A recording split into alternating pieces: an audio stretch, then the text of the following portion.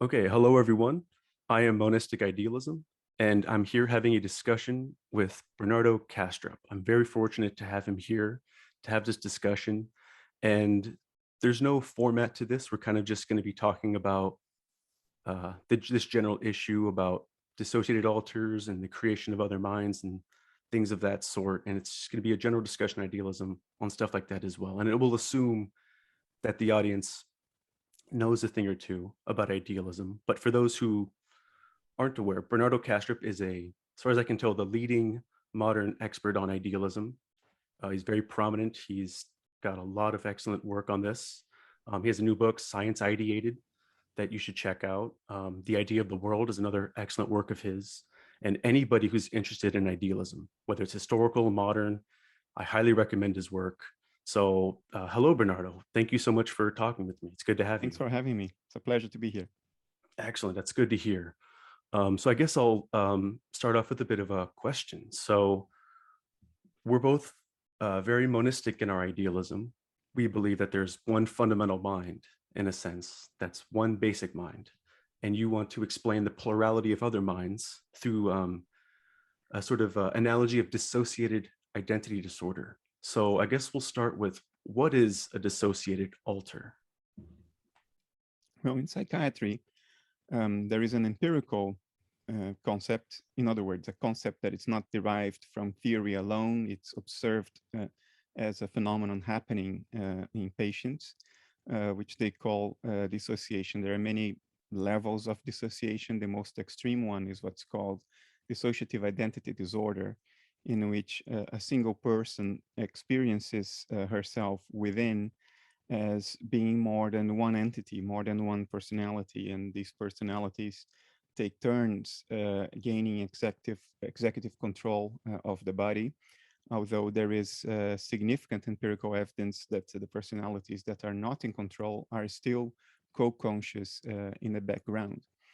And this used to be called in the old days multiple personality disorder. It has been popularized in a few films, movies.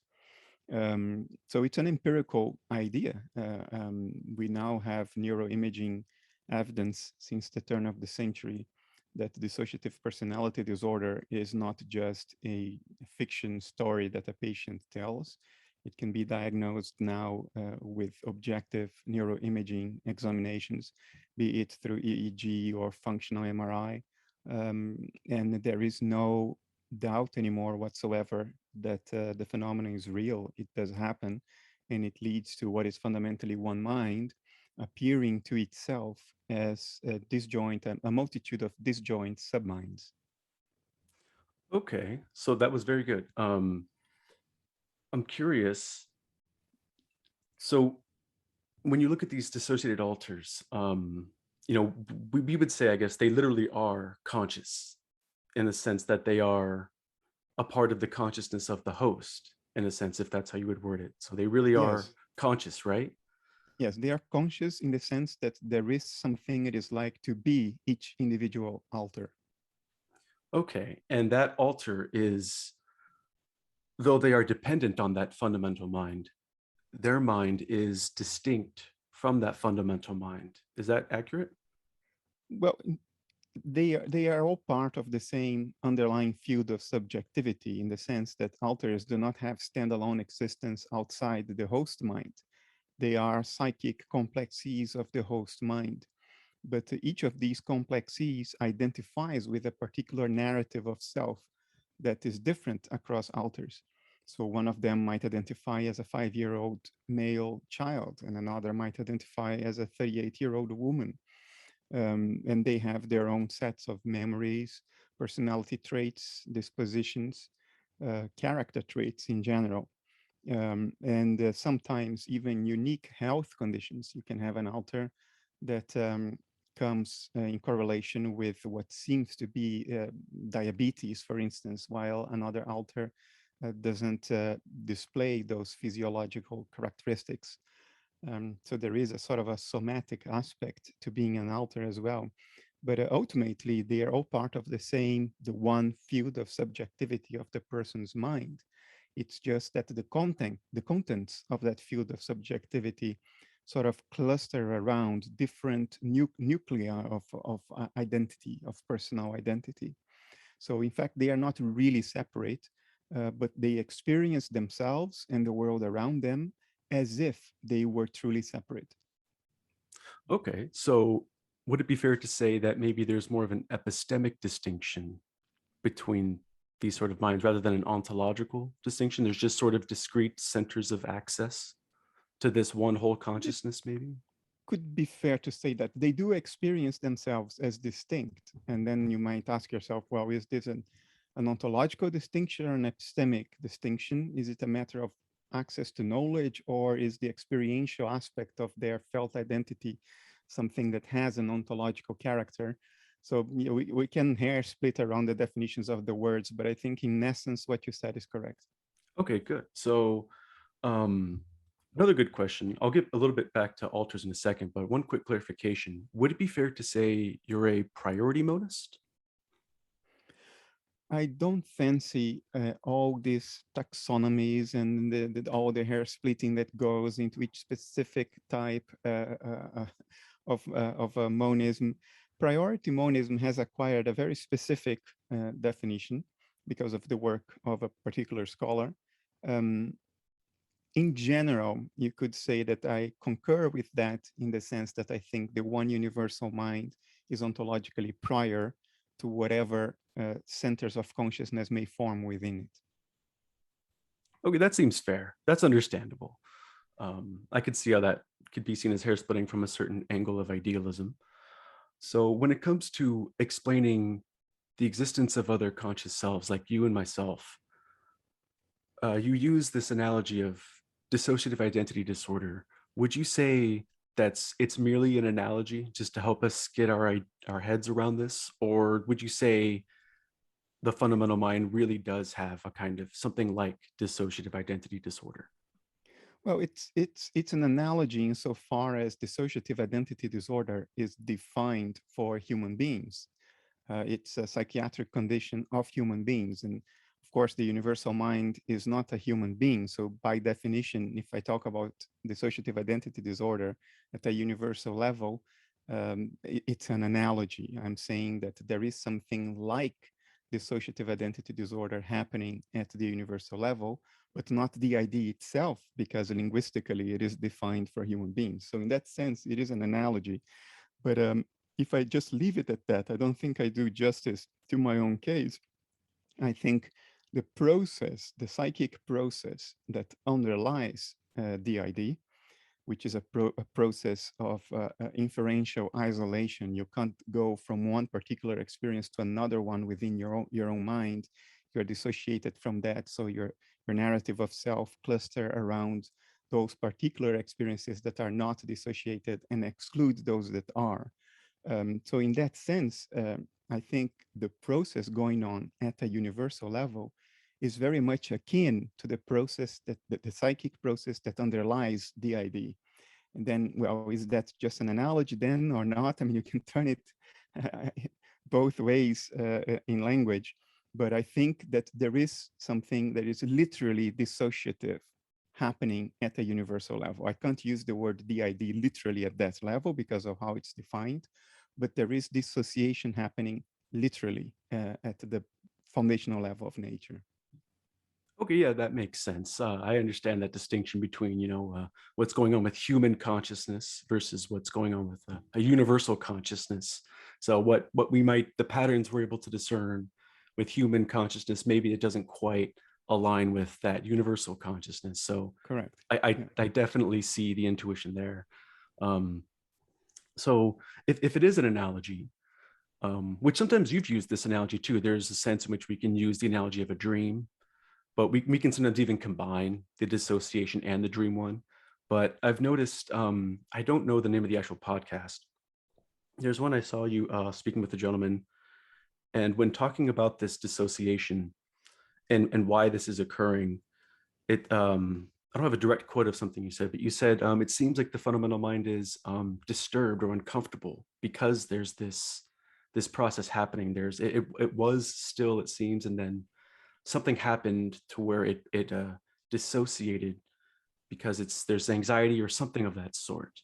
So, oh, go ahead. Do you have a thought on that or Well, clarification? in human beings, we know that early trauma leads to dissociative identity disorder. It's a defense mechanism to compartmentalize one's traumatic memories and allow one to remain functional despite the presence of trauma.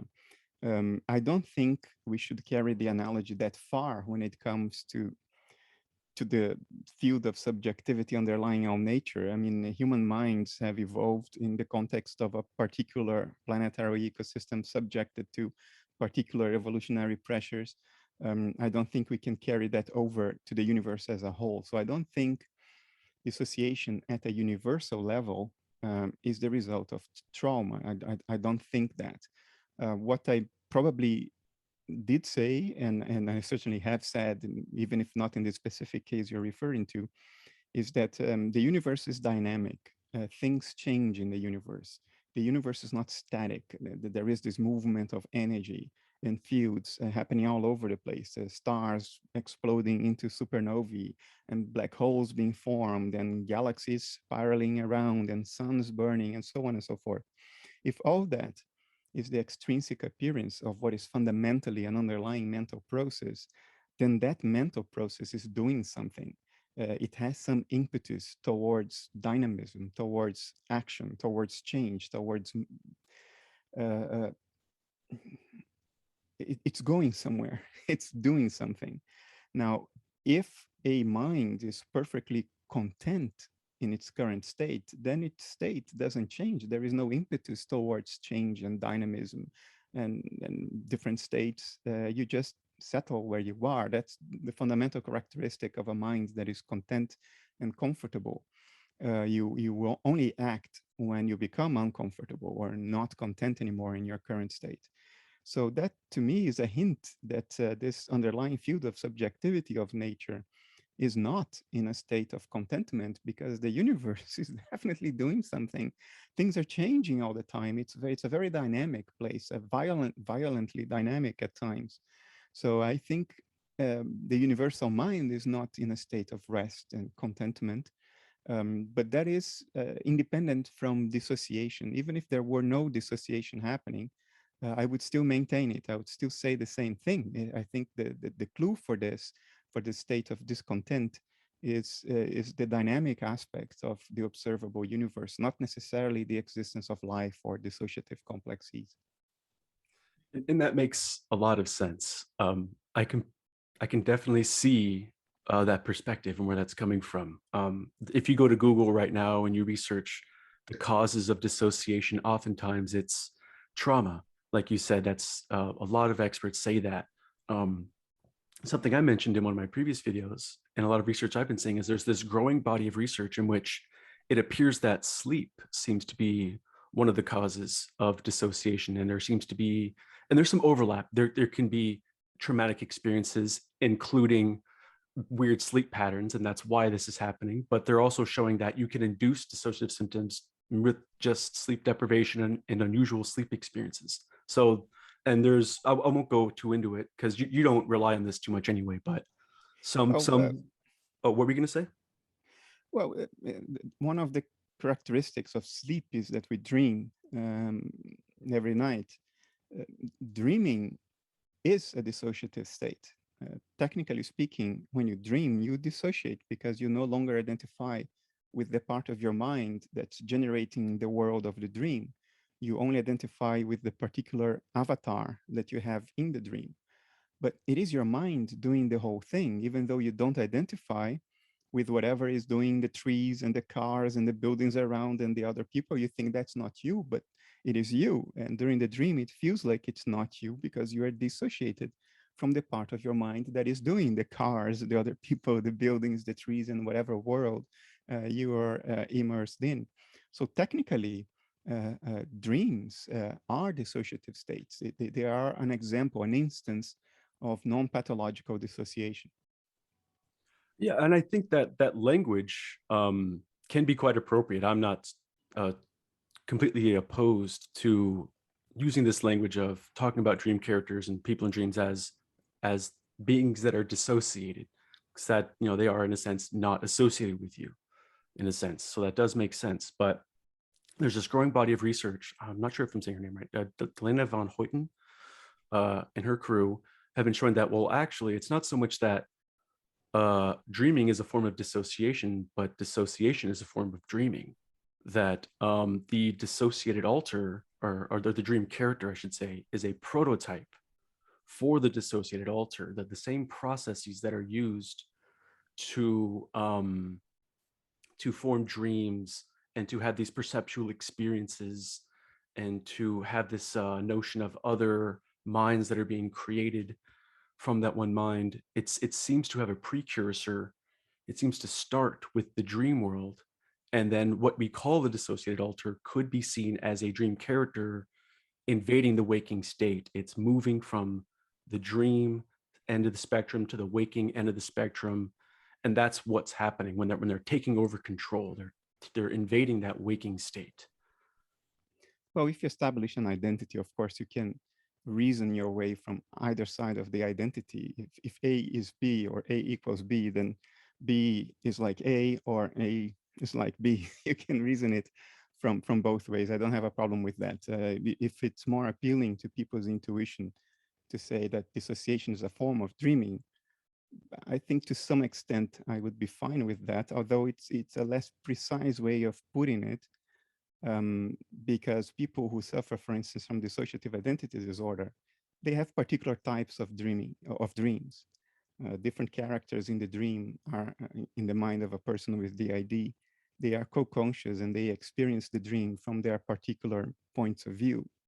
And they can report the dream afterwards in a waking state from their particular points of view. And in the dream of one outer, the other outers are characters, and the other outers will relate to the same dream from their point of view. So to me, it's more comfortable, maybe more technically accurate to say that the primary psychiatric or psychological phenomenon here is this this loss of identification with certain aspects of a subject's own mind, and that's a form of dissociation.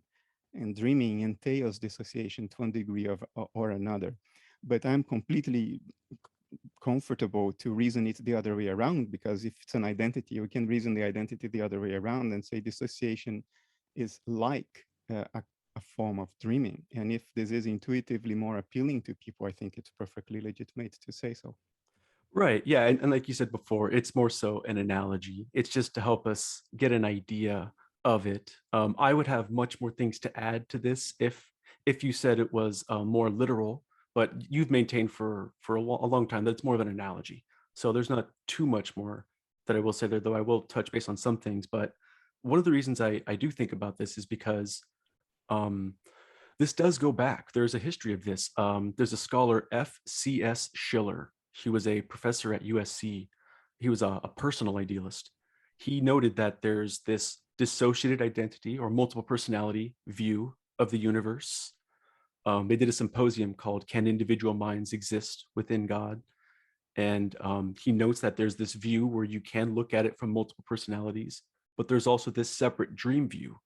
And since we're just talking about analogies and stuff, that what he says there isn't too important, but he notes this as well, that there seems to be existential implications based on which analogy we go with. So for myself, since I use the dream view more so than the dissociated view, which is very useful, I don't look at the fundamental mind as uncomfortable or disturbed or of that sort. I see it as self-actualizing. So a mind that is that has everything. They're fundamental. They don't need to worry about food or water or survival. Nothing threatens their existence. They're not afraid of anything. They don't need anything. So I would say there's nothing else left for them to do, for this mind to do, other than to self-actualize, as Maslow puts it. And this includes creative activities and being spontaneous and just really exploring the full potential. And so I see, for instance, the creation of you as a good thing, Bernardo. I really do. I don't think the fundamental The mind creation of is what? like of you. I think you being alive and you being Mm. here with us right now, and anybody listening to this, really, I think it's a good thing that you're here, and it's the fundamental mind is actualizing itself by actualizing another self like you. So I don't look at this as something negative or uncomfortable. I think it's a positive, and I think that partly stems from this kind of dream perspective, because dreaming is not harmful. It's not a disorder. It's something that's creative and playful and fun, unless it's a nightmare, which you could argue that maybe this is a nightmare. Maybe you are and I are in a nightmare right now, which is another topic. But maybe you have some thoughts to add to that. When I talk about dissociation, I don't mean it as a pathology. I'm not passing value judgment on it and saying it's good or bad. It's something that obviously happens in nature, and it happens because nature is what it is. Of course, when we talk about the dissociative identity disorder as the leading example, there is that word disorder there, but that's applicable in a human reference point, because people become less functional when they are suffering from DID. So we sort of pronounce that that's a disorder, that's maladaptive, because people cannot go to work every day from 9 to 5. But what I'm appealing to is not the disorder aspect. I'm talking about disorder because that's the palpable example we have in our hands. What I'm appealing to is the underlying dissociative process, because DID shows that dissociation does happen in nature. Whether we can explicitly account for that in a coherent conceptual manner or not, we know that it does happen, that it exists. And that elevates it to a whole other level in philosophy, because if you look at the competition physicalism or constitutive panpsychism, they do not have any empirical example of the key process they need to exist in nature in order to substantiate their view. Physicalism does not have an empirical, an undisputed empirical account of unconscious matter generating consciousness. And bottom-up panpsychism does not have an undisputed empirical account of matter, conscious little atoms coming together to form higher level consciousnesses. So the entire discussion is a discussion about the conceptual plausibility of the underlying mechanisms of their ontologies, while for idealism to come from the one mind to the many, whether we have a conceptual account of that or not is almost immaterial or irrelevant, because there is a indisputable empirical example of precisely that happening in nature.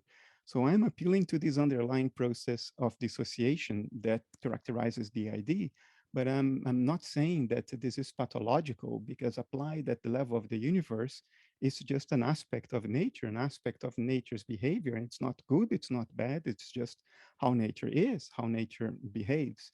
And maybe I don't emphasize enough that that I use the concept of dissociation without passing value judgments on it.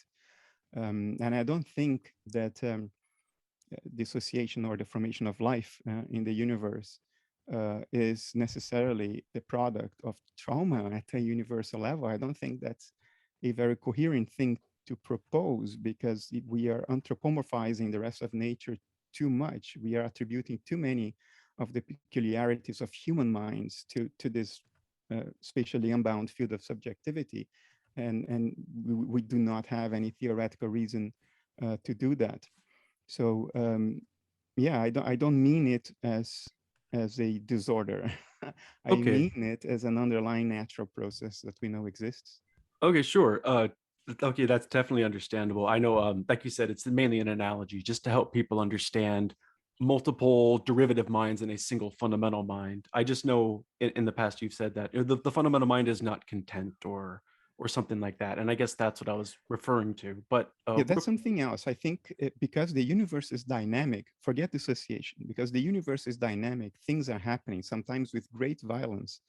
To me, that's a clue that whatever state the universal field of subjectivity is in, it is not a state that we would characterize as content, because contentment leads to an acceptance of the present state and no impetus towards change.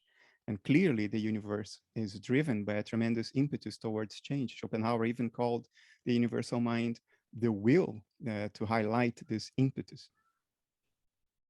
Okay. Oh, so before I continue, I notice Kyle Allender is here. He's joined us for the discussion. Hey, welcome. It's good to have you. Hey, sorry, I just got back from church. So sorry I'm late. Okay, I'm a devout Catholic, so yeah, good, good. yeah. Excellent. So yeah, Bernardo was just making some really good points about dissociation and how when he talks about the aspect of a disorder, he's not saying there's necessarily a problem or anything, or he's not saying it literally has dissociative identity disorder and stuff like that. Just to kind of catch up a bit, Kyle. So Yeah, because I feel like no, that's good because I feel like when we're trying to communicate philosophical concepts, it's really helpful to use those sort of analogies with dissociative identity disorder. So like that might be a good analogy to help sort of illuminate, right? Not necessarily explain, but sort of illuminate how is it that your view of the world can sort of account for our own individual subjective minds, right? Because there's always going to be some sort of mystery as to how is it that you can have this one mind that will break itself up into these many minds. And so, Yeah, DID would be a sort of good analogy to sort of help illuminate how we could see at least that it's possible that that yeah, could occur.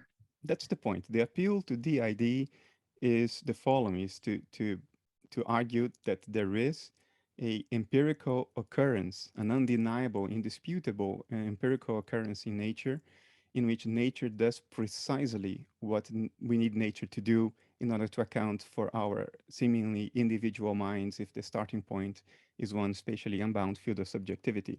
So the allusion to it is to say, look, it happens in nature. And that's about it. It's to say this dissociative process happens in nature. Whether we understand it or not is irrelevant, given that we know it does happen. The value judgment that goes with it's not intended. I normally speak to, or often speak to a technical audience in analytic philosophy. So this is not a point that gets raised because the guys on the other side, they know that it's not about value judgments. It's an appeal to an empirical instance of something that we need to sort of close up a theory. But I understand that in colloquial discourse, a sort of a negative charge may go with the reference to DID because, after all, it's a disorder. But that negative charge is not intended. right. Yeah, it's not intended to be anything on like as if it's a literal disorder. So I'll share, because I know Kyle's here. I'm sure he has some questions and thoughts. I'll share this last thought, and Bernardo, if you feel like it, you can respond to this, and then I'm sure Kyle has some questions for you. So just to kind of sum up, um, I've said before in a video, I think both the dissociated alter and the dream stuff are both useful for helping us understand many minds within a single mind. Where I find value in the dream analogy, which you say is a perfectly good analogy to use as well, Bernardo, is I Yeah. think it helps us have that, but it also that analogy gives us a world of objects and experiences, and it gives us this idea of a world that we're in, which is kind of what it feels like right now. And DID on its own, the analogy, it doesn't give us that. It, like you said before, if you include another, like if you add the dream talk in it, you get that. Or if you add schizophrenia, if you kind of add more to the analogy, you get you will get a complete picture with that analogy. But the dream analogy seems to have all of it in one. So that's why I find it to be a simple analogy for the audience, which could just mainly be rhetorical. Like you said, it's just an analogy. I just find it to be all encompassing. And I think if you talk about it in terms of dreams, it can imply more positive things than negative things. But like you said before, these are just primarily analogies on your end. So maybe none of this is all that important. So if you have any thoughts to add to that, by all means, Yeah, please I share. mean, the value of having different metaphors is that then people look for the commonality across the metaphors as the intended message, and they discard whatever is not common as sort of baggage that goes with the metaphor. So the more metaphors we add, I think it facilitates the understanding. I do use the dissociation word more than the dream. Dreams are instances of dissociation, but I do use the dissociation word more because technically it's a more generic word. It appeals to the underlying process itself and not its particular expression given certain circumstances. You can be dissociated while you are not asleep, for instance, and it's difficult to say that about dreams. But I am perfectly comfortable if people understand what is meant, that the dream analogy be used, and I can completely relate to the notion that colloquially it's more appealing to people than the more sort of dry technical term dissociation. Excellent. Thank you for sharing that. And I'm sure there's lots of other things we could talk about there, but I know Kyle's here and I'm sure he has some thoughts he'd like to share. So do you have any questions you'd like to ask him, Kyle? I do have one question, not in regards to DID, but so recently I interviewed this philosopher named Graham Oppy. I know that you're going to be sort of having a dialogue with him in December. And he brought up one objection that I thought you might want to, not, but like a sort of, maybe I'll just ask the question, you can sort of clarify how you would respond to the objection or whatever. So his objection in our interview, because he asked me like what my view was, and I basically said, okay, my view of idealism is closely similar to Kastrup. So although, I'm a Catholic, so I have to there's some differences between our views, obviously, but I think like the core of it, like at least the ontology of it seems to be the same, right, between our views.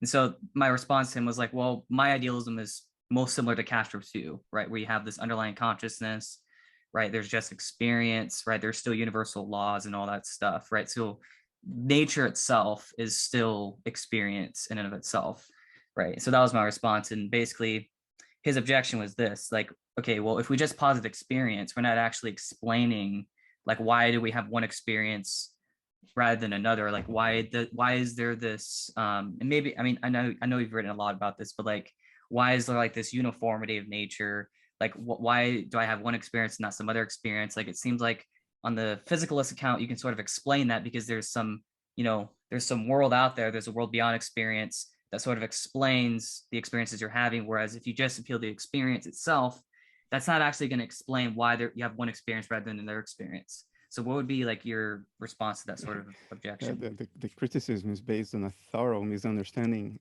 of the position we have. Analytic idealism does not deny that there is an external world beyond our individual minds, beyond our particular dissociated alters. And it doesn't deny that that external world, external meaning outside, we as individual personal minds, that external world unfolds according to certain regularities of behavior that we call the laws of physics. Now, the criticism he makes can be applied to physicalism as well. Why are the laws of nature what they are and not something else? Well, because nature is what it is and not something else. And that's as far as you can go under physicalism as well, or under other ontologies. So for the idealist, there is an external world that unfolds according to certain patterns and regularities. It's just that these regularities are mental regularities. So we could use a psychology word instead of laws of physics, which is a metaphor. They are not laws, they are just observed regularities. We could use another metaphor and call them the archetypes of nature, because archetypes are the templates according to which mind behaves. And we know that animals have archetypes, we call them instincts. Human beings have archetypes. They have been cataloged by depth psychology well over a century now. So the external mind, the mind of nature beyond our personal selves, unfolds according to certain archetypes. And when these archetypes manifest and express themselves, what we see is the laws of nature operating. So analytic idealism does not have any more difficulties with the regularities of nature's behavior than physicalism has. If there are any difficulties, whatever difficulties there are, then they're applicable to physicalism as well. Very good. Yeah, I do look forward to that dialogue you're gonna be having with him. So that'll be interesting. Because I know he's written a lot. Again, he wrote this one paper called Against Idealism and the Philosophy. I forgot it's philosophy. It's Idealism, Justice, and Metaphysics. I don't know if you're aware of that book. But there's like a lot of essays in it, and that's like one of his essays. So yeah, it'll be interesting to see. I don't What know was that? anything about his work. I have to, I probably Oh, have to do some reading before, yeah. or perhaps not. Perhaps it's not needed, because a lot of the criticisms that even technical people offer against idealism are criticisms against solipsism. True. Even Sam Harris, he gave an interview a couple of months ago in which he misportrayed idealism to a certain extent that was abysmal. He attacked solipsism as if it were idealism. Look, an idealist, an objective idealist, which is what analytic idealism is, does not deny an external world. It just says that that external world is essentially mental, physicality being simply what that world looks like from our observational perspective. But in and of itself, prior to observation, that world is mental, and its mental activity presents itself to us as what we call the inanimate physical universe, unfolding according to certain regularities that will essentially correspond to archetypal patterns of experiencing, so to say. And there is empirical precedent for every single element of what I said. I'm simply extrapolating that to the universe as a whole because it eliminates all kinds of arbitrary discontinuities in one's metaphysics. I think you're absolutely right. And I think you've dealt with those objections very well. And these people are, it's really quite disappointing. Quite frankly, the best objections I hear regarding idealism come from other idealists arguing their own versions of it. It seems those seem to be the only ones who are really taking this more seriously. I thought Panpsychists would have a bit more to say, but I don't hear much from them. I hope we do, but I'm curious what you would think of the pluralistic idealists, such as J.M.E. McTaggart, who say people like you and I are not derivative, that we're eternal, that we've always existed, and there is no single one fundamental mind. We're all, so to speak, fundamental. Would you have a rebuttal or any thoughts on that? There are many problems with this. One is that it's inflationary. It demands that your reduction base be basically infinite. You're just throwing everything, all minds you're throwing in the reduction base. You don't try to account for things in terms of simpler things. You just say, well, it's all fundamental, it's all in there. And there are sectors in academia today that push this idea quite seriously. I debated one a few months ago in which I found myself agreeing with the physicalist in the tribate and disagreeing with the other philosopher. Wow. So that's one problem. It's a problem of parsimony. There was another problem that escaped my mind right now. Yeah, another problem is an empirical one. Personal minds seem to have a validity date. They come to an end.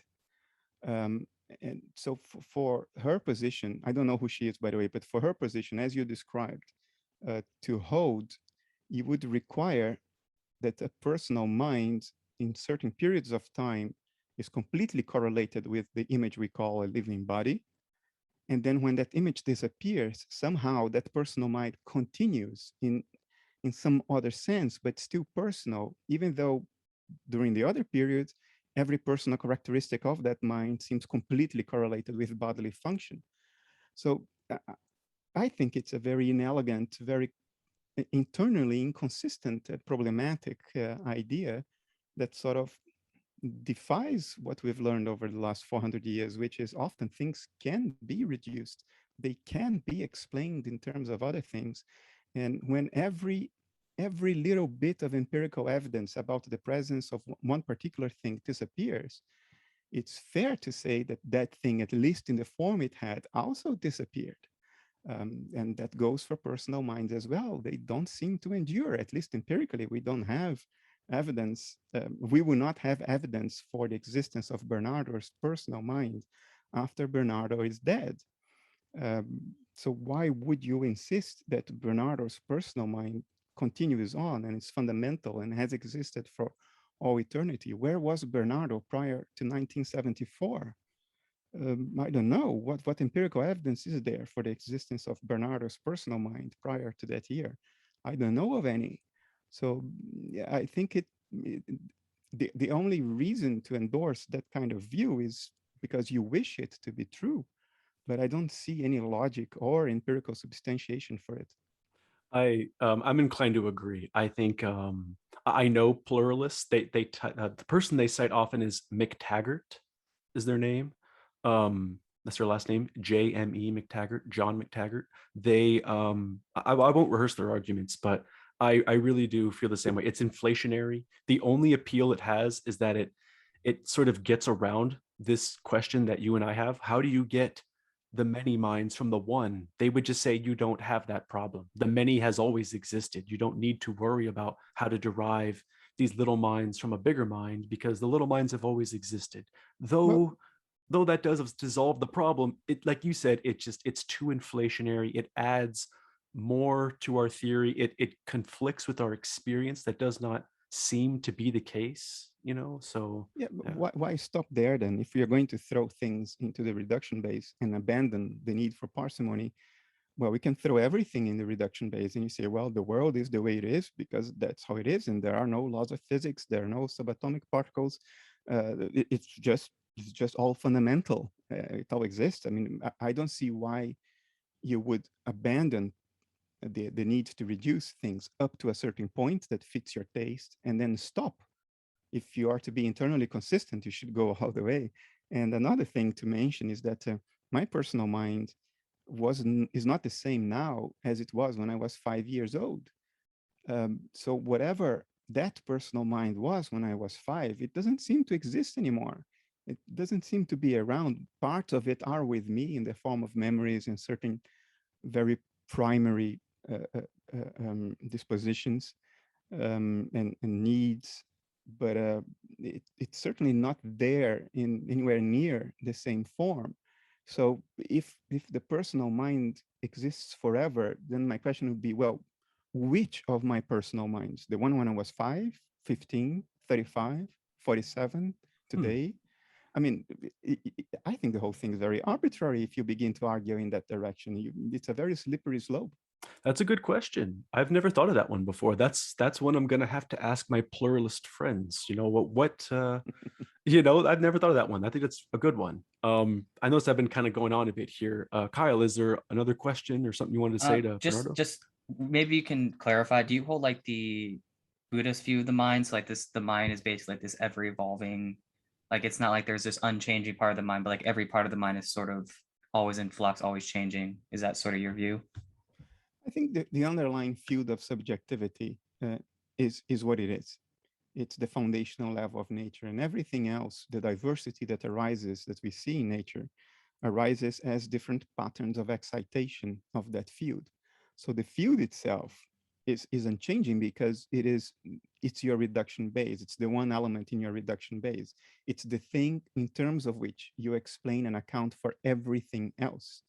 And therefore, you cannot account for that thing in terms of anything else because everything else is accounted for in terms of it. So it's the same way of accounting for diversity that modern physics has. Modern physics doesn't talk about a field of subjectivity, but they talk about a unified field. Today, we have 17 quantum fields adopted in mainstream quantum field theory. But we all know that it's a partial view of reality. We know that it doesn't work with 17 fields, not the least because we can't account for gravity that way either. And the only way to reconcile quantum theory with relativity is through some form of unified field theory, quantum field theory. And there's a lot of work going in that direction. And they too would account for the diversity of nature in terms of the patterns of excitation of that unified field. So this is a tried and tested way of accounting for diversity in terms of eternal unity. It's used all over the place, particularly in foundations of physics. So when an idealist says it's all one field of subjectivity and all the diversity, the evolution, the change, these are all the evolving patterns of excitation of that field, which unfold according to certain archetypes or certain templates of behavior, certain regularities that we call the laws of nature. The idealist is appealing to the very same tried and tested intuition as physicists, modern physicists today. Okay. Let's see. Was there another question that you had for him, Kyle? Because I have so many things to add here. You're good. Go ahead. Okay, so I was wondering if I could read you this quote, Bernardo. It looks like it's 2-3 sentences long. It won't go on long. Would that be all right? Sure. Okay, and I'll ask you your thoughts. This is from F.C.S. Schiller, and it's from his essay, Idealism and the Dissociation of Personality. So he says, now it is clearly quite easy to push this conception further and to conceive of individual minds as arising from the raising of the threshold in a larger mind, in which, though apparently disconnected, they would really all be continuously connected below the lineman, so that on lowering it, their continuity would again display itself, and mental processes could pass directly from one mind to another. Particular minds, therefore, would be separate and cut off from each other only in their visible or superliminal parts, such as a row of islands may really be the tops of submerged mountain chains and would really be continuous if the water level were sufficiently lowered. So I was wondering if you happen to have any thoughts on that. I used the exact same metaphor in an old book, Meaning in Absurdity. The very same idea of water level and certain peaks that form islands. If you reduce the water level, you see that they are not islands, they are all connected. I don't know the rest of the, I assume this is not the Schiller of the 18th century. So I don't know the rest of his work, but I agree 100% with this particular passage, assuming that it's not distorted by having been taken out of context. Right. Yeah. And I agree with this too. What really stuck out to me was his talk of submergence, in the sense that they are submerged. And sometimes I've noticed that, I know you might not like to talk of priority monism, but it seems like you're not putting little bits of mind as prior to a whole mind. It seems like there's a whole mind and then littler minds come from that. And so there's not Absolutely. this, yeah, yes. Empirically, this is very defendable. Look, I'm not against priority monism. It's just that some people are prickly about the exact definition of what that means, because it involves more than starting from one mind. It has a particular ways of refuting the notion of proper parts. So it gets technical there. But in general, I agree with priority monism in that sense, that even parts are nominal. We carve out the world into different, the inanimate universe into different parts for convenience. It's not an ontological separation that exists in the world. It's an epistemic separation that we impose on the world for our convenience, so that we can buy a car and not the rest of the road, or we can fish in a river and not in the rest of the ocean. But where does the river end and the ocean begin? Where does the car end and the road begins? There's rubber on the road and rubber on the tires of the car. And without the road, the car doesn't move. So the universe is one integrated whole. Quantum physics has something to say about it. We have good reason to think that the universe, at least at some point, was fully entangled.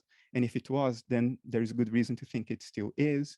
And if it is, then we cannot talk about proper parts, because under entanglement, the quote parts of a system cannot be described independently of the other parts. In other words, there are no parts. There is only one holistic entity.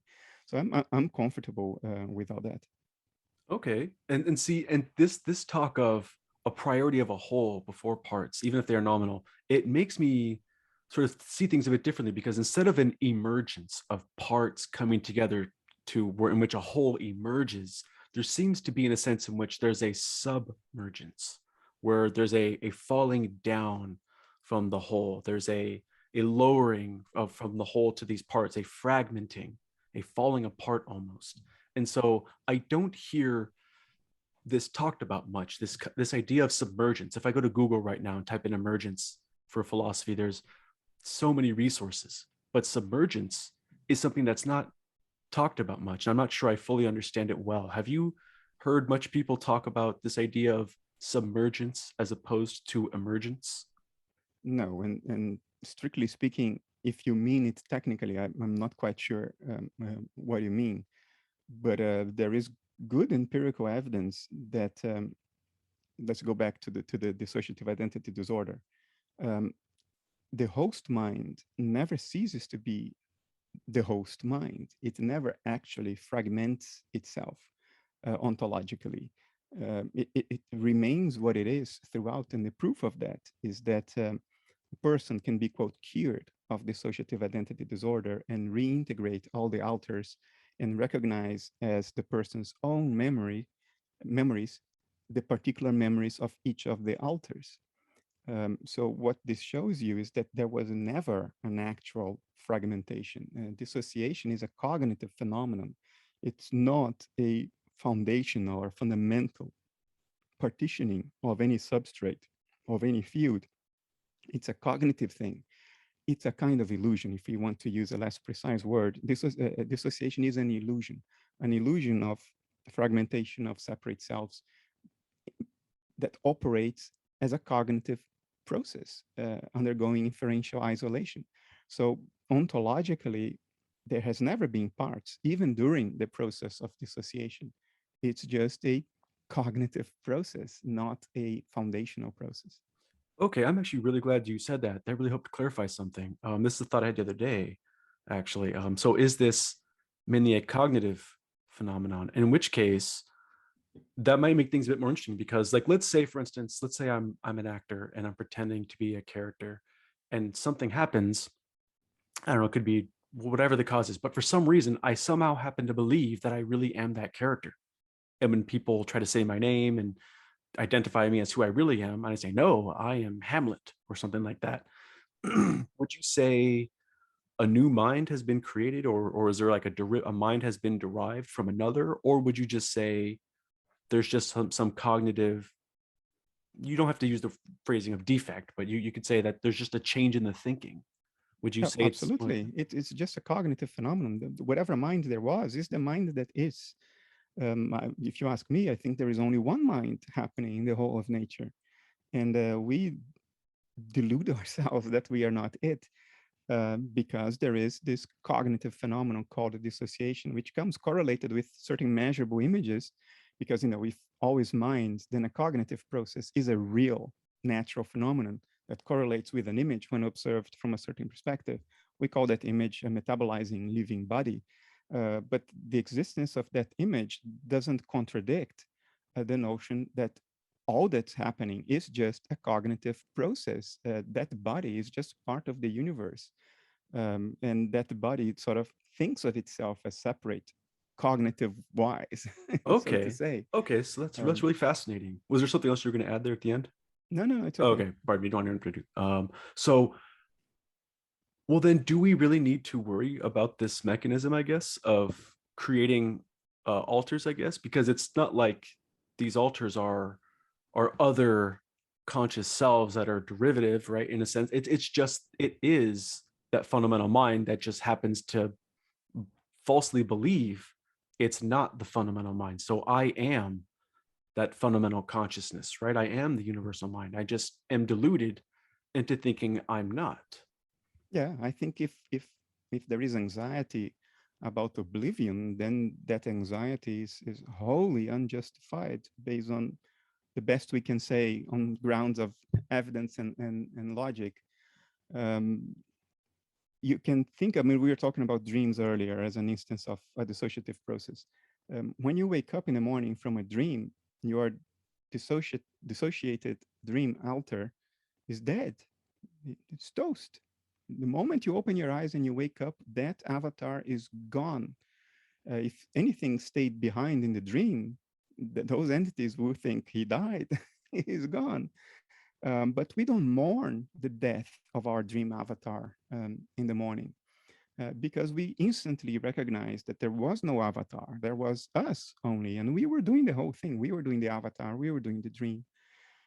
I think it's a very analogous process that follows the end of our personal minds or death. You wake up from that dream avatar, if we want to use the dream analogy, and we reassociate with a broader cognitive context that includes the memories of our state prior to dissociation and includes an insight about what was going on up until the moment immediately prior to death. In other words, to make it more alive, I think the first thought we would have after death is, oh yeah, I remember what was going on now. Can I ask just that's actually really good. 'Cause this was something I really wanted to ask Kastrup. I sort of forgot, but now that you bring that up, Kastrup, about the whole memories before birth. So my question is in regards to, okay, this idea of, I mean, obviously, I mean, you have your own view on life after death, right? But now what about life before birth? So like this, you mentioned in your book, just briefly, you mentioned how like we reintegrate ourselves with memories that we had before disassociation. So are you saying that before we came into existence, or before our dissociated selves came into existence, we were something else prior to that?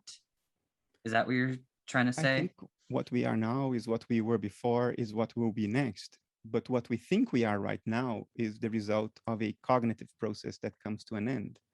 So fundamentally, we never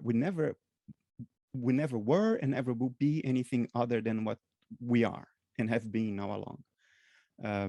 But our narrative of self during life is not congruent, I think, with the facts of the matter if we look more deeply into what's going on. We are a transitory natural phenomenon. But as every natural phenomenon, that phenomenon is a particular pattern of excitation of an underlying foundational layer of reality. That's what we are. Our personal selves is something we do and we stop doing. It's something we think into existence or undergo a change in cognition that makes us believe in its existence.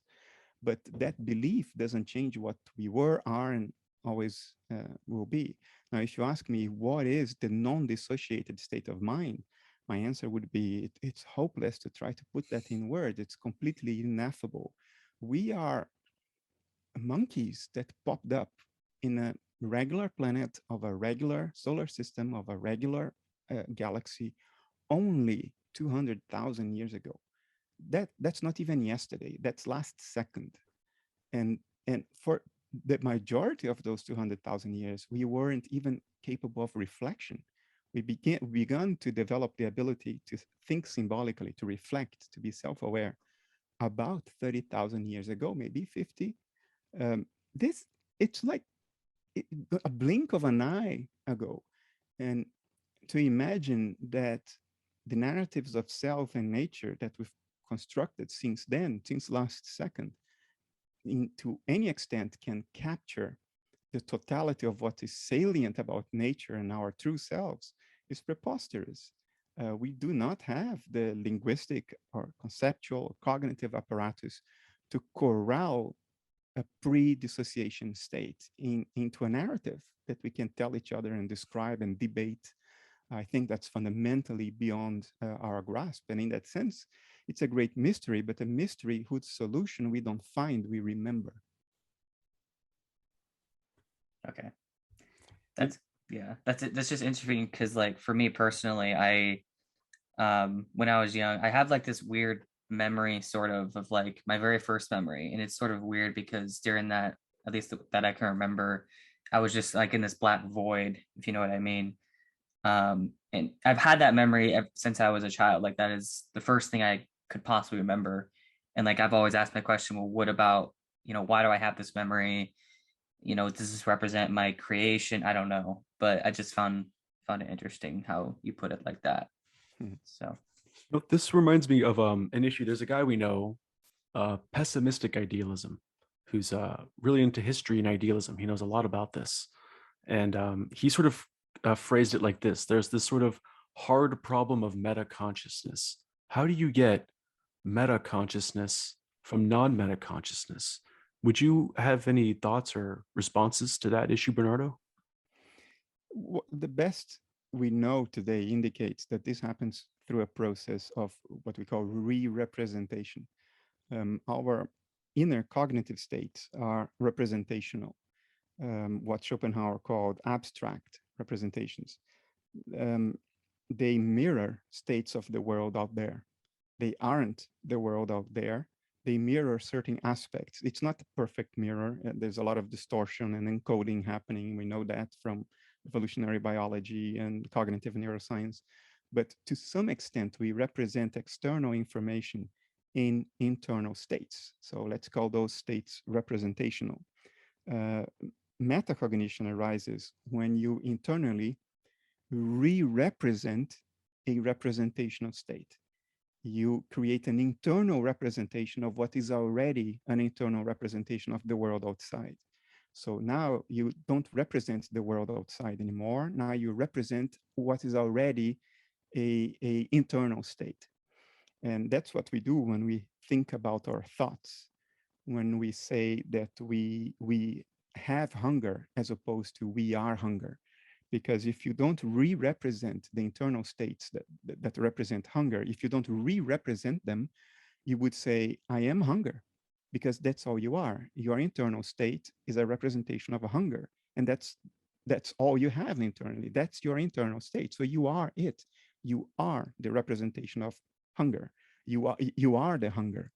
But when we say, I have hunger, what we are saying is, I am the one who is experiencing the hunger. To do that, you have to re-represent the hunger and say, now, I am the one who is re-representing the state I call hunger. Therefore, I am the one who has that state. I am the one who has the hunger.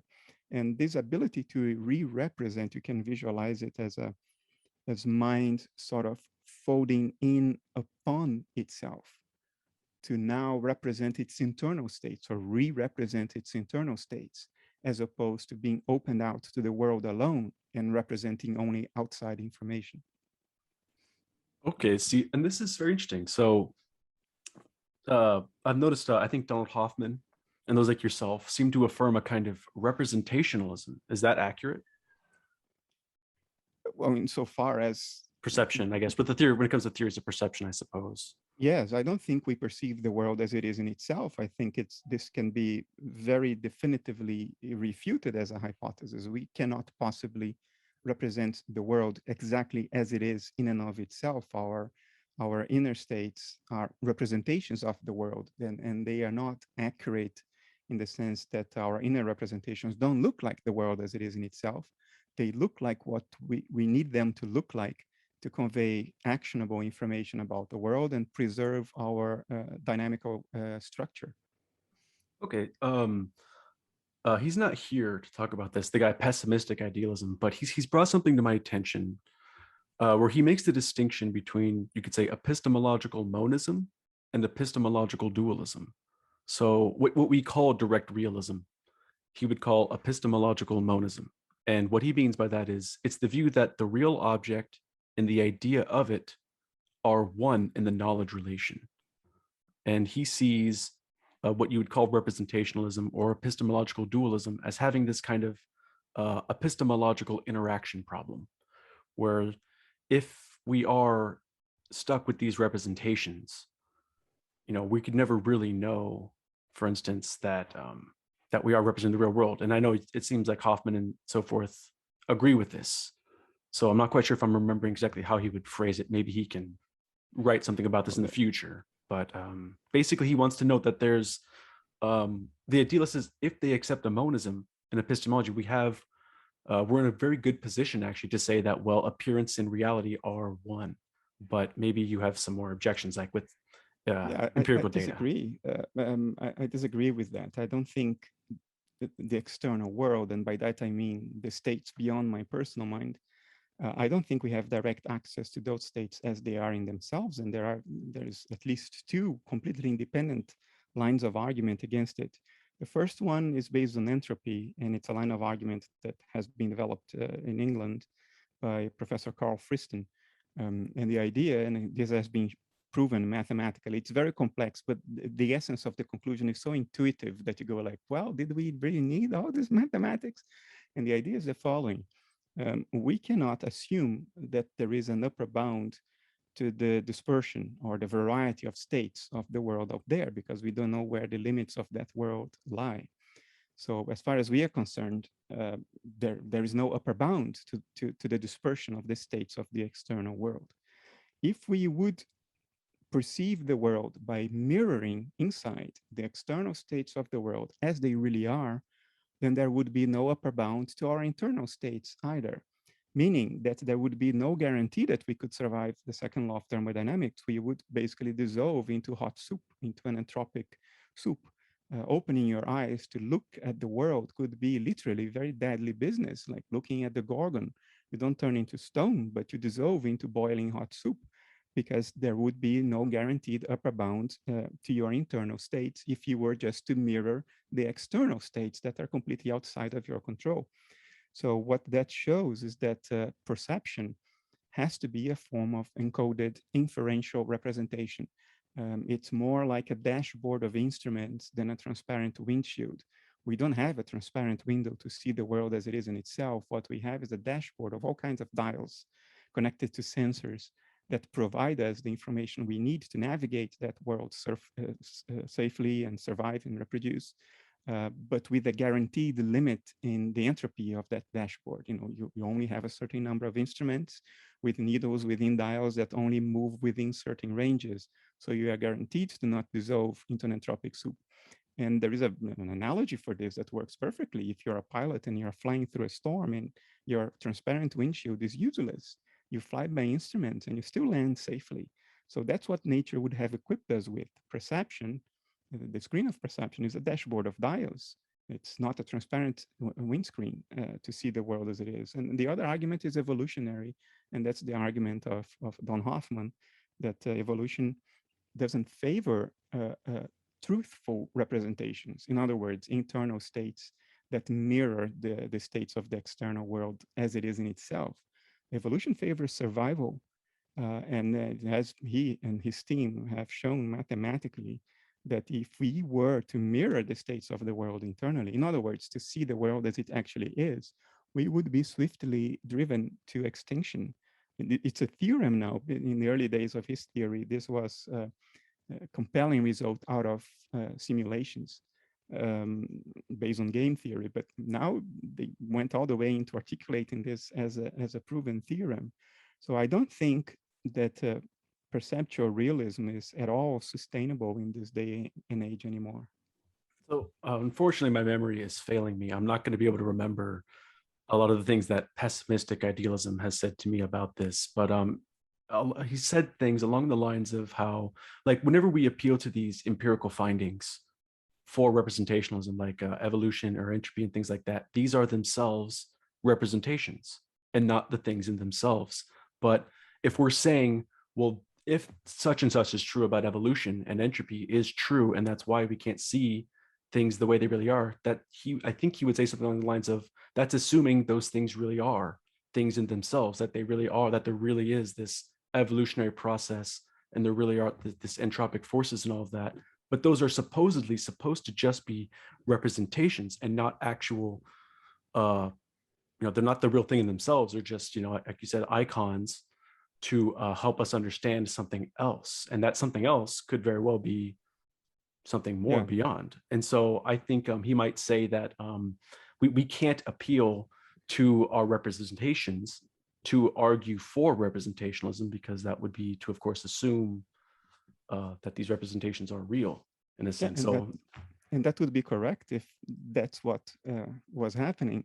I understand that line of argument, and it's a valid line of argument in many circumstances.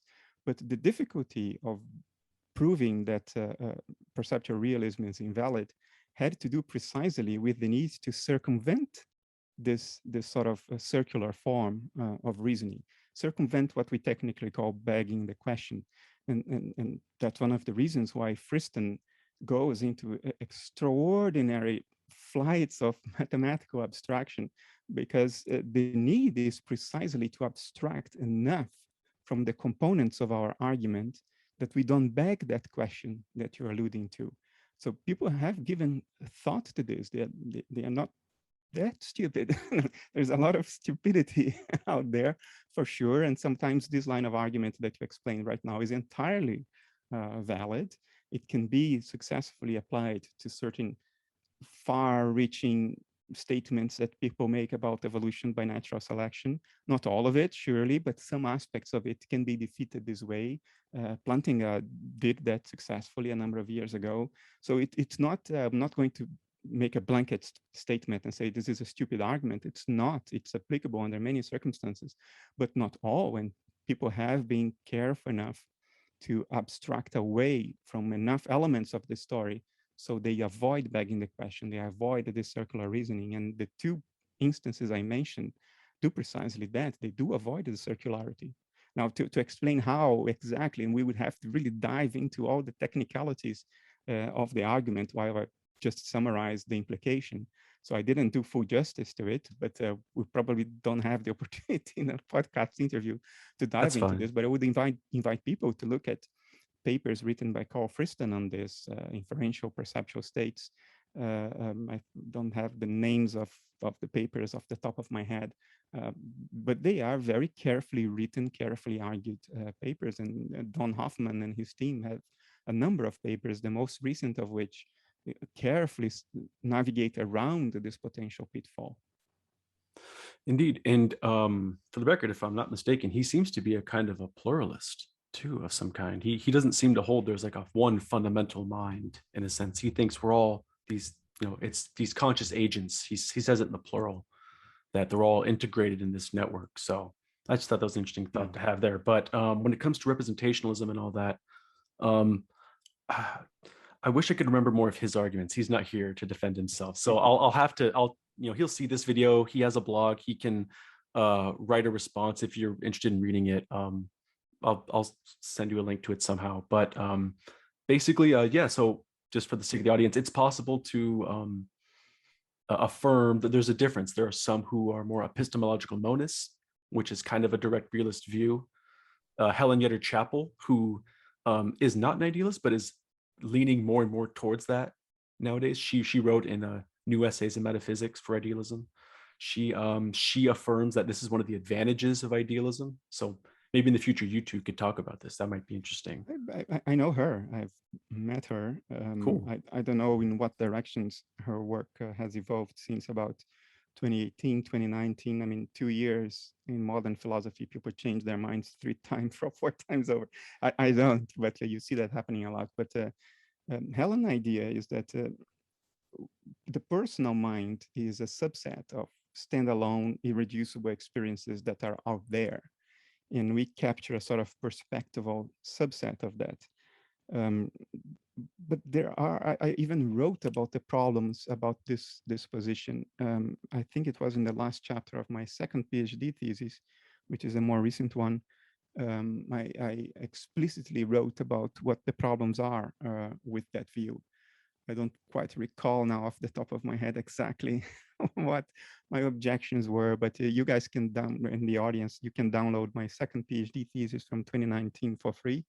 You just type Bernardo Kastrup PhD philosophy and you'll find it, and do a search for Helen's name, Chapman, and you will find a number of paragraphs in which I argue against her view of idealism, which basically doesn't reduce experiences to that which experiences. It postulates that the entire variety of all possible conceivable experiences already exist. I find that extraordinarily inflationary, to some extent gratuitous, and leads to all kinds of internal contradictions and empirical difficulties as well. Yeah, I would agree. I like seeing her work, but I have similar criticisms, and I will include links in the description for anybody. So everything that Bernardo just mentioned, I'll make it available so anybody can check that out.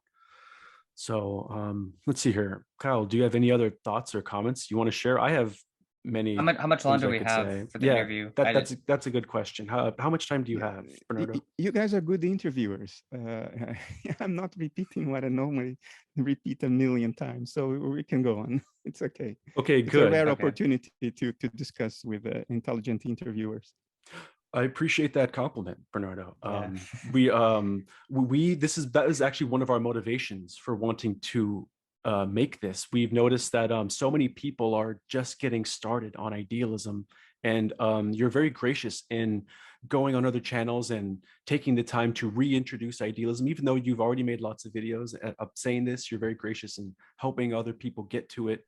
But I know that you have a lot more to offer than just an intro to idealism, and so we were very excited to get you to get into more detail about this.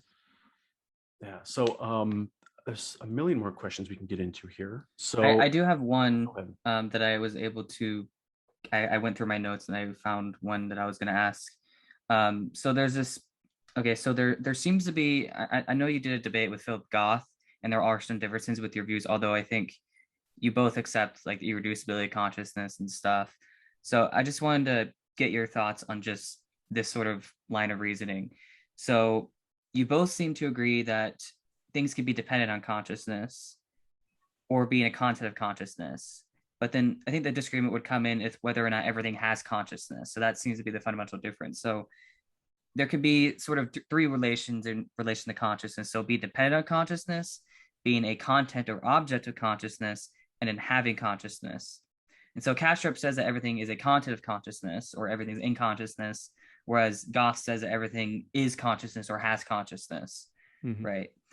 Now they maximize simplicity. So this is sort of the argument that to maximize simplicity, we start with a theory that says that everything either depends on consciousness and is a content of consciousness, but that we can deny the third one. And the reason for this would be because thoughts and mental images, for example, don't have consciousness. It's like if you think of the number two, or if you think of like a square circle, or I don't know if you can think of that, but anything you think of, right? Anything you conjure up in your mind, it doesn't seem like those things have consciousness. There's just a content of consciousness. So it seems like that's an example of something that is a content of consciousness but doesn't actually have consciousness, and so that would seem to rule out the view that everything has consciousness. What would be your thoughts I on think that? it's a very good way to approach the question. We have the question of whether your mental imagery could be conscious is not an interesting question, because you can ask a million of similar questions about anything. Could it be the case that there is, I don't know, a dinosaur in the orbit of Uranus? It could be the case.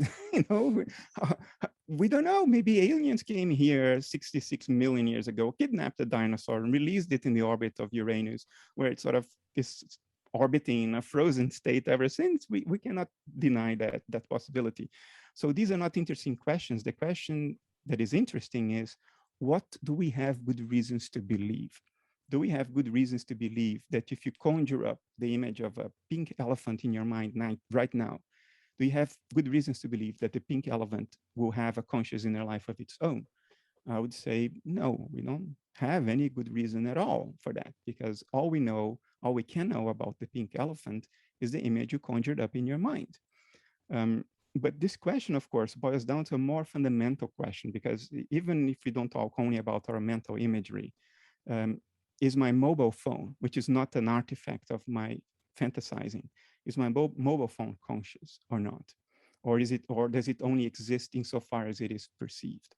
The more fundamental question goes one level deeper, which is there a mobile phone, a proper part of the universe that we call a mobile phone? Or is the mobile phone a nominal arbitrary carving of one whole, which is the inanimate universe, that we perform only for convenience? To get some intuition about this, you can imagine that you take a picture of, I don't know, a mountain covered in snow. And then you print out that picture at home, and then you circumscribe some of the pixels in that image. You blow that image out, so you print it out very large, and you choose some of the pixels and you say, I will call this subset of pixels a thing, and I'll give it a name. I will call it A. Thing A exists. Well, it's completely arbitrary. You're just choosing a subset of an image and declaring it to be a thing, but you could have chosen any other subset. And there would be no better reasons or worse reasons to call them things as well. The only fact that is not in dispute is the wholeness of the image. That image exists. So we do that all the time when it comes to the world. Where does the river end and the ocean begin? And some people come up with all kinds of criteria to try to provide ontological groundings for carving out the world into inanimate things, but ultimately they fail. One attempt is to say a thing comprises all that it needs to comprise to perform a certain function. So for instance, if you remove the spark plugs from your car doesn't move anymore, so it doesn't perform its function. So you would say the spark plugs are integral to the thing we call a car. But if you are consistent with this kind of argument, then you have to include the rest of the universe too, because the car doesn't move without the air that allows for combustion and which cools the engine as well through the radiator. The car doesn't move without the road that the tires need to grip in order to generate a force that moves the car forward. The car doesn't move without the gravity of the earth that pulls the tires against the asphalt of the road that allow the car to move. So you go on and on and on. And soon you realize that the car and my mobile phone are arbitrary carvings out of the inanimate universe that we do for convenience. Because when I go to the shop and I want to buy a certain thing, I need to carve out the world and give a name to that part of the world that I want to procure. So we call it a phone, we call it a car, but I don't think these things exist. Even if we go down to elementary subatomic particles, and this is a mistake, often is a very basic mistake made by nearly all constitutive panpsychists. Elementary particles are not things. They do not have discrete, defined spatial boundaries. When a physicist talks about a particle, it's a metaphor. It's a way to visualize what the mathematics tells us is not a thing at all. A particle is a particular pattern of excitation of a spatially unbound quantum field. We know that quantum field theory is the most successful theory in the entire history of science. The accuracy of that theory is mind-boggling, and it only works if this is what subatomic particles essentially are. And even alternatives like Bohmian mechanics, you can't reconcile that with relativity. There are a million arguments against all other possibilities. So if there is anything now almost sacramentalized in science, is that although quantum field theory is admittedly incomplete, what it has done so far is correct.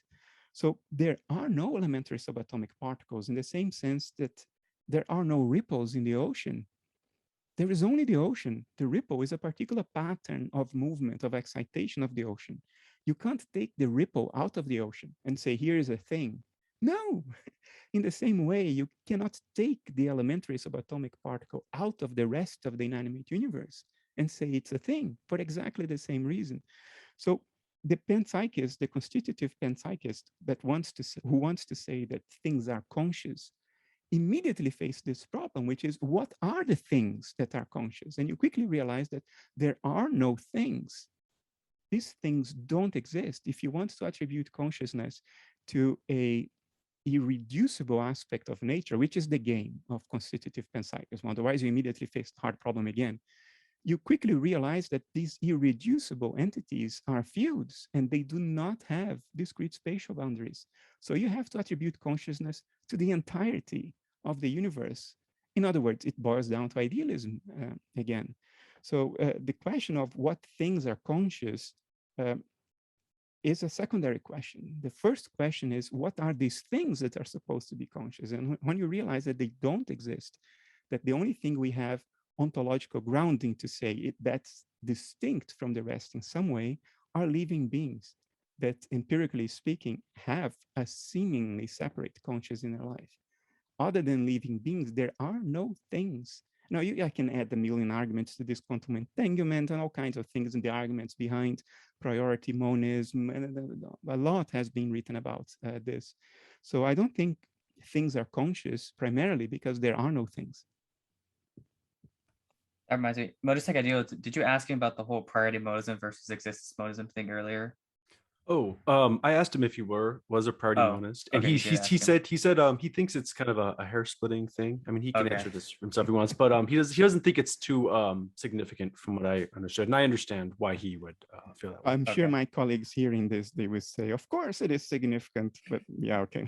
Yeah, personally, because I do see a difference. Existence monism says there's only one thing that exists, and an idealist version of this might say only one subject exists. There's no other things, no objects, no other subjects, not even derivative subjects that are actual, right? If they exist, they are purely abstract. They're not concrete. Maybe there's many ways that this sort of existence monist idealism can be brought out, but I think the talk of priority monism, or even saying it's like priority monism, even if you think it's just similar, I think that would be appropriate. I don't push back too hard on that.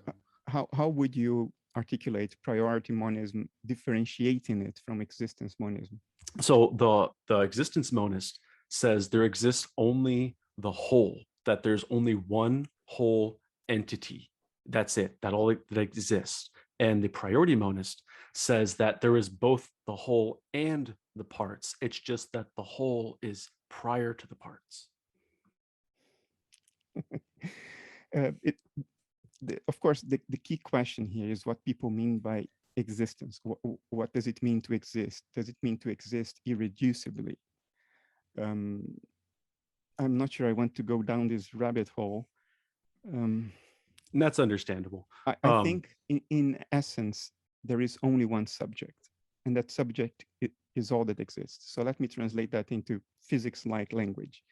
There's only one field, and space is a sort of an artifact of this field. So you could say this field is spatially unbound, but that sort of inverts the priorities here, because space itself is an artifact, an experience within the field.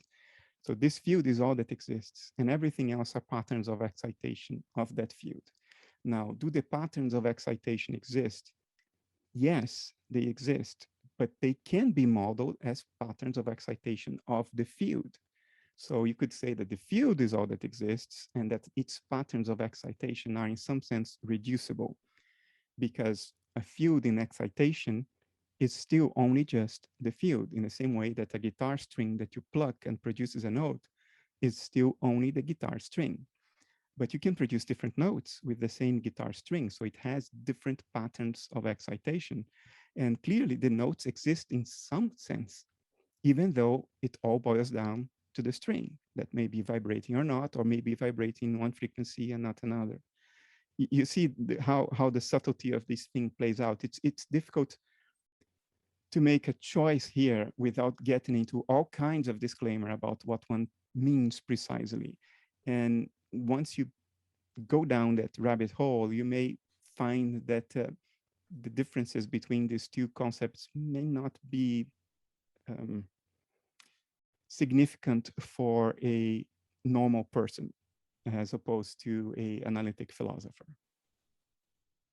In other words, the implications may be the same.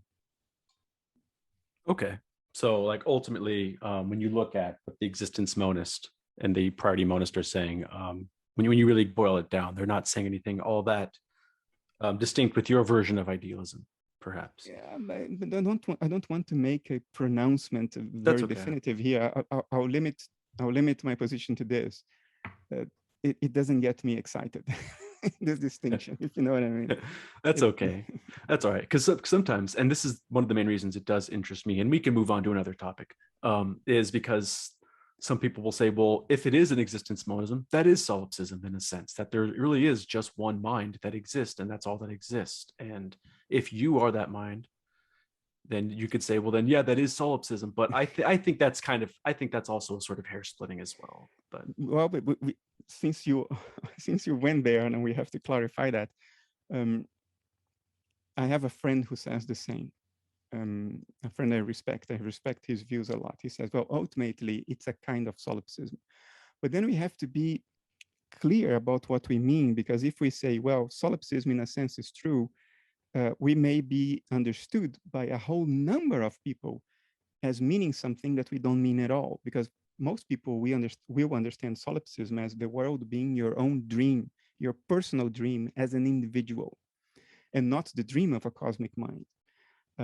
Another thing we have to take into account is how the identity operates. Yes, you are the cosmic mind. You as a person are the cosmic subject, that one field of subjectivity underlying our nature, because there is nothing to you but that field. But that field is not you for the same reason that the ocean is not a wave. But there's nothing to the wave but the ocean. You see what I mean? So there is an asymmetry in how you apply the identity. What you said is true, but we have to add a lot of disclaimers and caveats solipsism is true insofar as the subject that is dreaming is a universal subject. It's not true if we mean that it's your personal self that is dreaming the world. And then you may say, well, but you just said that your personal self is the universal mind. Yes, but the other way around doesn't apply, because there is more to the universal mind than your personal self, even though there is nothing more to your personal self than the universal mind. One contains the other, but that relationship of containment is not mutual, it's not symmetric. And we can get lost in language if we start saying things without disclaimers and without being precise about what we mean. That's understandable. I think that's a fair way to distinguish those things. And I think another term that can be helpful for people, one I've heard as well, is monopsychism. It's the view that we all share one mind or something like that, that your mind is my mind in a sense. But I know that there are there's distinctions even there, which you can have a weak or a strong monopsychism where, like, yes, my mind is yours, but I don't have access to yours in the way that I do in my own personal experience of it. And so we can go down that rabbit hole, but we don't have to. That goes beyond my what's colleagues demanded, love to come up with these names and these subtle differences in abstraction, because you see, they need to publish papers, to receive their salary and get tenure. So we have now, I didn't know monopsychism, but there is panpsychism and there is cosmopsychism. Yep. I mean, there are perfectly good traditional names for all this, and idealism is a perfectly good name. I feel that it would be precious to invent a new name, to pretend that there is an originality to what I'm saying, that there isn't. Schopenhauer said all the same stuff 200 years before me, and before him others said the same thing. Spinoza said a number of those, not quite the same, but said a number of the same things. You can trace this stuff back not only to Plato, but perhaps back to Parmenides, who talked about the one being the only thing that exists. That's correct. And our local idealist historian, Pessimistic Idealism, talks about this a lot. A lot of the stuff we've talked about here has been talked about hundreds of years before. May Sinclair talked about this dream view quite a bit. I think Mary Whiton Calkins, of course, F.C.S. Schiller, as I've talked about before. This has all been done before, but it's just unfortunate.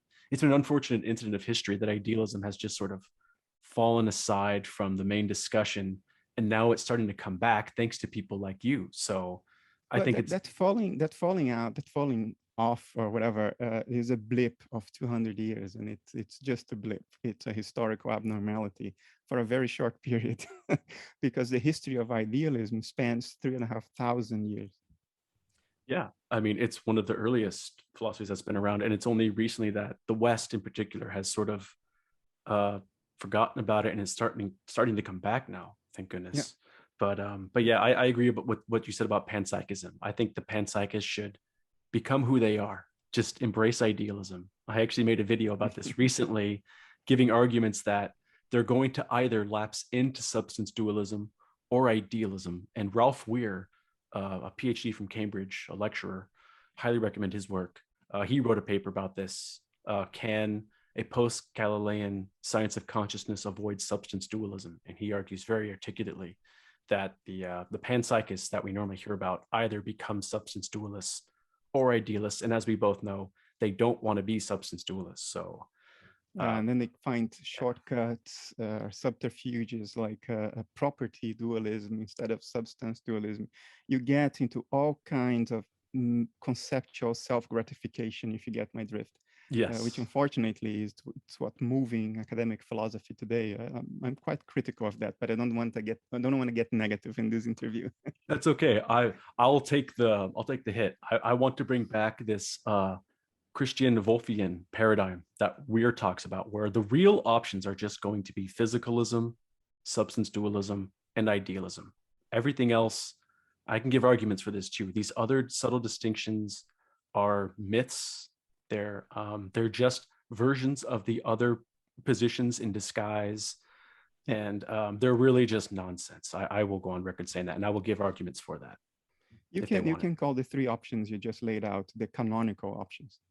because they are orthogonal in the sense that, well, dualism is not quite orthogonal, but orthogonal enough to call it a canonical option as well.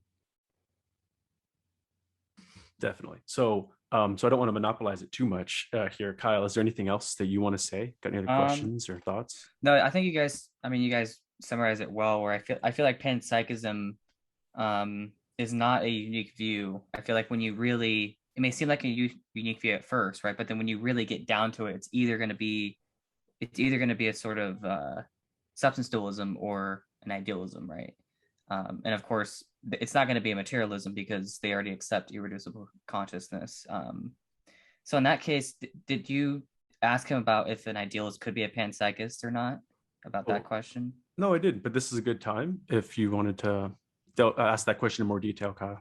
Yeah. So of course, I think most panpsychists, at least today, like Philip Goff, a few others, are not going to consider themselves idealists, right?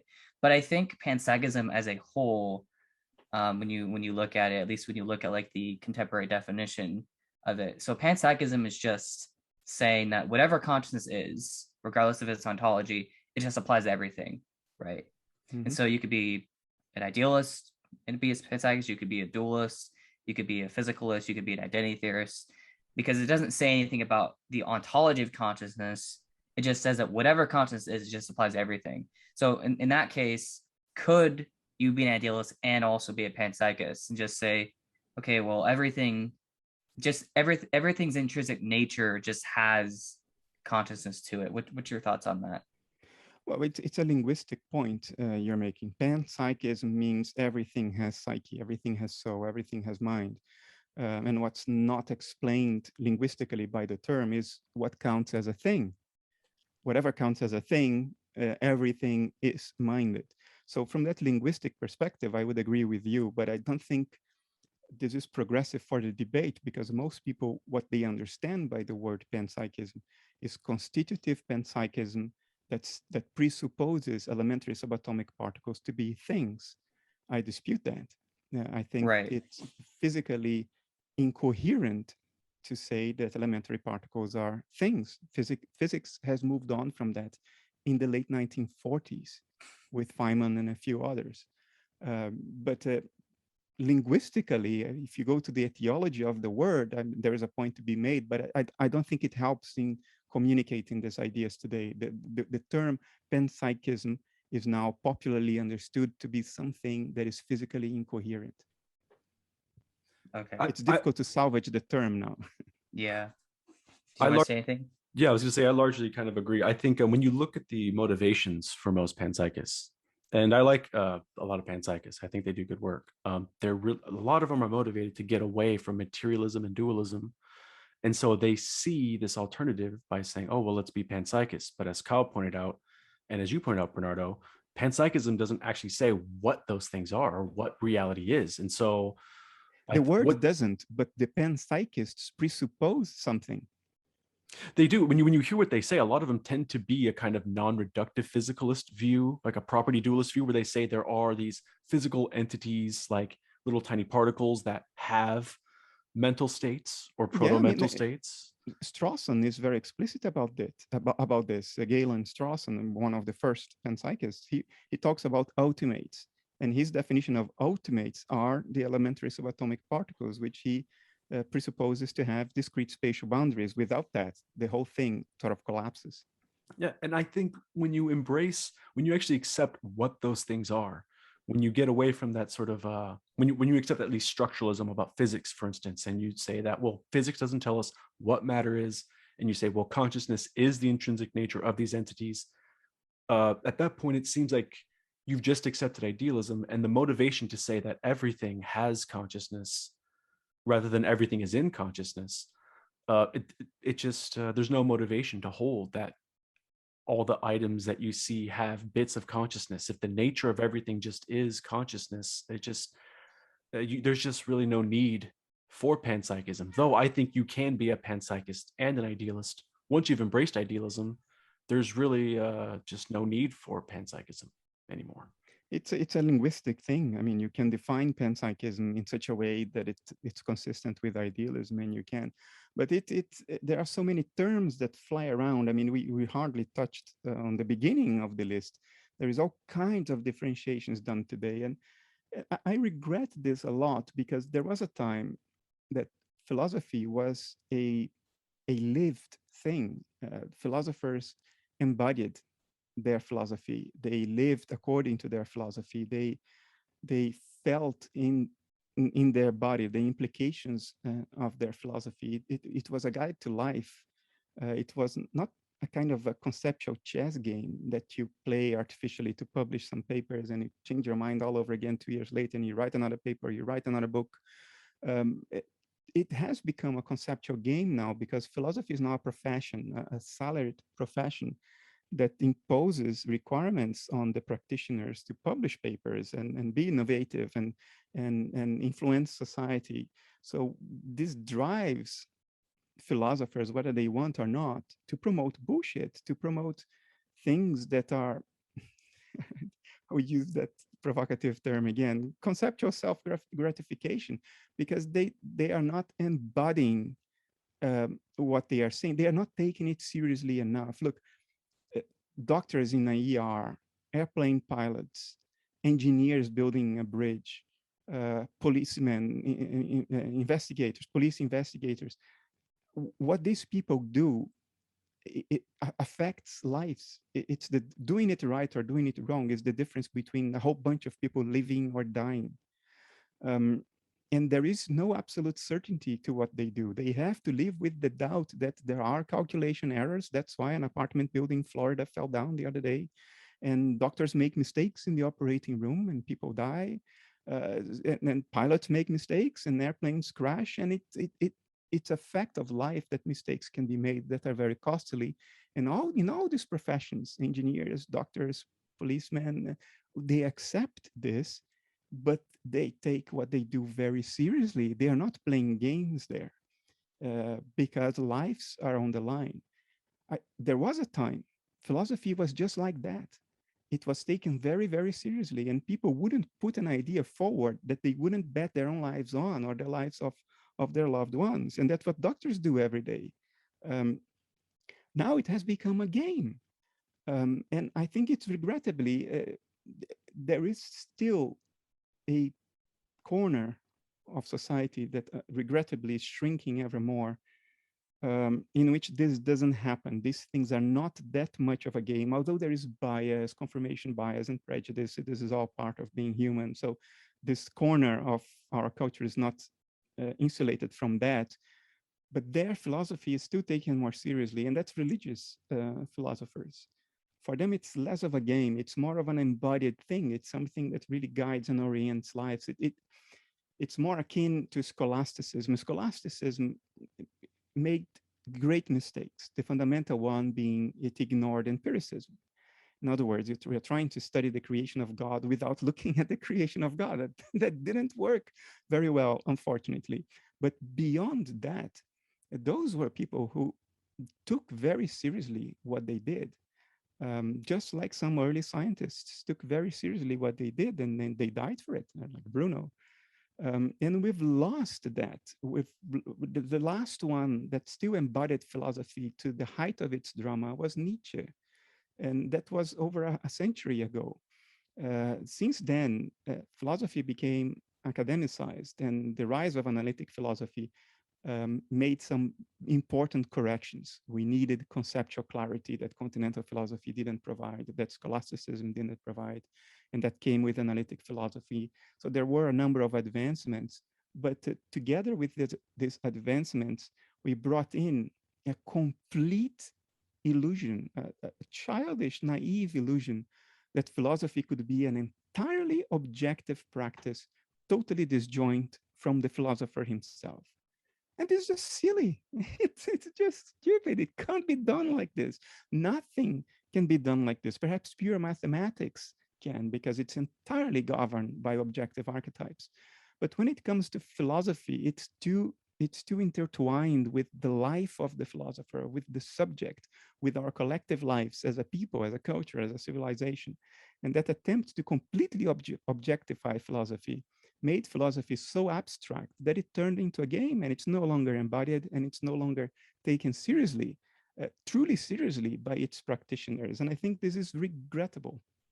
I love your take on academic philosophy. I truly agree with this. I think many people who are really involved in the professional academic world, and particularly in universities and all that, which I love these people. I work, with these people and all that, but they're a lot of them they have to hide their power level, I like to say, so to speak.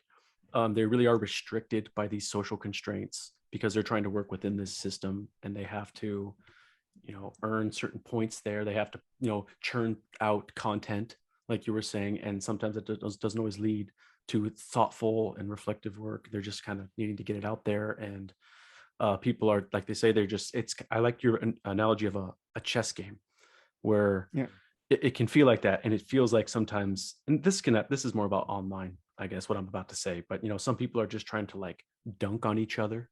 They're just trying to win some game rather than joining together to figure out the fundamental nature of reality. Sometimes there's a lot of cooperation. I'm not saying that's the whole, but you see some of this go on sometimes. And I wish there was more of a team aspect in some of this where we work together in a sense, rather than us being individual players. But what were we going to say? To take things really seriously, it uses cognitive faculties that otherwise you don't use. If you're just playing a game, there are a number of very subtle but profound cognitive faculties that you're not using because you're sort of insulating that activity as a game with certain rules. And you're just playing the game. You're not mobilizing the whole of your being, all of your cognitive faculties to achieve the goal of getting closer to truth in that game. And when you're a surgeon and somebody's heart is open in front of you, you bet you're mobilizing all of your cognitive faculties. It's not a game for you. Same when you're flying an airplane. And philosophy used to mobilize all of one's cognitive faculties. There's a passage by Nietzsche in The Joyful Wisdom, which the literal translation is the gay science, but today the word gay is now used in a completely different sense than its original meaning. But anyway, in The Joyful Wisdom, there's a passage by Nietzsche in which he says precisely that. Philosophy is about transforming all that we have into the fire of philosophy, mobilizing your entire being. And that's what's missing. That mobilization is not happening because philosophy is now a job, and a job is a game. Yep. And this is well put. I won't say what my profession is and stuff like that, but I don't I don't write any professional papers or anything like that. I don't get involved in the university. And I think it's precisely for that reason. I could very easily get involved if I wanted to. I've had opportunities, but when you make it a job, like you said, like that, when it's about numbers and money, at that point, your motivation it becomes obscured from this was about truth and now it's about income. Now I need to do this to, eat food instead of I want to do this because this is what I really believe in and want to live in. And I think too many people have divorced their politics from their metaphysics, and so many people, and ethics and religion and so forth as well. So many people want to debate politics, but they never examine the metaphysical assumptions behind those political views. I think that oftentimes when you sort of interrogate certain political advocates, when you really get down to what they're saying, they will have certain assumptions. They will end up being materialists or dualists or idealists of sorts. And I think depending on that basis, when you really get to the root of it, that it explains in part some of their ethics, their religion or irreligion and stuff like that. Materialists tend to be atheists, for example. So I think they shouldn't be too separated. Like you said, there should be a more holistic view where we should examine not just these conceptual chess games, but how does this apply to life, real, practical, everyday life. So yeah, but even if we don't, I agree with you. Philosophy informs the totality of life. It cannot be compartmentalized. After all, it's the love of wisdom, and wisdom applies to everything. But even if you don't separate, if you don't mobilize the whole of your being to really grasp what a philosophy entails, to try to really understand it beyond the network of conceptual manipulations in your head, it can still lead to trouble. Let me make up an example here on the spot.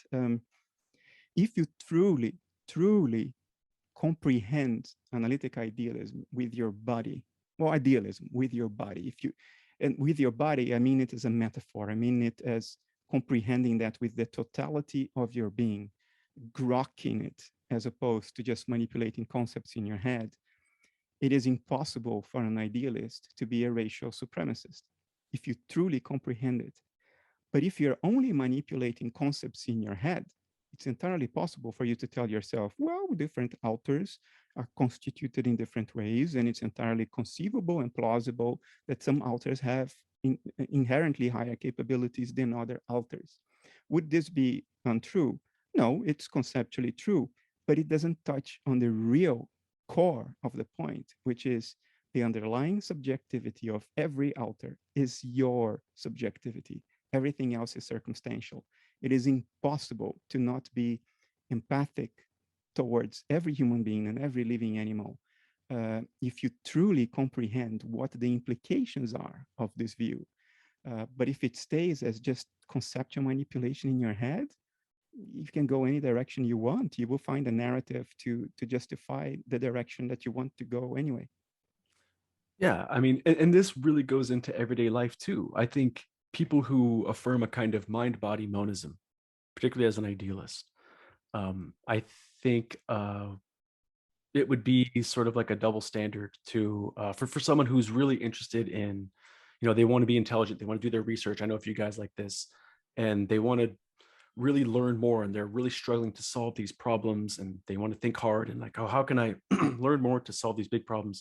But then they neglect the body, they neglect the health, they kind of just let it waste away. And I think if you're a mind-body monist, especially if you're interested in the mind, and there's scientific studies indicating this, if you want to strengthen the mind, you should strengthen the body as well, and vice versa. There's a oneness with mind and body, I think. So I need to heed that that insight a little more myself. it's okay, I got the exercise down, but my diet I need to get better on my diet. But when it comes to all this, I think we should be taking things like that more seriously, I think, especially as monists. And so I think living that part is something that I think we have a Discord server called Idealism Identity, and we talk about this quite a bit and how it relates to mental health and all of that stuff. And so I think idealism naturally kind of leads to this mindset of, well, they're one. So if you want a healthy mind, have a healthy body, make it all one, so to speak. So yeah, very practical in my mind. Is there anything else? I mean, there's a lot of other things I can touch base on, but I just want to make sure, can you have more time to talk, Bernardo, or are you getting a bit short on time? It's okay. I cannot do anything else anymore today. So okay. Okay, good. So we're just getting into some different topics here. There's so many things we can discuss when it comes to idealism. I'm curious, have you delved much into absolute idealism? I wouldn't say so, because I find Hegel nearly impossible to truly comprehend. I think he deliberately refined the art of obscurantism to whole new heights never before reached.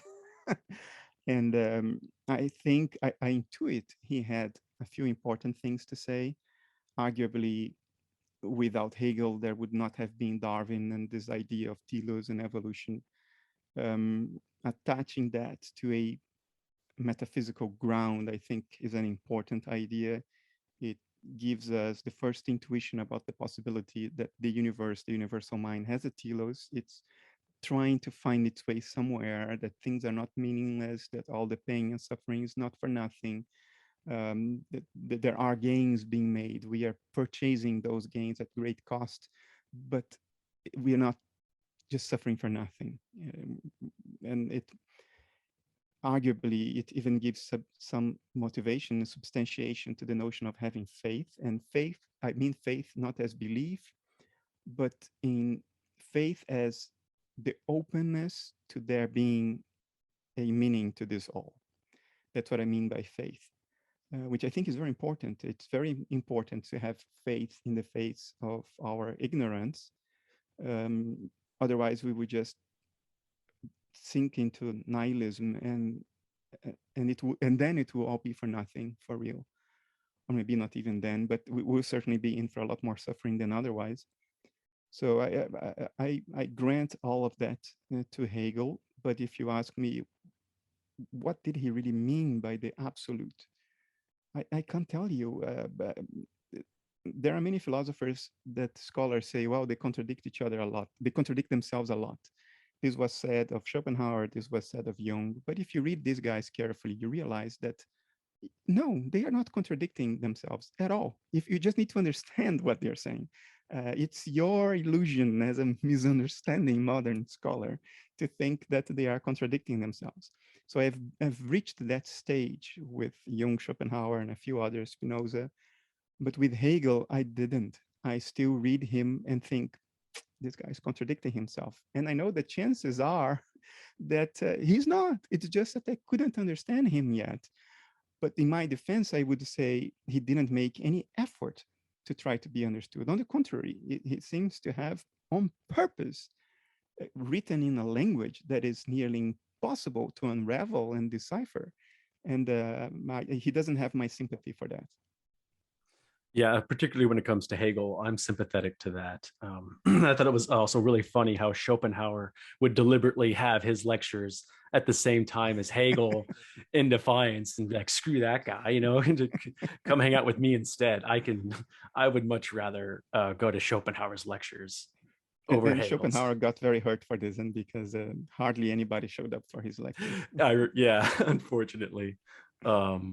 Man, that's so sad because Schopenhauer has so much to say. I don't know, but when it comes to absolute idealism, because I know there's other defenders of it, such as F.H. Bradley went into this, which I know he's also, I mean, at least for me personally, a bit difficult to understand everything about him.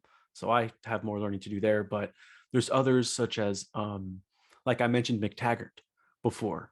He was a pluralist, but he was also an absolutist in this very unique sense in which he thought the absolute, if I'm remembering right, it basically is this one community of these eternal selves united by love. So there's sometimes this combination of personalism with absolutism. So I guess where I was going with that is, it's a long-winded way of asking, what do you think about maybe personal idealism? Have you delved much down that road at all, or? What do you mean by personal idealism? Solipsism? Oh no, personal idealism is it's a version of idealism that says the person is ontologically and epistemologically fundamental. Oh, yeah, that comes back to phenomenology probably. I was not aware of the term personal idealism, but that's probably rooted in phenomenology. Is that correct? Or It's not rooted in phenomenology. It's a lot of the earliest defenders are like these theologians, like Borden, Parker, Brown, and they argue that God is a person, right? And it is a person that is fundamental, and so they want to attribute personhood and personality as fundamental. And not all idealists attribute personhood to the absolute or personhood to the fundamental mind, in a sense. Like some think there's no personality traits, but to this mind. But the personalist would say that there is, in a very real sense, a person, and that's all there is to reality is personhood and personality and so forth. I'm not familiar with this. I can react off the cuff and say what's on my mind upon hearing you describe it. I think there is a great risk of anthropomorphizing the whole and all based too much on our particular characteristics. I understand the scriptural motivation for this. If man was created in the image of God, then this can be justified on those grounds. But I think the notion of creation in the image of God, you have to be careful about how far you go into attributing back to God what is the image of man. I think the substance, the essence of a person is the same essence as the universal mind, and that's subjectivity. That's the inherent ability to experience, of being a subjective, having a subjective perspective of an experiential point of view. I think that's fair. But when it comes to personhood, we usually mean a lot more by that than just being a subject of experience. We would attribute all kinds of particular personality traits and inclinations and dispositions. And I think that goes too far. It tries to make out too much of the whole from one of its tiny infinitesimal aspects. Um, I, I'm personally not much sympathetic to that. I would guard, I don't want to sound too absolutist here, but I guard myself always against the risk of anthropomorphizing too much. It's something that was implanted in my mind very early in my education. So, and this flirts too much with anthropomorphization that makes me personally uncomfortable. I don't have a objective, an argument, an objective philosophical argument directly against it, because all we know derives from our personhood. Everything else is abstraction. So it's difficult to provide a very objective argument against this. But with me, subjectively, it doesn't resonate. No. Yeah, and that's understandable. I understand the anthropomorphic suspicion there, that it can definitely come off that way, because it's, you know, our idea of personhood tends to come from the human person. And actually a lot of these guys, such as F.C.S. Schiller, he called it humanism, and I think he was not alone. And so this talk of humanism definitely sounds very anthropomorphized. But well, I was trying also, while listening to you, I was also trying to come up with perhaps an objective argument against this, and I have one. To the extent that one grants that something like evolution by natural selection happened, and I do grant it, I don't think the underlying process is random. I think it goes too far to make that statement. I think we don't know that. But regardless of whether mutations are random or not, I do think species have evolved by the accrual of certain genetic mutations. So if you grant some validity to that, you have to keep in mind that persons are 200,000 years old. And life has been on this planet for 4 billion years. So it doesn't seem like, empirically speaking, it doesn't seem like personhood is fundamental. It seems like something that has evolved over an enormously long period of time at great cost in blood and suffering, and animals being eaten by animals, and all kinds of extinction events. Personhood seems to be something we've conquered at great cost, and not a fundamental aspect of nature, of reality, that was there from the beginning. So that I think would be an argument, an objective argument against this idea that the universal mind is a person, because otherwise we would have started with people and not with bacteria. so I would say, because I'm not sure if this isn't, I'm playing devil's advocate here at this point, so bear with me. And it's off the top, but maybe what they might say is that they might try to piggyback off of something I've said regarding submergence, that sometimes there is this sense in which it's a fallacy of division, I believe, when you try to say, well, what's true of the parts must be true of the whole, right? That's, you know, that's normally a fallacy. And, but there might be an exception when it comes to how these parts and wholes are related. Like if there's a very strong identity relation, I guess, where the parts really are just nothing over and above the whole, maybe. Like, here's an example. Imagine I have a ball that's completely red, and it somehow gets divided into these pieces. So you could, in a sense, say, well, because the whole was red, those parts are red. I understand that. Oh, was there it's a something valid else? argument, but if personhood was the redness, then all parts would be red. And my cat doesn't have the personality traits of a person. Neither does the amoeba floating in my toilet. You know what I mean? So I understand that parts will necessarily inherit the fundamental characteristics of the whole by virtue of being parts of the whole. It's a completely coherent thing to say. But that holds for the fundamental characteristics of the whole. The particular shape of a part is not the shape of the whole. But again, it's because the shape is not a fundamental characteristic of the whole. But if personhood is fundamental, then all parts should inherit it for the same reason that all broken pieces are red if the original sphere was red. But empirically, that doesn't seem to be the case. The personhood applies to people, not to the rest of nature. Yeah, and so I guess 'cause I think that's a very fair point to make, and I suppose I would have to learn more about what the personalists would want to say, because sometimes they almost sound like I hate to say this, sometimes it sounds like they're anti-realists about things that aren't persons. So like if it's not a person, then it's not real. Or so I'm not quite, I'd have to go back to hear what they say, because I suspect that's not true of most personalists, but from what I hear, it sounds like that's the case. So, but if I try to be, if I try to grant them as much as possible in terms of, assuming that I don't understand certain things that they're saying, I could go as far as to say, and I'm completely convinced of what I'm about to say, anything that manifests in the universe existed from the beginning as a potential. Every musical note that you can play with a guitar string existed in the string as a potential.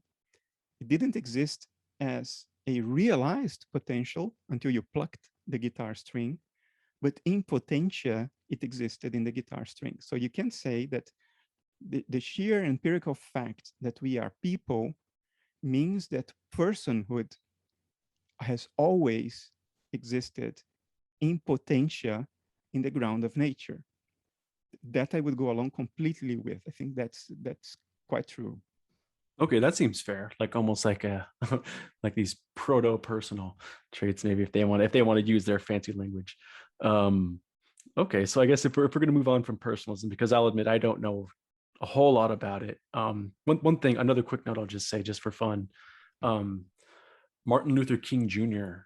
Was a personal idealist, and he there's this quote in his autobiography where he says that his studies of personalism and seeing the person as fundamental led him to his kind of egalitarian view that all persons are ultimately valuable and ultimately real. And so he I guess he was really moved by personal idealism. So it's so interesting to see it is kind of connected to what you were saying earlier, how living your idealism, living your philosophy can really lead to earth changing, world changing. I can tell you, I live my life exactly according to what you described was the implications of Martin Luther King Jr.'s personal idealism.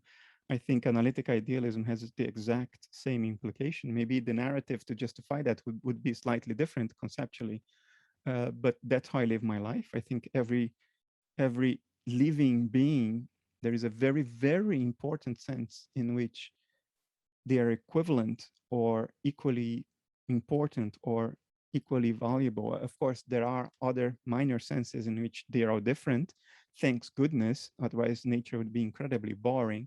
But in essence, I think they are all the same subjectivity. My girlfriend makes fun of me. If I can, I will not kill an insect. I will only kill an insect by accident, and I will regret it terribly. But she makes fun of me because I'm always saving the spiders and everything that gets into the house. I carefully collect without hurting them, without damaging a leg, and bring them out, or trying to save the bees that fall dehydrated in my garden. So yeah, it may be silly, but it's my way of living life with embodied philosophy, and I can't help. I can't help. It's not a conceptual choice. It's just how it is. I can't do different. I gotta say, I can share a very similar experience where I do think twice a bit more about harming things like bugs and stuff like that. I'm guilty. I still do it. I don't like spiders, but only. But where I live, there are certain kinds of spiders that are a bit more deadly than others, and so those are the ones I mainly worry about. But for the most part, I really do have my attitudes have changed, and maybe as I get older, as I mature, maybe I'll embody that spirit more, where maybe I won't want to do that at all. And so some could say maybe this more of a vegan lifestyle or vegetarian lifestyle might be more at home with a view like this. I think panpsychists talk like this a bit too. But I happen to eat very little meat, but not. I don't go as far as to say that it's incorrect to eat an animal, because if you look at nature, animals are being eaten all the time, and my cats cannot survive without another animal being killed. They cannot be vegetarians. They don't have the digestive system for that. They would just die. So unsavory as it may be, killing for eating is definitely part of nature. It's part of the game. It's part of what's going on. What I think is terrible is the industrialization of living beings as products, as commodities, because that goes way beyond the killing. It goes to the life of these beings, the life they have. They are treated like products without any empathy. Their suffering is completely disregarded, and it sanitizes killing. I think killing is part of the game, but there is something to be said about your having to kill whatever you decide to eat, and having to kill it with your own hands. There is a kind of luminosity, a kind of eternal joining of lives when one life takes another. There is a sense in which you are united forever with the life you've taken, and you have to live with that having taken a life. Even if you had all the good reasons to do that, I think it's also part of nature, part of the game, that you live with that act, as opposed to going to the supermarket and buying fish fillet as if it came out of a machine already packaged and was never a living being before. That, I think, that sanitization of death, I think it's terrible. It was one of the greatest catastrophes of our current situation. More higher level animals are killed per day today in Europe than all human casualties of the Second World War. There's a Holocaust happening every few hours.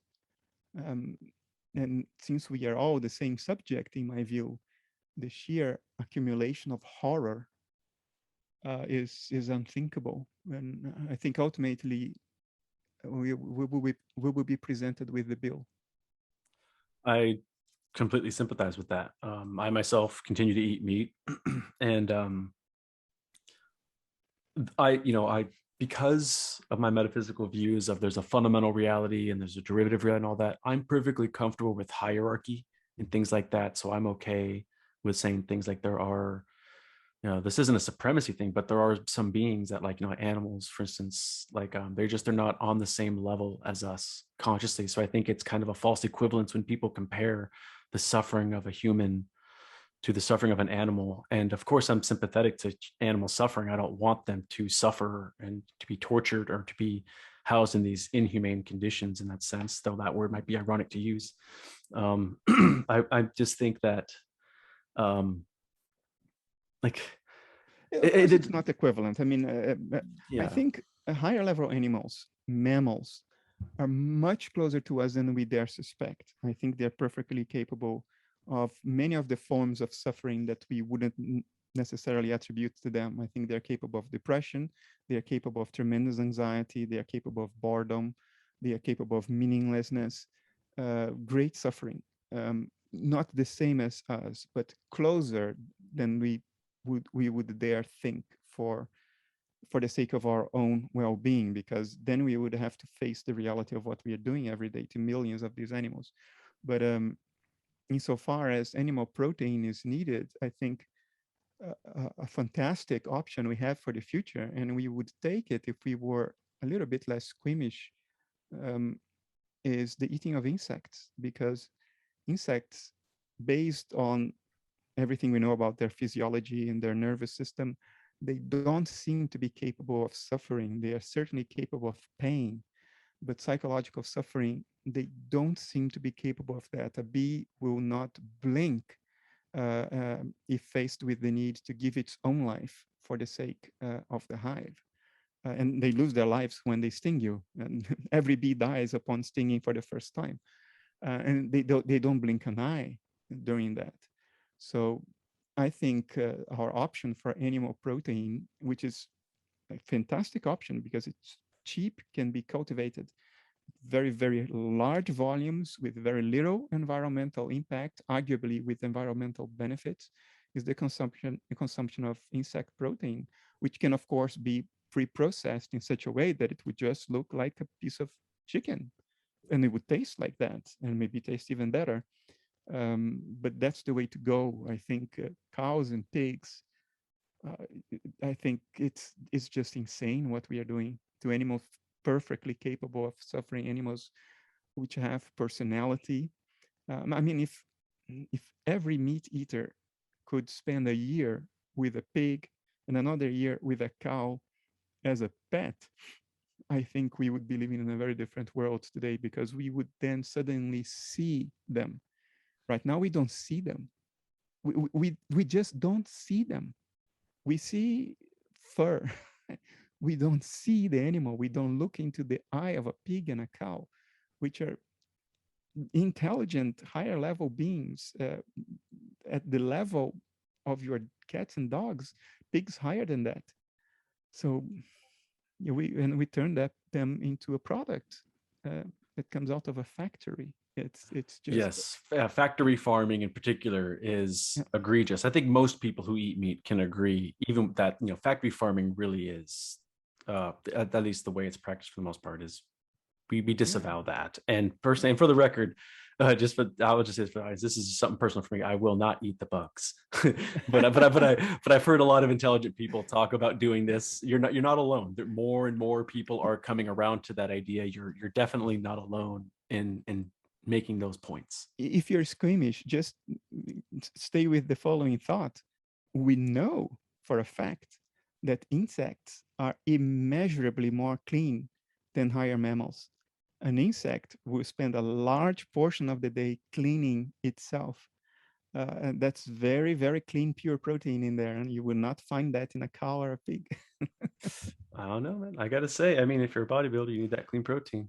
I mean, hey, but and I got to say too, it's interesting. I think insects are actually more intelligent and conscious than some people may suspect. I think you might agree with that too. I think ants have passed the red dot test and stuff like that, and they can. For those who haven't heard that, if I'm remembering correctly, my memory's not the best. They put this red dot like near, like, you know, the forehead of an animal or a human, whatever, and they'll somehow get the creature to somehow look at a reflection of themselves or to see themselves in some way, and we would determine that they're metaconscious, or that they have some kind of awareness, whether they're able to see remove the dot. Yes, correct. Yes, just as Bernardo said. So so insects are very complicated in their behavior with colonies and all that stuff, and so I agree.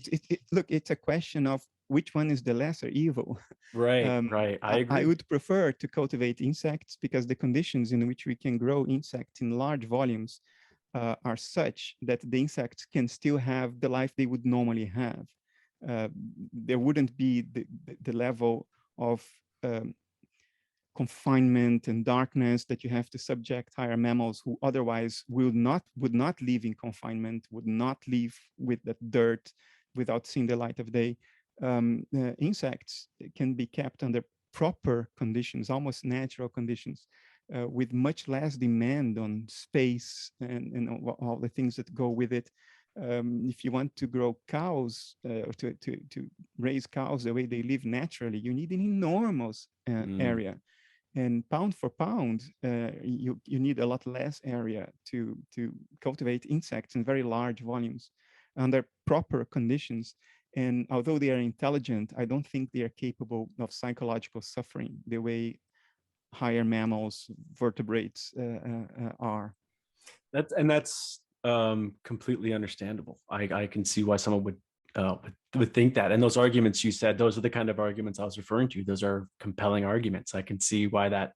I mean, that's very practical. Like you said, the whole housing and the spacing issue, you know, forgetting the ethical side, just in terms of practicality, that's compelling. And the thing about like, for instance, I've seen little bugs. This is purely anecdotal. Sometimes like if you're walking by them, if you're stomping by them and you happen to notice them there, you will see them scurry away, right? It seems like some of them exhibit a kind of fear and things like that. Though, like you said, it may not be as complicated as animals and stuff, but I suspect well, of course, some might and be incredibly complicated. But which they ones, I don't surely know. have the instinct of self-preservation. That's the first thing that develops in life. It's the instinct of self-preservation. You can find that already all the way back to the original single-celled organisms. Without that instinct, life doesn't endure. So Sure. of course they have that, but I don't think an insect sits around thinking, "Oh, what a depressive life I have. I have nothing to do. I'm depressed and I'm anxious. They're going to kill me at some point." And we have empirical evidence that cows and pigs know when they're going to be killed. That's a fair point. By the way, I don't want to leave Kyle out too much. Do you have any thoughts on this, or do you have another topic you want to bring up or anything? I actually have to be going soon, but no, I don't have any more questions. Okay, well, hey, So thanks for coming on here and for sharing your thoughts. And I mean, you were really instrumental in getting this together. You were the first one to contact Bernardo and to get this all set up. So I don't think this would be here without you. So thanks, Kyle. no, Appreciate yeah. it. Later. Thanks, Thanks, Kastrup. My pleasure. Take care. Later. Later. Okay, so we were talking before about the ethics of killing these animals and so forth. One other thought I'll have on that, and we can talk about something else if you want, or we can continue with this. This is half tongue in cheek in a sense, so don't take it too seriously. But these like if we look at something like panpsychism and we think that more things are conscious than we think, including things like plants and so forth, which you don't have to be a panpsychist to believe that. You could look at the eating of animals as, so to speak, picking on things your own size in a way, right? Because if these more simpler, less defensive creatures, they're they're less capable of defending themselves. They're weaker in their mental states. They're more limited. They're smaller. By strictly eating plants and other things like that, someone could say you're picking on the little guys. At least when you're Okay. eating animals, at least by eating animals, you're dealing with the macro level more. You're dealing more with creatures that are similar in your complexity of mental states. And If we are going to make an argument based on cowardice, then fine, eat your cow, but go and kill the cow with your bare hands. You're not allowed a knife. You're not allowed to bring the cow to an abattoir. Pick on somebody your size. Go and kill the cow with your hands. Cowardice is the definition of what we do with these higher animals. They may be higher animals like us, but we kill them by electric shock and a stab to the heart. Automated, industrialized. We don't even see it happening. It's the ultimate cowardice. We don't get our hands dirty with it. I mean, an argument for cowardice is preposterous in this case. Absolutely preposterous. Let's have the Spanish toreador face the bull without the sword and without the cape. If that's what you want, if you don't want to be a coward, if you want to face up on equal terms, go ahead and do it. Bare hands. The bull is barehanded. The bull has his horns, but he was born with it. So each with what one was born with. You have your brain. The bull has his horns. Let's see if that's the price you need to pay to eat a bull, to eat beef. Let's see how many people are in for the game. So yeah, I mean, there's so many ways this can go. So I don't know. I just thought it was just kind of funny. Forget the bull. Forget the bull. Let's take something that's much more equal. A grown pig has the same kinds of tissues a human has. By the way, we just transplanted a pig's kidney into a person, and the person lived for 3 days, and could have lived longer. It was just aborted the experiment. So pigs are very similar to us, even at a physiological tissue level. And they weigh more or less what we weigh, and they have skin thickness similar to us. That's why they are used in some ballistics experiments. So, okay, you want to eat pig, you go wrestle with the pig until you kill the pig. You're not allowed a knife. Now you're talking. Now it's not coward. I agree with you. Now it's equals to equals. Go to the mud pit and wrestle the pig. And whoever survives eats the other. The pig will gladly eat you, I can tell you that. Yeah, and so I'll transition to another topic here soon, because I know there's so many ways this can be dissected, and with all these different topics split up. But like, I just thought it was funny how, like, if somebody wants to, like, it was kind of an ironic point that was made to me, where someone says, well, at least when I eat an animal, at least I'm picking on something my own size, right? Like the plant can't defend itself, the absurdity of this argument is which is funny, it's a funny point. I don't think the person was being too serious when they made that. Yeah, I want to see all of those very tough hunters facing an elephant without the rifle. Let's see who's tough. Forget the elephant, face the pig. Face a wild boar. I faced a wild boar once. I was walking in the forests in Germany, and there was a mother boar, and the mother boar didn't like my being around. So based on my experience, okay, let's do a fight of equals to equals. A wild boar can weigh 60 kilos, 120 pounds. A small adult weighs, I don't know, 140 pounds. I weigh a little more. But okay, that's equals to equals. No knife, no guns. Go and kill and eat your wild boar. If you want to make an argument for avoiding cowardice, that's the ticket. Everything else, you're just deceiving yourself. Wow. So did you fight and kill the boar, or did you just like Of course I didn't kill the boar. Okay, the last thing I wanted to do was to kill that boar. Okay. So it sounded like the way it was implied. No, I just got out of the way of the boar until the boar tired and concluded he's not a threat. Okay, but the way to get away with the boar is not to run away from the boar. Otherwise, you're toast, man, and the boar will impale you. You have to keep looking at the boar. You cannot give your back to the boar. But anyway, that's a sideshow. It doesn't matter. My point is, if you want to avoid cowardice, then don't tell me that you're not being a coward buying pork at the supermarket. Don't tell me that. Yeah. Definitely. So another fascinating topic that I would love to ask you about is like the reality of goodness and value in the world. Because a lot of this conversation, a lot of it presupposes that there's such things as, well, this is the right thing to do, or this is wrong, or this is good or valuable or bad. So do you think that moral realism is true? Do you think values are real of the sort like that? I think values are real, but it is our responsibility to discern them. I don't think particular moral values are embedded in the fabric of nature from the beginning. And the reason I think that is empirical. Nature unfolds in an overwhelmingly value-neutral manner. I cited this example a lot. I saw a documentary years ago. Pride of Lions managed to isolate a grown elephant, isolate it from its pride. So it was alone, a grown elephant, not a little elephant. And they managed to, after hours, tire the elephant until the elephant sort of fell on the floor. And they ate the elephant from the behind up for 6 hours before the elephant passed out. Where is the moral valuation of that? I mean, that's torture beyond the imagination. And that's what nature does with itself. Nature doesn't seem to have the capability, the reflective capability to discern what is welcome and desirable and what is unwelcome and undesirable. It just unfolds spontaneously in a completely morally neutral manner. So I don't think moral values are etched into the fabric of nature. Otherwise, they would be everywhere, but they aren't. We seem to be the only game in town as far as putting forward moral values. Now, you may say that, well, then there are no morals, if that's the case, because morals are not fundamental.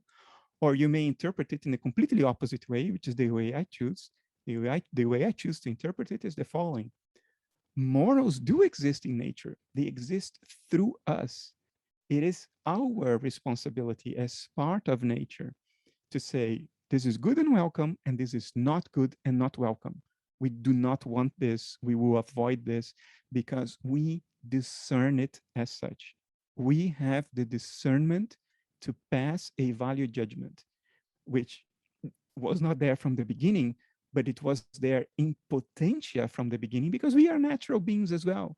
So I think nature has invested us with the moral responsibility to do no evil. And I think that is a higher moral responsibility for us than the moral responsibility of just following values that were etched into the fabric of nature from the beginning. I think our responsibility is higher in the way I'm putting it forward. And regrettably, we don't seem to heed that responsibility. Okay, so that's good to know. So you would not say that they exist fundamentally, that there is no ultimate goodness, maybe, or it does not derive from a fundamental source, like the fundamental mind, right? Well, they may be fundamental in the sense that through us, they are discerned and they can't be anything else because our moral judgment may converge at some future historical point to a place where it's a consensus across cultures and across the planet. That has not been the case. So far, different cultures have different moral valuations, radically different, but that may be part of a process of tuning up. We may be in the early stages of being able to more finally discern the true moral values that then exist in nature, but they exist through us and by virtue of our discernment. Look, I don't think it demeans morals to say that there isn't a moral code etched in the fabric of nature from the beginning. I don't think it's what I just said is stronger or more important or more fundamental than my saying that, well, it was not written there from the beginning, but nature through us has come to discern itself in such a way that certain value judgments are inevitable. And that's what I think is the case. Okay. So the responsibility is on us. I mean, you guys, I mean, we just had Christian idealism on this podcast. So let's go back to Christianity. In the book of Job, Job is basically tortured, although Job is a righteous man, has done nothing wrong, has lived a moral life. And he's basically tortured.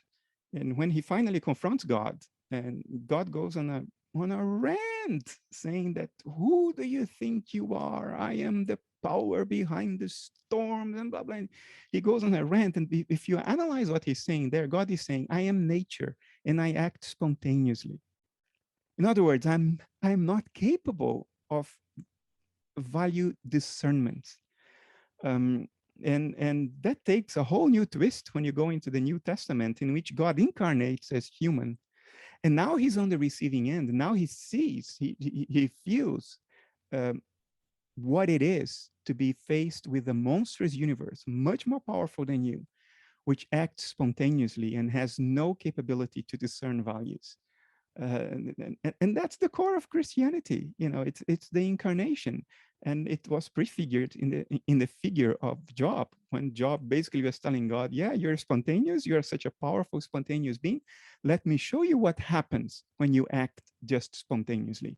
A righteous man loses his children, loses his fields, his animals, and his health. And so I just want to make sure I'm understanding something real quick. So like we especially with our version of idealism, we hold that reality, such as the universe, this real universe, derives from this fundamental conscious mind. And so how I see it, all of reality in a sense is ultimately dependent on that, unless we, of course, we create something else like an artwork, whatever. That's fundamental to us. But these values, this goodness, they do not derive, I guess, from that fundamental mind. Is that correct? Well, they do insofar as we are that fundamental mind. Okay, that's what fair. I mean is they don't exist in the fundamental mind outside of us, but we are the fundamental mind. So that's what I mean. We have the tendency to regard ourselves as separate from nature. So whatever we come up with is artificial and not natural, and therefore there is a sense in which it doesn't really exist. It's not really valid. I think this is a faulty way of thinking. When I say that the values are not etched in stone from the beginning, what I mean is they cannot be discerned short of our ability to discern them. But we are an expression of nature. Through us, nature does discern the values, and therefore they are natural values insofar as we can discern them correctly. The lack of consensus about moral values today in the world shows that we haven't refined our capacity for discernment yet very well, because different peoples at different historical junctions arrive at completely different values. So yeah, there is some relativity, some imprecision, some inaccuracy in that process. But I do think that ultimately, if we develop our consciousness, our ability to introspect, our ability to empathize with other human beings, our ability to see the world through different perspectives and not with our own perspective only, our ability to put ourselves in the shoes of another, if that ability is refined over time, as it is being refined. I mean, today we talk about human rights. 500 years ago, it would have been a joke. And not even a joke, it would have not been something that people can coherently conceive. So we are going that direction. And I do think that there is a possibility, a likely even possibility, that at some point we will reach consensus about a certain set of values that we will all agree with, because we haven't developed our ability to empathize and to see things from multiple perspectives sufficiently to enrich our discernment, so we will converge. And at that point, you could say those values are then the natural values you were looking for, but nature has discerned them through us. It took creating us and our ability to self-reflect and to introspect and to metacognize things in order to make that discernment. So before us, they were not there in expression, they were there in potentiality, but they were not discerned. And that's why nature doesn't operate according to a discernible value system today. It's very spontaneous, it's morally ambiguous. But once they are discerned through us, it means that a process in nature has developed the ability for nature to discern its own value system, because we are natural beings, we are part of nature. And there is nothing wrong in recognizing our role in the journey towards a moral code.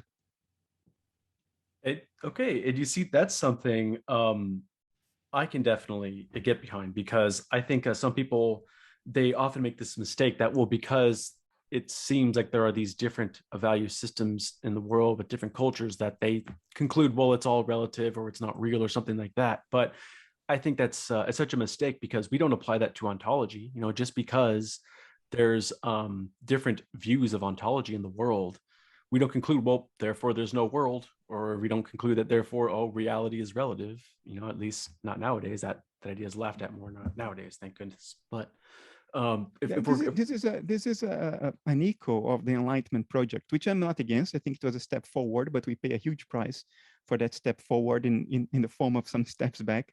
But the Enlightenment project tried to separate human beings from nature in order to completely objectify nature. And the only way to do that was to remove yourself as the observer from nature. And therefore, whatever nature does through the observer ends up as not being a part of nature, because we've removed ourselves from nature. And it becomes devalued. Our output becomes devalued. In a certain sense, it's not taken as natural anymore. It's taken as artificial and arbitrary, gratuitous. And I think that's a mistake, because nature operates through us too. And so something else that comes to my mind is that if goodness does derive from this fundamental mind, even though it's discerned through us, we're the ones who sort of understand what those are. Does that mean that this fundamental mind is, I guess, good? It is a valuable thing. It's valuable in itself. It is intrinsically good. There's something that is, in a sense, the ground of good, just as it is the ground of being. That would entail, since values are real, it is the ground of goodness. And so maybe this being is a moral agent of some kind. They're an ethical agent. They have some sort of responsibility, sense of responsibility and duty, or goodness and virtue, or something like that. I'm not sure we need to go that far. I think any conscious entity will naturally try, if it can, to not harm itself. And what nature is doing, if it's the expression of an underlying and unitary field of subjectivity. What nature is doing now is torturing itself. Because, you know, when a Nazi kills a Jew, who do you think is paying the price for that? It's the same subject behind both. Who do you think is suffering? To speak in religious terms, when anybody is tortured, an animal or a person, who do you think is suffering other than God? And I think it's only natural that if an ability to reflect and to empathize is developed across a certain threshold, nature will stop inflicting harm on itself. It's, you know, we don't need to say that it's intrinsically good for that reason. It's just very natural to not inflict harm on yourself if you know better. But if we don't, we are inflicting harm on ourselves all the time. I mean, we people on the 21st century, we are our foremost torturers. That's the root of most of our suffering. We torture ourselves. We keep on telling ourselves, I should have done that different in the past, and because I didn't, I'm such an asshole, and then years of suffering and regret. Or I can get sick when I get older, and I'll get cancer, I may die. Oh, and you're torturing yourself years with that. Or the world, the life has no meaning, it's all for nothing, I'm gonna die. And then you suffer for decades before you actually die, telling yourself these stories. We are our foremost torturers. Why do we do that? Because we don't know better. If we attain a certain level of self-understanding and ability to introspect and recognize how our own mind moves, the ebb and flow of our feelings and our thoughts, how they sort of feed a spiral of self-suffering and self-torturing, we overcome it. So that's one royal avenue to discerning the real morals. It's self-understanding. And the other royal avenue is empathy. And empathy is only discerned when you suffer from the perspective of the person you made suffer. So if you're the Nazi that killed the Jew, you're also the Jew that was killed by the Nazi. The universe learned something because it has played both roles, if you know what I mean. If you're put in the shoes of the people you criticize and you make suffer, you will learn something. It's inevitable. And sometimes you can learn that from thinking and fantasizing about it, which is a sign of maturity. Other times you only learn that when you're actually in that situation. And that's another royal path. It's the path of suffering. We learn by suffering. So it is this ability for nature to understand what it's doing to itself through our own self-reflective eyes. And we are the only game in town as far as we can discern.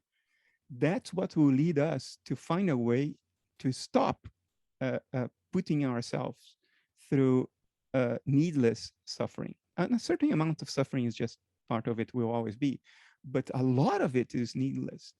And it's only natural that this universal mind, once it cognizes this explicitly in a self-reflective manner through re-representation, through metacognition, that it will say, oh, I don't want that. I don't want this Nazis killing the Jews because I am suffering I'm suffering the fate of the Jews. I mean, we go back to Christianity. What happened to Jesus? Who was Jesus? Jesus was God, suffering for the sins of all humanity. Right. That is the royal path. That is the royal avenue. If God puts himself through that to discern good from evil, there is a message there, a message that we should heed, I think. Okay, so how comfortable are you with theism broadly? I'm not sure. I've heard you. It sounds like you don't affirm theism for the most part, but is theism something that you're leaning towards, or is it something that you outright deny? No, I certainly don't deny that. I'm just careful with using words like God and theism because there are 7.5 billion different definitions of it. So if I say that, I don't know what people will understand. So depending on the audience, I will stick to neutral technical terms because I can be then more clear and less ambiguous about what I mean. But I'm personally completely comfortable with regarding universal consciousness as God and us as the incarnation of the Holy Spirit, the Paraclete.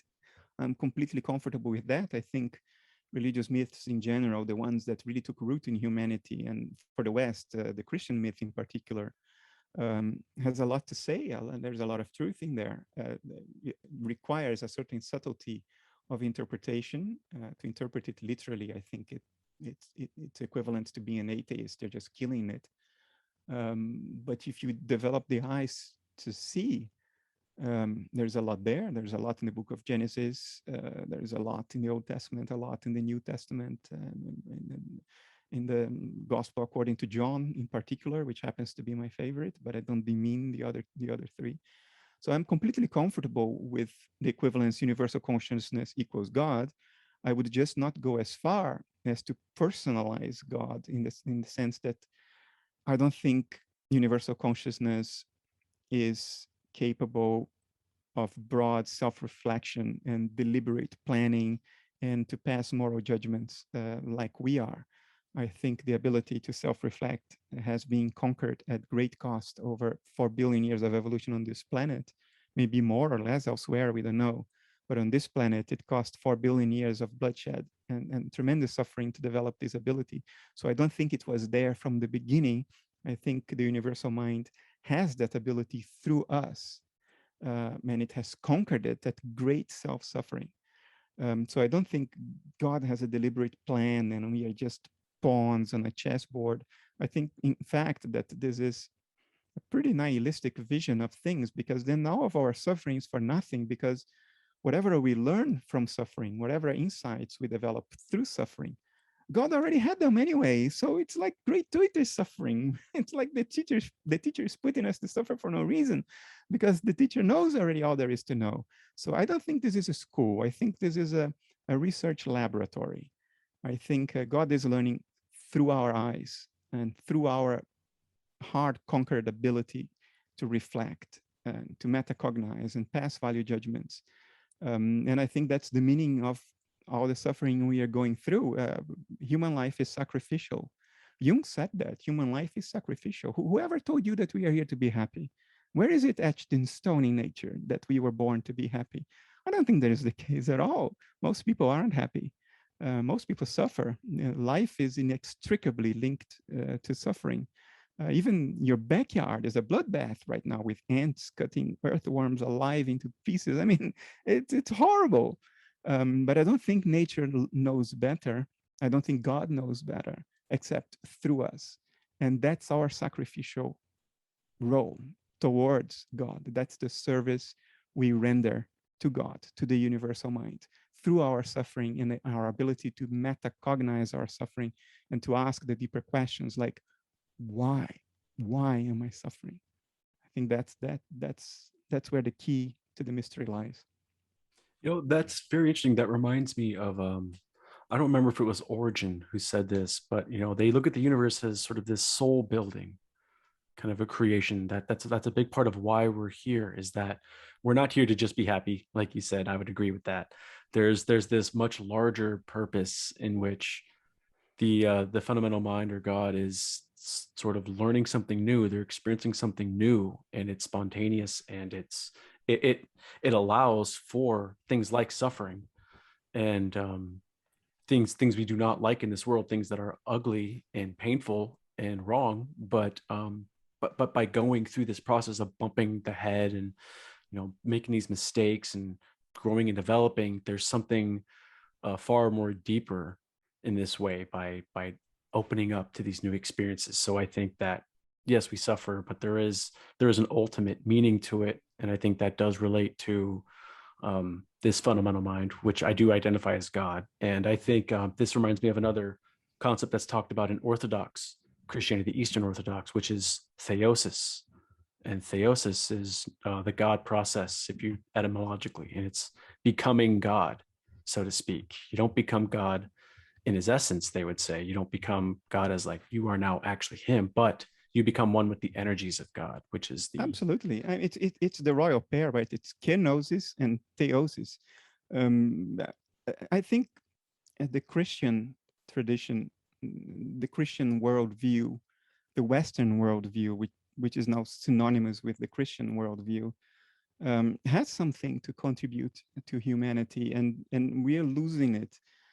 We are losing it because in grokking that the literal interpretation of the myth goes nowhere, we make the mistake then of then throwing the whole myth away. It's like throwing the baby with the bathwater. What are we doing? I mean, there is another way of seeing, which is the original way of seeing of these myths, because when they were written down, they were not written down by people who thought literally. Literal thinking is a relatively modern development. It's part of the Renaissance, maybe the Enlightenment project. People always thought analogically, and people wrote analogically. So when people would write, I think I mentioned this in another interview recently, when people would write, time is a river, that was their way of saying that time flows. But that's not how people wrote. That's not how people thought.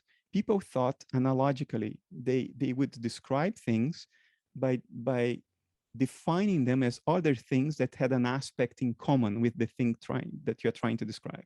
So if you're trying to describe time, you say time is a river, which means that there is something about time that is the same as something about rivers. In other words, flow. Today we have the word and the concept flow, so we don't need the analogy, we can say it directly. But there are many, many aspects of reality, many salient things about what's going on that we don't have concepts for. So all we can do is write analogically. And I think that's how the original writers of the scriptures wrote, because that's how they thought, that's how it worked. That's how the message would be encoded into writing. So we are throwing away the whole of the Western point of view.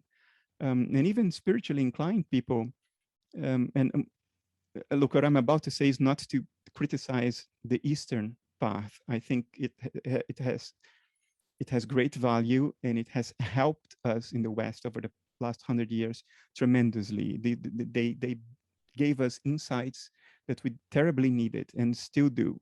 So nothing against the Eastern path, but I think every path has something to contribute. And in the West, we are losing our path. Our path is not the path of the Buddha, the path of stop suffering, to completely disidentify with our personal selves and become a sort of witness consciousness that is detached from the world, except from trying to help other people detach from the world as well, which is the role of the bodhisattva. That is their path. That is their culture. That's the answer they gave to the questions, one facet of the truth. But we had and still hopefully have our path, which is to not detach, to not stop suffering. Jesus never stopped suffering. On the contrary, he went head on into suffering. And there was a message there. Our path is not to abstract from our personal selves. No, it is to face the world as personal selves. It's not to shut down the images. It is to engage with the images, as Jung put it. Jung said the same thing I'm trying to say now in his words. Engage with the images. That's our path.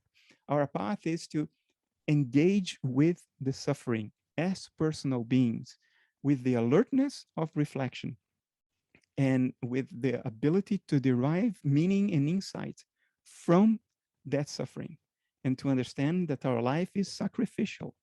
Look, Islam has something to teach us about. Islam is our sister or brother religion. Islam, the name Islam means surrender. It's surrender to a higher power. So you're not here to be happy and to fulfill your own personal agenda, or to detach from it all and stop suffering. That's another aspect of the truth that arose in another culture, which can help us and has helped us a lot, but it's not ours. Ours is the path of sacrifice. And it has always been like that prior to Jesus. Go back to the Greeks. And modern scholars would say the Greeks were tremendously pessimistic. Well, that's one way of seeing that. Another way of seeing that is that they understood this was the Western path, the path of sacrifice to a higher purpose. And with atheism now being the dominant Western dogma, nature is in the risk of losing that very valuable path. And I have great anxiety about this. I think that is very well put and a very honest answer about the East, because there's much, especially as an idealist, that I admire about the East, and there's lots of wisdom they have to offer. I agree that the answer is not this, as it were, for lack of a better term, I guess, dissociating from that pain, right? I don't want to like just end the pain, like just get rid of it, to go away, to just negate it. I think Jesus truly embodies the true path of humans, that we are to embrace that suffering, to go through that suffering, and to have courage and have faith in that. And through that, you will have eternal life. You will have, it will go on. It's And the so surrender to the higher power of Islam, for which Jesus was also a prophet. But look, I'm not saying that this is the right answer or the wrong answer. I'm not saying that. I'm saying that this seems to be our answer. Others have other answers. Look, I think the truth is like a diamond with many facets, and each one of us will look at the diamond from a different angle and will discern a different aspect of it. And they may all be correct. And I'm sure that the Eastern path is tremendously valuable, and I've flirted with it for a while. But if I am really honest to myself, and if I can put my desperate need to stop suffering aside for a moment, if it doesn't become the all-dominating priority of my life, that I stop suffering. Because this is a very egocentric thing. Huh? You're making life all about you. If all you think about is how do I stop suffering, then all of life is about you. So there is a sense in which the Eastern, or at least what we interpret as the Eastern ability to detach from the ego, there is a sense in which that's the most egoistic thing possible. Because who do you think is trying to get away from the ego? It's the ego. The ego wants to stop suffering. Right, you know? right. Yep. The ego is the only thing that suffers. If you want to kill the ego, it's because the ego has an egoic agenda. It wants to stop suffering. Exactly. So if you can set that aside for a moment, if it's possible for one to muster the presence of mind, knowing that you will get that back afterwards, you will suffer again afterwards, you will experience the need to stop suffering afterwards. Just put it aside for a moment as an experiment, just for a moment. I think you will see that we as Westerners, and it took me a long time to accept myself as a Westerner. It's a recent thing. I wouldn't have been able to say this 10 years ago. I wouldn't be able to say I'm a Westerner. I think all kinds of alarm bells and disclaimers and all kinds of things would pop in my mind. Today, I say that with my heart open. I, as a Westerner, and I think we as Westerners, don't recognize that path as our natural path. I don't think that's our instinct. I don't think that's our natural way of relating to ourselves in the world. I think our natural way is the sacrificial path. That's what is sort of etched into the collective consciousness of the Western Christian mind. And I think there is crucial value to this. I would definitely agree, especially as, and I'll have to add some context to this, because I know there's lots of Christianity that is sometimes mistakenly taken as literal. Like young earth creationists, for example, will look at the creation of the world as literal 6 days, or the world literally is this amount of years, and so forth. And that's a mistake, as even scholars will note. But, you know, I am a Christian who does take Jesus as literally the Son of God. And I understand where someone would disagree with that. Oh, I know, don't. of course. But, so I think he's literally that. I think he's literally good. God. Good. Because I know, I just want to make sure I was understanding you, because I know you said something about like, oh, there's our truth and their truth, but I know you're not a relativist in the sense. You think truth is absolute in this way, that what's true is true. You know, 2 + 2 is 4, no matter what anyone says. Yes, but I think the truth can be regarded from different angles and perspectives. True. Like if you have a cylinder and you illuminate it from the side, the shadow will be a rectangle. If you illuminate the same cylinder from the top, the shadow will be a circle. And if you are in the world of shadows, you will say, which is true? Is it the circle or the rectangle? And they will go to war. And actually, from a higher level point of view, it's just a cylinder. Both are true when regarded from a certain point of view. And I think that the art is to recognize the truth from that higher perspective in which apparent contradictions sort of dissolve. in which the rectangle and the circle unite in the cylinder. And then that's the higher value. But I don't think we are there yet. I don't think we have the cognitive capacity to get there. So I completely accept that there are different visions of the truth, but that doesn't mean that there is no truth. I think there is a cylinder. Even if we can only see a circle or a rectangle, I think there is a truth that is infinite, eternal, and absolute. But I think different perspectives towards that truth may be equally valid. And some may not be valid. If you see a pentagon, then that's not a shadow projected by the cylinder. It's just wrong. It's just a fantasy or hallucination. So I am an absolutist in that sense, but I am a very careful absolutist in the sense that I don't think the circle I see contradicts the rectangle that my brothers from across the world see. Okay, and that's fair. Because I understand that, we're all partial here. We don't have the whole picture, but we can still affirm the reality of certain things, like you said, that there is still a shape, even if we disagree as to what that shape is. We're like, well, there's still a shape there. There's, maybe we're not entirely sure as to if it's this or that. And we can affirm the aspect of it that we embody, whether we like it or not. Yeah. Look, nature is trying to do something through us. To not listen to it is sacrilege. I think it's the ultimate sin. Or to put in religious ways, God is trying to do something through us. We are valuable tools. And if we live only in order to be happy and stop suffering, we cease being the valuable tools that we are. And if that is not a sin, then what is? You know what? This reminds me of something. Can I read a quote from you real quick? Sure. It's about as long as the last one. This comes from T.L.S. Sprigge, who was an idealist as well. He says, "The main message of absolute idealism is that we are each aspects of a larger whole, which has its own larger life, and that if we follow the leadings which come as from the deeper levels of our being, which are dimly continuous with the whole to which we belong, we will gain the sense that our strivings to fulfill our own potentialities play a part in some deep, if largely hidden, significance possessed by the universe as a whole. So if one is tending towards, that's the end of the quote, if one leans towards an absolute idealist view, I think what you were just saying about how there's the East view looking at it and the West looking at it, I think an absolute idealist can really be at home with that message that, yes, there's still this absolute, though us following our own individual, the light that we've been given, so to speak, I guess, is partaking in this whole in which they're all significant. They all are playing a deeper role. So I completely agree with the quote. It's what informs my life. It's why I do what I do. In many interviews, I give it a name that is very classic in the Western philosophical tradition. I call it the daimon, because that's what Socrates called this impersonal force that wanted to operate through him and use him as a tool. He called it the daimon. So I use the same term. I call it my daimon. My daimon has an agenda that has nothing to do with my personal well-being. On the contrary, my daimon is completely ready to sacrifice my personal well-being at the drop of a hat.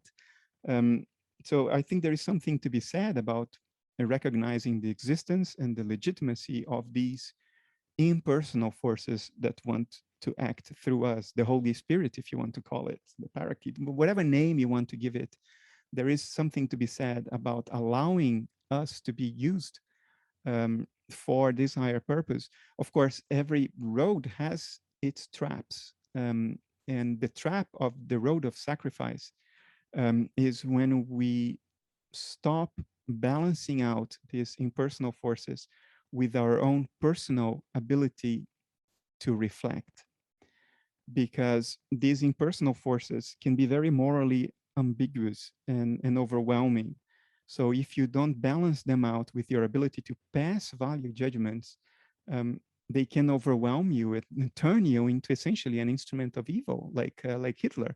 Hitler was a person completely driven by his daimon, to the point that he ceased balancing very early. He ceased trying to balance out that force with his ability to pass value judgments. Because if you look at what drove him, what did he want? Well, he wanted the well-being of the Germanic peoples. He wanted the Germanic peoples to manifest their full potential on this earth and create a well-oiled, well-operating society conducive to high achievement for 1,000 years. These are great goals. But if you don't balance out the means to the end with your ability to reflect, you will be an instrument of evil. And I think that is the narrow path we have to walk. It's the path in which we don't completely ignore the impersonal trying to operate through us, because then our lives cease to have meaning, cease to have value, cease to be sacrificial. It becomes a life of nihilism, because you will not really stop suffering. You just suffer for nothing. So avoiding that on the one hand, and on the other hand, avoiding being overwhelmed by the numinosity, the numinous value of the impersonal, and allowing it to manifest in a morally ambiguous way, because then we are also surrendering the tool in a different way. You're not using the tool, because the value of the tool is precisely that of being a channel, but a channel that balances things out with the ability to reflect, and ability to empathize and to metacognize and so on and so forth. All these higher level mental functions that nature took 4 billion years at great cost to manifest in us. So to ignore those abilities in the process of allowing the impersonal to flow through you is also a sin in a sense, because then you're not using the tool, you're not using the key value of the tool. And finding this balance is tremendously difficult. History tells us how difficult it is. So that's incredible. I mean, it seems like, because I don't always use this label myself, but this idea, the main message of absolute idealism, that according to Sprigge, as he just said, I mean, it lines up perfectly with a lot of what you were just saying there. And it's interesting how you've come to this organically, right? You didn't necessarily read the absolute idealists and come to this. You just, by just meditating on this one fundamental mind and this whole version of idealism and all that, you've independently converged on this same main message here, which is just fascinating. The truth is not fragile. We are immersed in it. We are surrounded by it at all times. We are rooted in it. We are a part of it. We may not discern it. We may not articulate it correctly with our web of concepts and thoughts. But whatever is true, we are part of it. Whatever we are part of what is true, of what is the case, of what obtains. And we are immersed in the rest of it and rooted in the rest of it. Truth is not fragile. There is only so far we can go without stumbling on it against our will. So it is not surprising that people arrive at similar conclusions independently. I think it's only natural.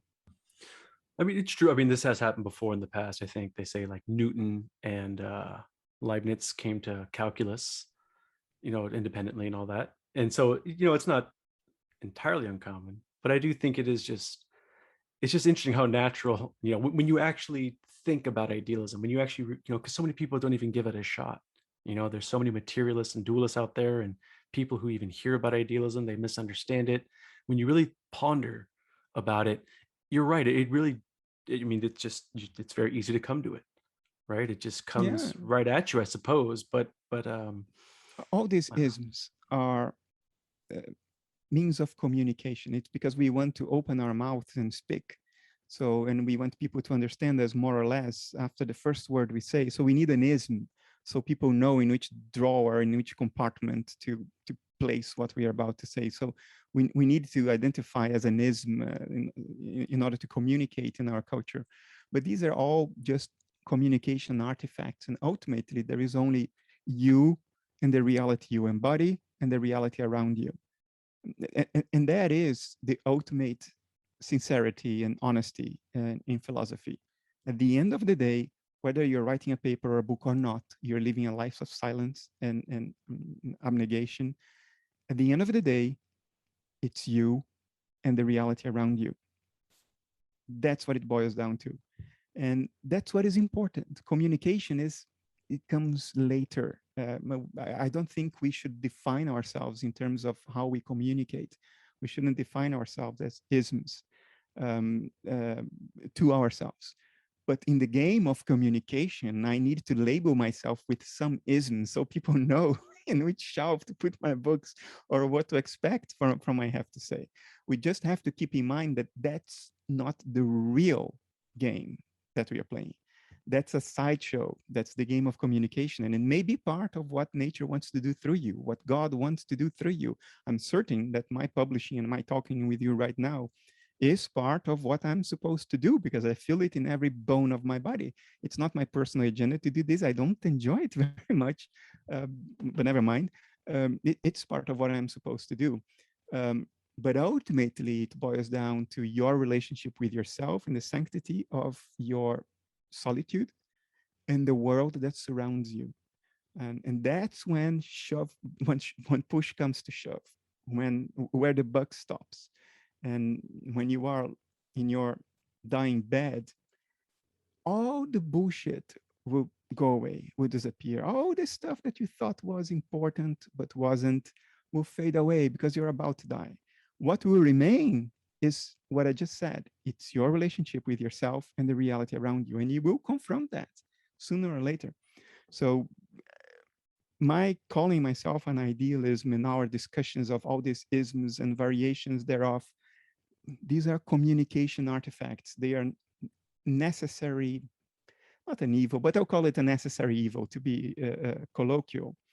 But at the end of the day, think of what will be your relationship with yourself and the world when you are 5 minutes away from dying. Then you will know what is really important, what really matters, and what was just a game. That's so fascinating that you said exactly that right at the end there. That's something I have said myself to myself and to various friends of mine when talking about certain things. You know, when you really get your perspective on things, what's really important, what actually matters. And when you throw it down, and I spoke with people who are terminal and all that stuff, and when you really boil down to it, it's not the things they possess, it's not the status, it's not fame or money or things. It tends to boil down to people. Like you said, they tend to just want their loved ones and their friends and God, and it seems to really come down to people, subjects. I guess you don't have to use persons if you don't want, but that seems that's ultimately what matters, and that's what it all comes down to. And just based off of everything you were just saying there, I guess if you're Jesus, all subjects. Sure, which is even better. Yeah, absolutely, sure. But based off what you were just saying there about in the end and all that, it sounds like a natural place to come to a close. But I mean, I'm willing to keep going if you are. How are you on time? Does this feel like a good place to stop? It's okay. It's past midnight here, but we can go for a little while more. Okay, fine. That's good. So when it comes to what were we just saying just a second ago? We were talking about in the end, when it comes down to these isms and all of that stuff, they're just, useful ways of communicating.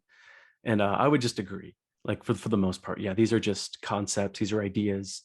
And I'm someone who puts a lot of emphasis on, I guess, experience. And so these ideas are just ways to help us classify our experience in a sense, or to think about it. And so I just view things as a very experiential way of it. And so I think that's ultimately where we're going to get everything, is through an experience. And I guess what I'm leading up to here is, do you think there's a sense in which you can come to these conclusions through like these altered states in a way that are independent of ideas? Maybe is there a way of like grasping this in an affective way rather than a cognitive way? I know it's kind of a weird question, but I think there's a way to cognize all this, to cognize all this without conceptual thinking. Yes, I think largely that's what happened in the Hindus Valley 3,500 years ago.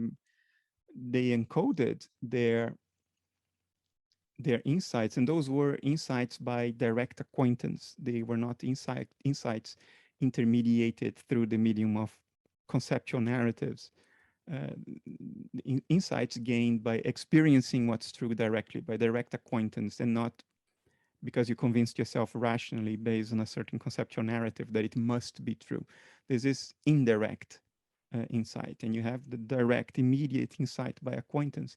I think that's what they had, and in the beginning, I don't think they even bothered with communicating much of it. But over time, with the development of culture, they try to encode it in mythical narratives, which are analogical by nature, because that's how human beings have thought from 30,000 years ago until the Enlightenment project. And it's a very effective way of communicating the subtlety and nuance that cannot be corralled into a literal story, into a literal narrative or argument. But I think the origin of it is knowledge by acquaintance. That's where the world's greatest religious traditions have started, the world's greatest philosophical traditions. In the beginning, there was no difference between philosophy and religion, but that's where it all started. And the notion that you can become acquainted with truth indirectly by believing a conceptual argument, it's a post-enlightenment project notion, which has come to dominate the Western culture. But if you keep it in historical perspective, it's a very recent and relatively ineffective way, because if you convince yourself conceptually of something, you will notice that it is not a transformative thing. You may believe intellectually in idealism, but if that doesn't sink into the rest of your being, it's not transformative. It remains abstract. It doesn't change your life. It doesn't change how you feel about yourself and the world. It doesn't sink in. It doesn't become embodied.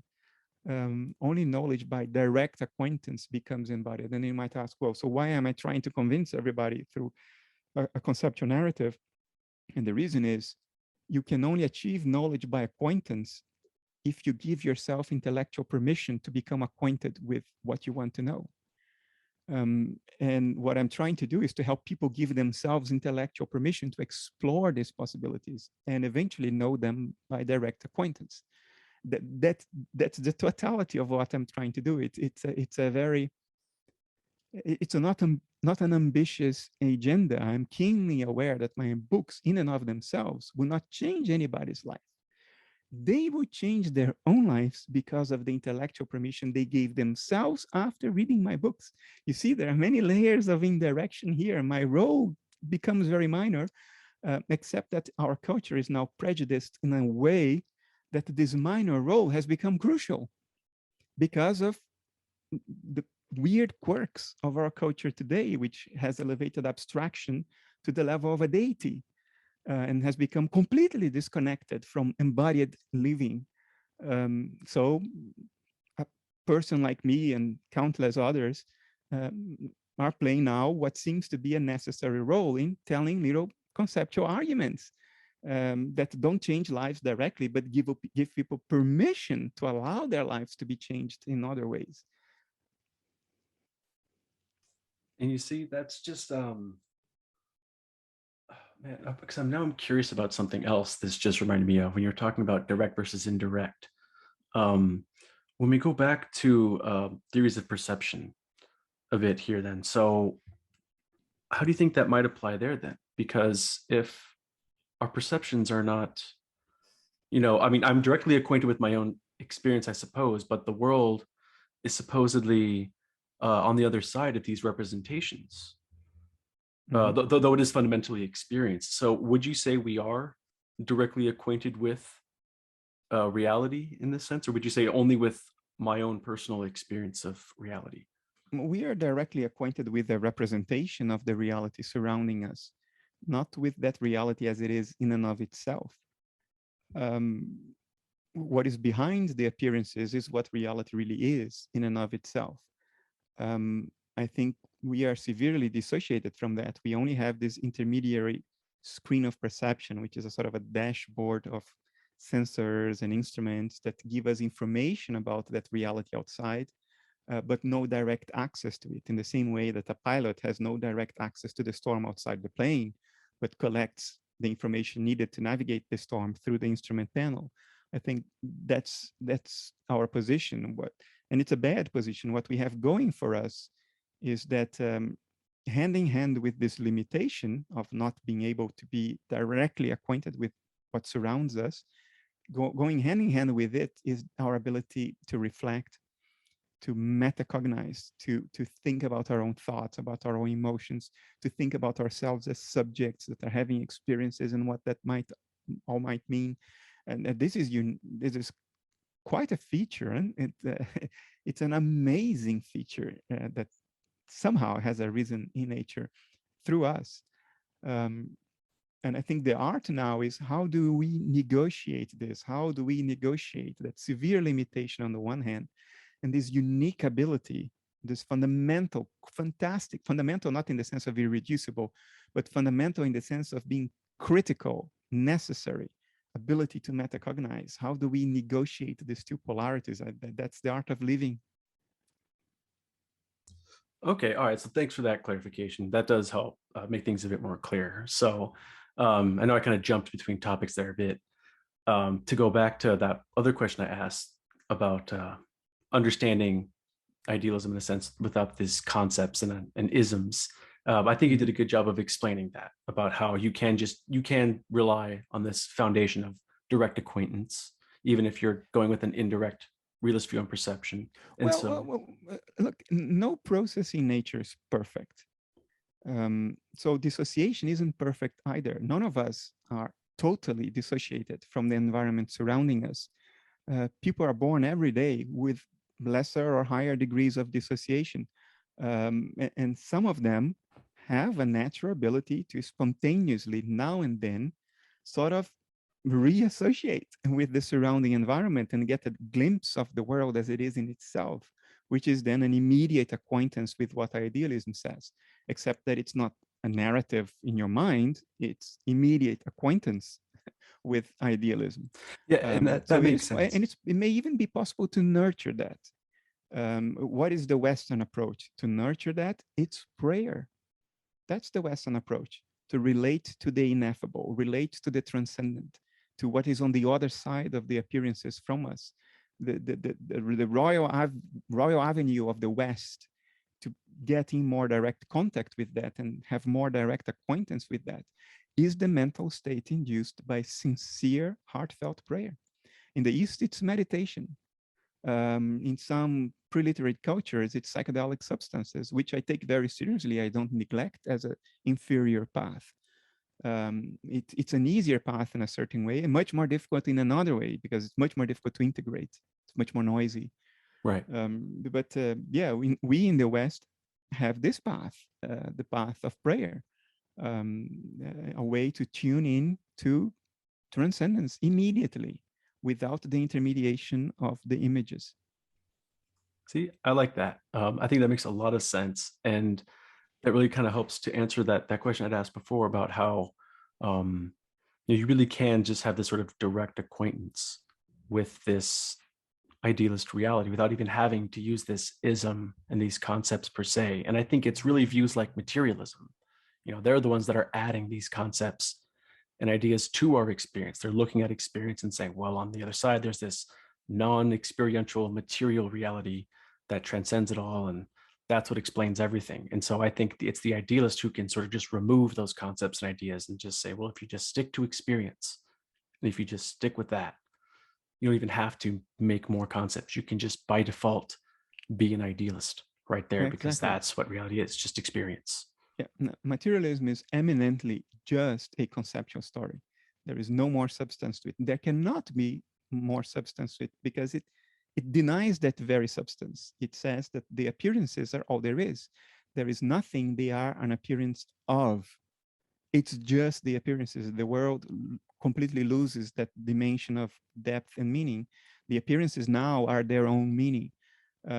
So yeah, materialists cannot come back from a meditation session or a psychedelic trip or a sincere heartfelt prayer session saying, I've become acquainted with materialism, because the moment you say that, you are contradicting materialism, which says that there is nothing to become acquainted with. That's so interesting. That reminds me of a quote by Sam Harris, where he's like, it doesn't matter how much acid you drop or how much you meditate, no amount of introspection will give you this, feeling that, hey, I'm just a bunch of neurons, or that's what's generating my experience, or anything like that. There is a reason for that. Yeah. Yeah. And so I hope one day, I know it's a bit off topic, I hope one day you two can have a discussion. I think that would be very productive, and because I think it's not going to be friendly. Because he has some misunderstandings on ideas. I have a very poor opinion of Sam Harris, and I'm sure he would never debate me. He knows of me. I've debated his wife, but he would never debate me. Too much to lose and too little to gain. That's well, that's true. I would say that, like, for the sense, I mean, he just I think I'm not trying to be insulting towards him, but I think he just has more to learn before he's ready for a debate. I don't think he would be prepared enough for that. I don't think he's ready. So, and that's not being mean. That's not to be that's not being insulting. That's I just heard what he said about idealism, and it's just unfortunate. He doesn't know even what idealism is. So, but anyway, but I don't want to get started on this. yeah, we won't go too far down that road here. But I just gotta say, but I'm sure that's for that very reason. That's probably why you're so willing to go on other shows and to introduce idealism to more people, because this is a very common problem. Is they just simply don't understand what idealism is, and yeah, there is such a cultural commitment to the notion that mind can only be personal, that the idea of a transpersonal, mental, external world just doesn't compute. So people cannot differentiate idealism from solipsism. And they attack solipsism and say, you see, I defeated idealism. No, you just burned the straw man. yes. You have accomplished nothing. But they are sincere. They really do not understand. I mean, I can forgive 99% of the people for this because the culture is so overwhelming. But I cannot forgive Sam Harris, who brandishes around a philosophy degree from Stanford. Somebody with that kind of education, if it's true, I have no reason to doubt it, and with that kind of platform, is outright irresponsible by making pronouncements about idealism without not knowing the ABC of this canonical philosophical position that is taught to freshmen in a bachelor's in philosophy, forget masters and PhD. That is unforgivable, in my view. I would agree. I mean, especially someone who professes to be a public intellectual. And, there you go. Professes, they present themselves as this very confident person that really knows what's going on, and you should, look into the evidence, but I'm an authority. I'm someone you can listen to for this. Of course, he encourages you to check up on it, but I think he should have done his homework a bit more, or at least come out and said, hey, I made some misunderstandings on idealism. I have some more homework to do. I'll get back to you guys on that. I think that would be perfectly appropriate for him to do. That's not anything to be embarrassed about. If he were to just be honest and say, hey, I just don't know as much as I thought, that would be far more respectable. I did that twice in this interview, if you noticed, and I'm perfectly okay with that. You're talking about, what was it? Personalism? Right. I didn't know anything about that. So why will I open my mouth and say something about it? So anyway.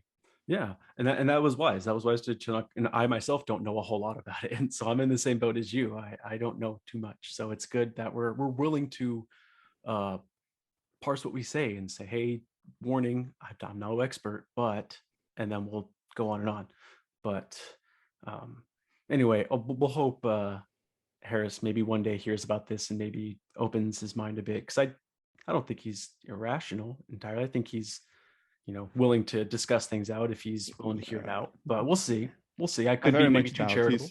I might be being too preoccupied with his image and crafting his image to run this kind of risk. It will not happen, I guarantee you. But I'm perfectly willing to do that tomorrow if you want. It will not happen, but I'm willing to. I'm inclined to agree. I'm inclined to agree with that. But I mean, I'm curious, who do you think right now presents the biggest challenge to idealism? Who's the biggest foe that's alive right now that actually has a good argument or something like that?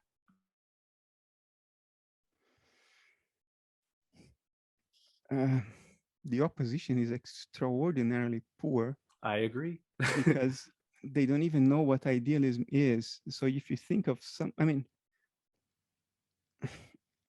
I want to give you an answer, because not giving you an answer would sound supremely arrogant, which is not how I feel from within.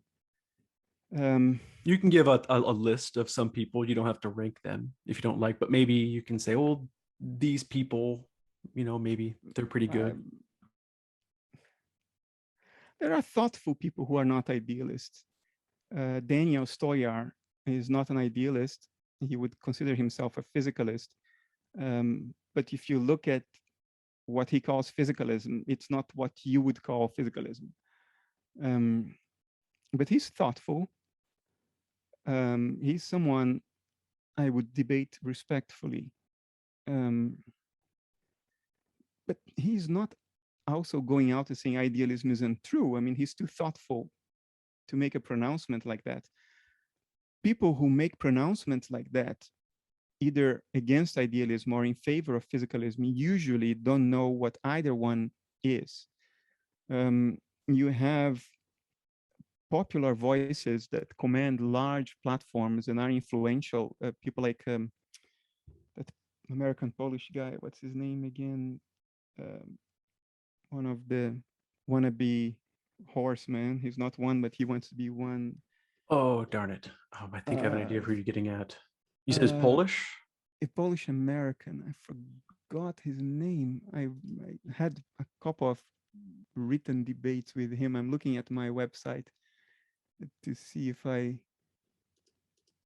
Jerry Coyne, who is influential. I mean, he got the talk by Rupert Sheldrake off TEDx a few years ago.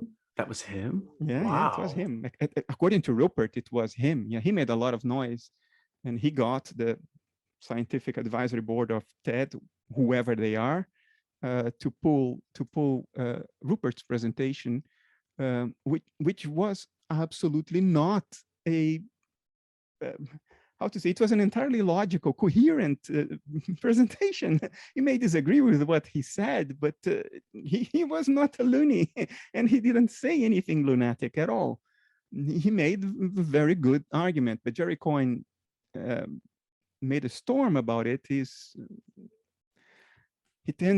this ability to stir the pot, which I actually find, and I will confess my secret pleasures, I find enjoyable in a way. He's colorful, but he doesn't have a clue. I engaged with him twice, and there was one exchange in which he wrote a whole essay defending physicalism and against idealism. And he opens the essay by saying, yeah, I think every living being has qualia. In other words, every living being has experience.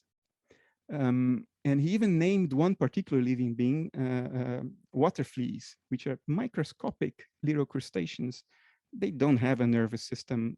You can count it. They have dozens of neurons. That's about it.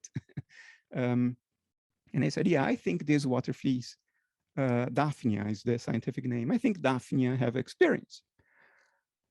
Look, this is somebody who is defending physicalism and criticizing analytic idealism. He completely failed to realize that under physicalism, Daphnia cannot have experiences, because experiences somehow arise from the complexity of a nervous system, which Daphnia don't have. So if Daphnia have experiences, then experiences cannot be the emergent product of complexity, because Daphnia are not complex. We map their neurons one by one. I think it's 300 something, and that's about it. That's what they have. They do not have a nervous system. These are crustaceans, microscopic crustaceans. So only under analytic idealism, Daphnia would have experiences, because they too would be simple dissociated complexities of the universal mind. And under analytic idealism, you don't have complexity to have experiences. To have qualia, experiences are there from the bottom up, from the get-go. So you see how insane this is. This is a guy defending physicalism and attacking idealism, at least nominally, while making a case against physicalism and for idealism, and without having a clue that that's what he's doing. I mean, it's ludicrous. The quality of our intellectual debate amongst the visible figures in the culture is abysmally low. It's just incredible. That is incredible. I didn't know about that. That is just so fascinating, and that the irony, documented. It's still online, his stuff. I mean, every now and then I check to see if he pulled it, but he didn't. At least he has this to his credit. In his own ignorance and cognitive limitations, he's honest. Well, if you know what I mean. Well, If you know what I mean. Well, you got to give credit where it's due. I mean, at least he's willing to do that. I mean, I got to say, wow, that is very lame of him to do that. I'm going to have to say to get that Well, pulled down. And the irony of his position in doing that is also he's only hurting himself. Yeah. And the only people who cheer for him are disgruntled ex-religious people who have an axe to grind, who are out to take revenge on their former selves. So they would cheer this stuff, and they don't need to understand. They don't care about understanding. So long as somebody shouts this slogan, they would cheer for it because they want to take revenge on their former selves. But beyond that group, he harms no one. Well, he harmed Rupert because of particularly exquisite circumstances and because of what I consider to be the outrageous dishonesty of TED. And I committed myself all those years ago to never give a TED talk. I gave a TEDx talk once many years ago in 2011, 10 years ago. But I'm committed to never doing it again because of what TED did to Rupert. I don't blame Jerry. Jerry just made his noise. That's what he does. Jerry Coyne makes noise. He has his platform that loves when he makes his noise.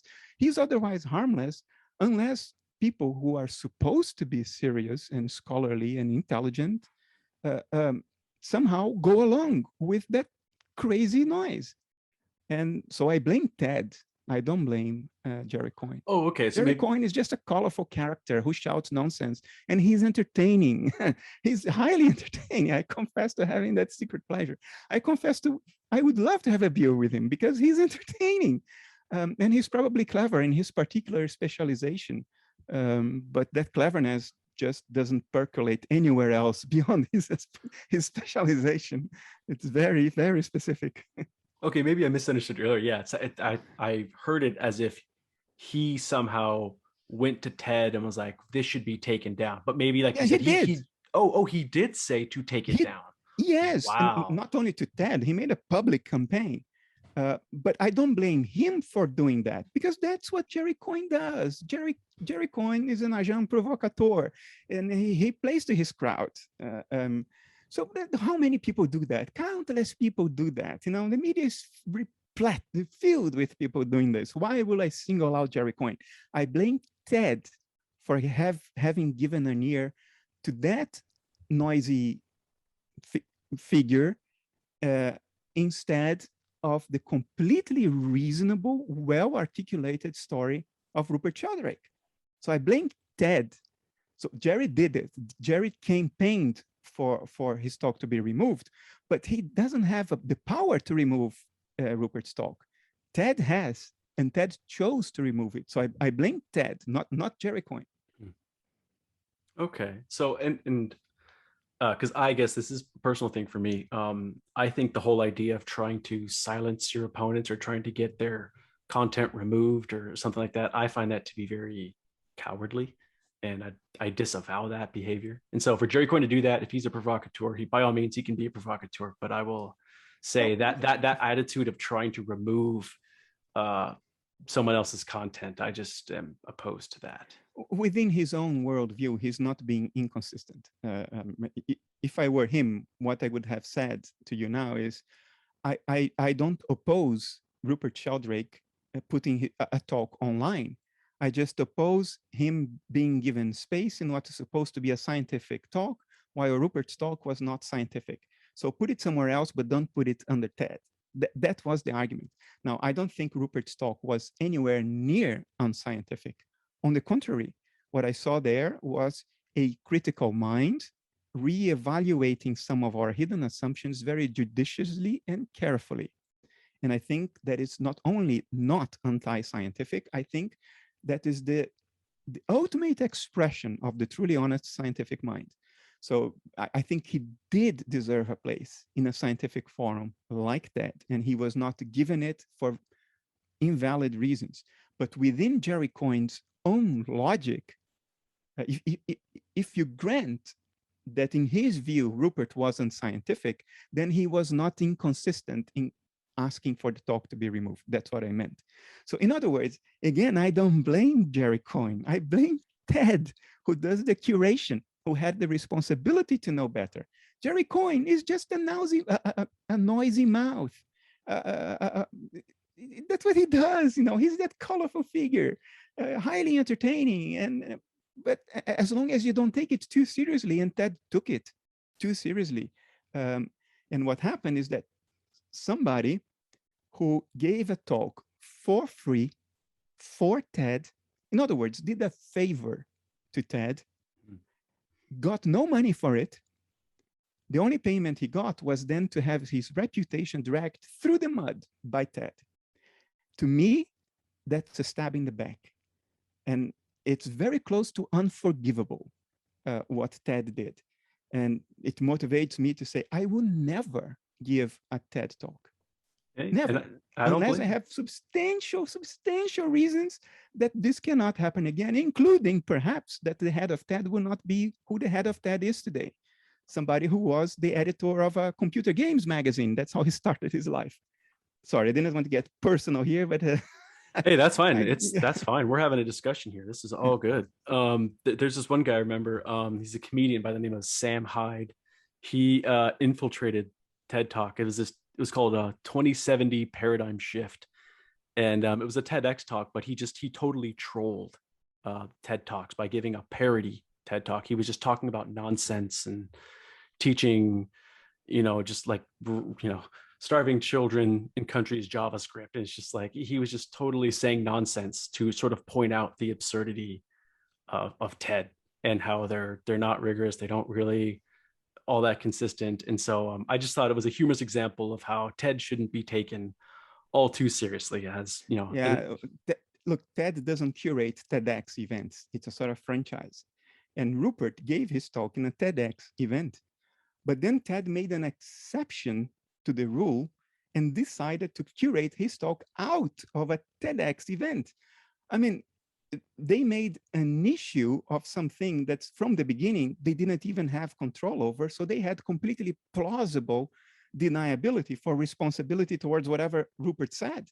They could have said that, oh, TEDx is a franchise. We don't curate that. It's not our problem. But no, they decided to change their approach. And in that particular case, eliminate a talk from the TEDx, their TEDx website, which they run at TED.com. There is a subset there, TEDx. So in other words, it was worse, much worse for Rupert than if he hadn't given the talk at all. Because if his talk had not been removed, it would have been just a local TEDx event and nobody would be talking about it. It would be just a small thing somewhere. Nobody would pay attention other than the audience, I don't know, 100 people who were there physically present. But because TED took this unprecedented step to decide now to curate one particular talk or two, there was another talk they eliminated as well, of a TEDx event, and it became world news. So now everybody was like, oh, who is this Rupert Sheldrake who went through this extraordinary thing of having his talk deleted from a TEDx event? So in other words, for Rupert, it was catastrophic because he got a lot of negative publicity. And if nothing had happened, he would have gotten only a tiny little bit of positive publicity. So this is a betrayal, a fantastic betrayal, a dragging of a scholar through the mud for no legitimate reason whatsoever, just because a noisy cheerleader opened his big mouth like he had done 1,000 times before. I mean, I still feel passionate about it today after almost 10 years. No, when was that? 2012, I think it was. Long ago, anyway.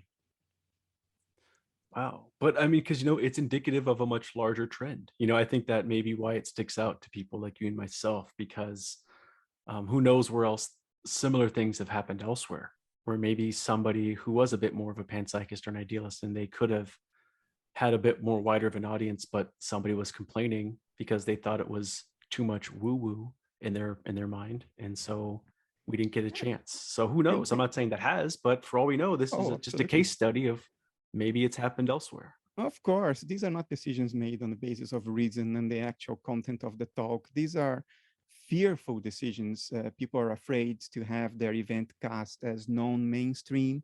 It has nothing to do with reason and content and substance. It has to do with media positioning, market positioning. And unfortunately, it leads to very, very real damage to the personal reputation of an honest scholar. And that's because it's so funny that this was brought up, because it was just a few weeks ago, I did rewatch this very video we're referencing, and I can tell you, anyone can watch this. I'll link it in the description too. It's very benign. He's not saying anything anti-scientific. It's really quite reasonable. And even if you disagree, you can still nod your head to it and go, okay, that's what you think. It's fine. Not only is it reasonable, at least one of the things he said is now enshrined in the mainstream. Rupert said the laws of physics may not be constant. They may change over time. This is mainstream speculation in foundations of physics now. It's like they took a book, a page from Rupert's book right there. I mean, anyway, it is what it is.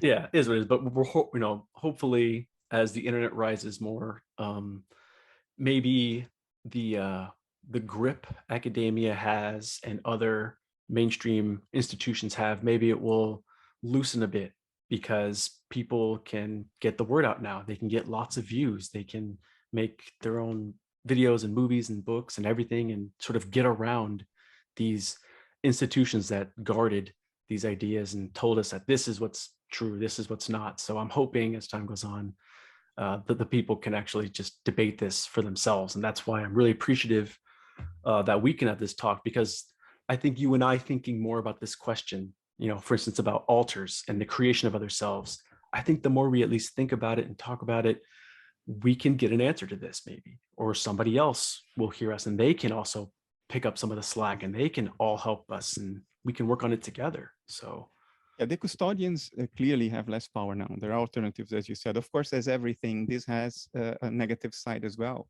which is there's a lot of nonsense out there right now, and now people are personally responsible for discerning the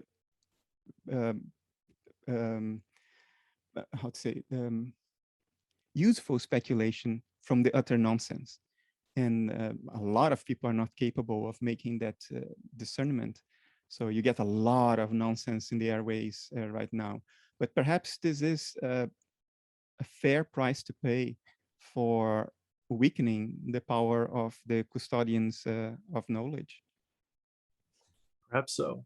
And I think people like you who are also, because you do engage with these academics, is what's great as well. You actually do publish in these academic journals and so forth in these book publishers. And so I think having people like you sort of getting in the academy in that sense and sort of, debating with these guys and sort of recruiting them and getting us all to work together on top of other non-academic resources, maybe people who can make fiction or whatever, can really help bring this all to light. And not always lost in academia. And it's just that the noisy academics that get 90% of the airtime, but they are like 0.1% of the academics, they set the image of academia. But there are a lot of good, open-minded academics out there who are laboring away at laboratories worldwide, making important discoveries that can improve our lives, and who are not committed physicalists, who are not committed materialists. They're just too busy doing their work to join the chorus of noise that is produced by a small minority that define themselves as the police of reason. But most, and Jerry Coyne is one of them, while he is the embodiment of unreason for the most part. So it's a peculiar cultural situation. Look, people who have their image carefully crafted to represent reason. Sam Harris is one of them, and Sam Harris could have a copyright on a particular type of photography. So sort of head-on photography with the eyes slightly more forward and the beginning of a little smile, but not quite a smile, and light from one side particularly. I mean, he can copyright that type of photography, and it's studied, carefully crafted to portray the image of somebody who you can rely on, somebody trustworthy and reliable. So a lot of it is image crafting. I mean, when you get to the content, Sam's content, it's not as atrocious as Jerry Coyne. I mean, it's bad, but not that bad. But it's extraordinarily superficial, naive, almost childish. I mean, some Harry's on moral philosophy, it makes you want to smile. It's like kindergarten stuff. And the lack of knowledge on areas that he's supposed to know of, like metaphysics, it creates such a profound dissonance between the way the image is crafted and what lies actually behind the image, the substance of it. It's amazing in a certain way, and it's all over the place, things like this happening. So in that sense, I'll be honest, I prefer Jerry Coyne to Sam Harris, because Coyne is not crafting his image. If he's a buffoon, he's happy to portray himself as a buffoon, if you know what I mean. He has that kind of integrity. There is a kind of integrity to this we have to acknowledge. He is not trying to misportray who he is. He's just being himself, if you know what I mean.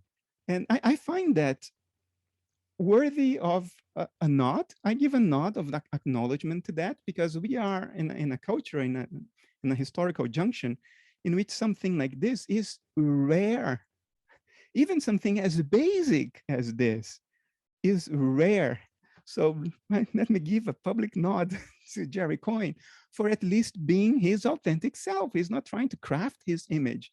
He's happy to just be the buffoon who says these things. To hell with it. So I'm okay with that, actually. Okay, well, to me, and like I said, I mean, I'm no intellectual police or anything myself. Just for me personally, as long as he's not trying to censor you or someone like that, by all means, he can do his thing. I don't want to stop him. I really like this this quote. I think it's from Game of Thrones or something like that, where it's like those who, if you try to cut off a man's tongue, you're not proving him a liar. You're just proving that you're afraid of what he's going to say. So I think it says, if you take this intellectual police role from Coyne, then he cannot be Coyne. If you know what I mean. I think it's up to the rest of us to know what's happening. Yeah, I mean, in other words, let's not censure Jerry Coyne either.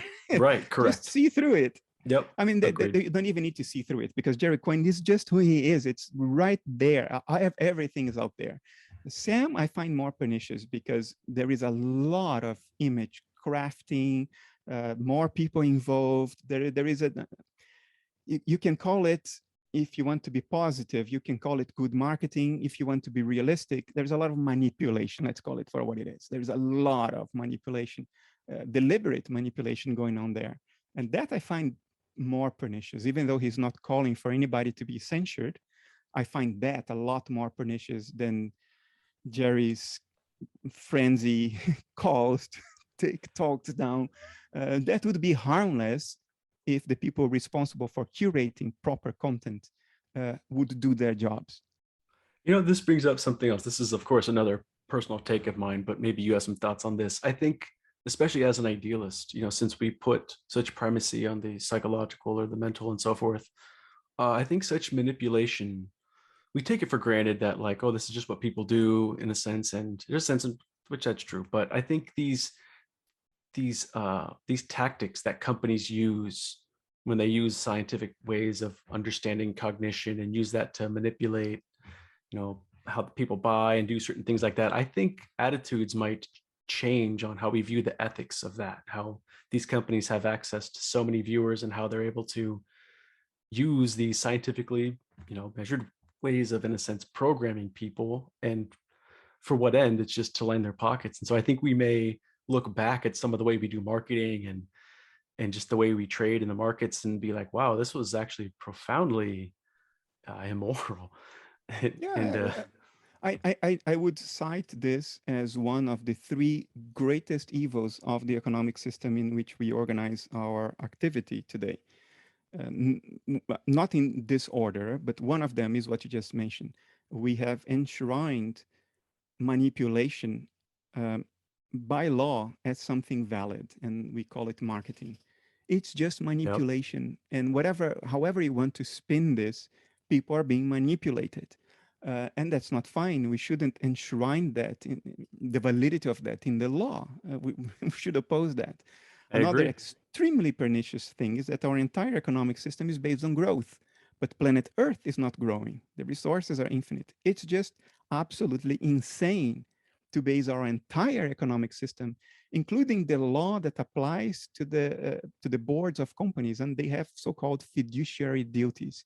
And if they don't work towards maximum growth at all times, they can go to jail because they are not fulfilling their fiduciary duties towards shareholders. So now you have laws in place that force people to work in a completely unsustainable way, to work towards growth when the planet is not growing, neither are the resources. And the third one escapes me now. I had a list of 3, but I forgot the third. Well, that's okay. This conversation has been going on for hours, so that's understandable. But I see the point you're saying there, and I agree. We've totally just taken for granted that this is just the way things go. But I don't know. I'm all for freedom. I'm not trying to restrict freedom or anything. But what these marketers are doing, what these advertisers are doing, I think, especially from this perspective that we share here, it's profoundly unethical. And The difference between lie and manipulation is that manipulation is a very sophisticated, carefully thought out lie. And one of them is valid by law, the other one is against the law. Incredible. It's like, how we all admit, in this sort of academic world here that, fallacies are bad. You shouldn't be committing logical fallacies. You shouldn't be trying to, even if they can be persuasive, we're willing to say, hey, that's dishonest. That's not virtuous. That's, that indicates that there's something, not trustworthy going on here if they continue to knowingly do that. And so I think, the more we can, think about that more and apply that to this, to these marketers and other people in the media and all that stuff. I would like to cultivate that more, but I know it's asking a lot of the general public, but yes, I think it's a lot to ask of the system itself. I mean, let's acknowledge this is an incredibly difficult problem because of course, the moment you say, okay, manipulation is not allowed, the next immediate question is who decides what's manipulation or not? Right. Because you're flirting with censorship, because you can label things now as manipulation that are not manipulation just to censor them. And then you start asking social media companies to use their discernment to prevent manipulation and lies to be spread on their platforms. Yeah, but who chooses it then? Elected officials, right, or the marketing manager of social media companies? It's a hairy problem. It's very difficult, which of course shouldn't stop us from acknowledging that the current situation is unsustainable. It's not fine. Right. Yeah, exactly. And you're totally right about all of that. I guess, what I'm touching base on is kind of like how ethics can really change when you adopt this perspective. You really, put a lot more emphasis on not just our physical health, but our mental health. And those psychological processes become so primary in many ways that they really need to be taken into account more when it comes to ethics. And I know that's kind of an obvious thing to say, but I just feel like, I don't know, just the more I get into this mental ontology, the more I do see myself differing from materialists and even dualists on ethics, not just metaphysics, but just how we view what's right and what's wrong. And I know that's a rabbit hole to get into, but do you experience that yourself? Do you find yourself having kind of like a different ethical view from materialists, dualists, or different kinds of idealists maybe? What I notice is over the years, significant, and this is not always welcome for reasons I will explain, but a significant rise in my ability to empathize, especially with suffering. You become a lot more capable naturally, perhaps because I embody idealism. Idealism for me started embodied and became conceptual, and the other way around. It was a sort of two-way process, but it is embodied. However I got here, it is embodied for me, and the immediate implication seems to be a runaway rise in empathy, which is not really welcome. It doesn't make, I mean, it will come up to a certain point, but beyond a certain point, there is nothing more you can do based on that insight. Anyway, you would just suffer more because you're sharing more of the suffering going around. And there's nothing extra you can do. You have already done everything you could do. So in that sense, it makes it more difficult to protect oneself psychologically. I do what I can. For instance, I don't watch the news anymore because I cannot filter out what I need to know because I can still act upon, and things that would just make me massively depressed, and there is nothing I can do about that anyway.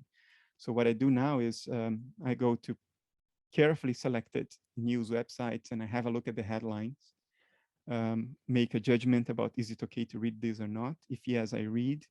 Otherwise, I protect myself.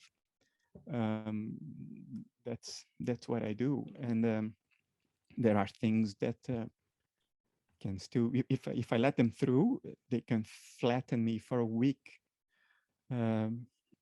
Documentaries about animal suffering, I don't watch anymore because those they can make me dysfunctional for a while.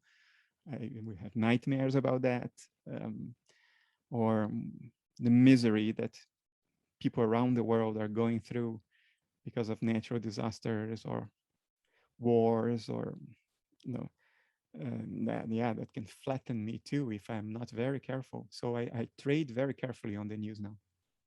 I mean, I'm in the same boat. I used to really be up on the news, and I have really distanced myself from it quite a bit. And I've just been delving more into philosophy. I've always been into that, so I've just been more and more into that. And I just don't trust the media much these days. The mainstream news sources, they've really changed over the years. I'm old enough to see the difference in how it's gone. I'm not sure what it's like in your country. I'm in the United States, and there used to be, journalists back then in my day in the United States, there was the sense in which, hey, we're going to bust the big guys. We're going to, find out the truth that the average Joe doesn't have access to, and we're going to really report what's really going on. And nowadays, they seem to all just be wanting to go with the status quo, and no one's really challenging things. And that's where I think progress is made, just like how what you're doing with academia. If we all just regurgitate the same physicalist slogans and we're all just doing the same things like that, we're not going to get anywhere. But if we're willing to poke and prod and say, hey, what about this? And we're willing to step on a few toes while doing it, that's how it happens. That's what history tells us. So Yep. I think here in the Netherlands, in Europe in general, it's not as bad as I think it is in the US. The US is a very, very highly polarized country because it's polarized in only two extremes. There is no variety, there is no coalition forming. So that leads to very high levels of polarization. In the Netherlands, there is more polarization than there used to be in the last century. We had a crime journalist killed by being shot in the head, broad daylight in the streets of Amsterdam only a couple of months ago. So things are not as they used to be. I don't think the prime minister rides his bike to work anymore as he used to do until very short while ago, because there have been some death threats against him.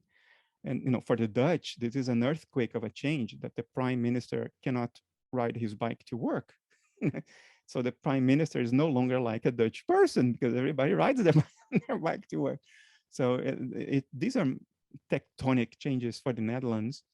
But we still have a consensus forming system.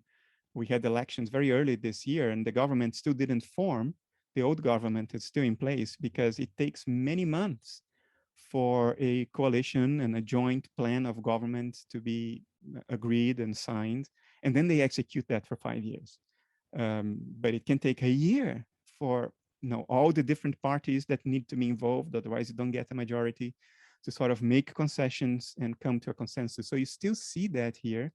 And I think the US has now totally lost the ability to reach consensus. It's now really war between two poles, two extremes. I don't think this bodes well for the future of the US. I hope you guys find a way out of this deep hole that that you are in. We are all in a deep hole, but I think the situation is more urgent there on the other side of the pond, not only in the US, but in Brazil, the two American giants. You see a lot of this polarization now, I think. Yeah, I appreciate the well wishes and the hope there, because it is pretty bad out here. It really has gotten out of hand, and it's hard to see hope sometimes. But I think there is hope. I think there is a way to change, but I think it's gonna be a really uphill battle. I think the internet is going to be a part of this, but that's increasingly becoming more and more controlled, and so there's so many pitfalls here. It's really unfortunate, but I do see hope. Well, you are a country of extremes, and that has always been the case. And luckily, for most of your history, you have found yourselves in the extreme of good and positive action across the world. Then, yeah, there is a dark night of the soul for countries as well. Maybe you have to get even lower before you start pulling out of this darkness. That's what some say. Actually, there's some people out there. This is okay to say, I guess. There are some people who identify themselves as accelerationists, and they think we need to accelerate these dark times in a way by just letting it happen, or by voting in favor of these negative things, because they hope it will one day wake people up. That if things will get so bad, eventually the people will go, okay, all right, this is too far. Now, I'm not sure. I mean, that could be an idea to go with. I'm not so sure about that.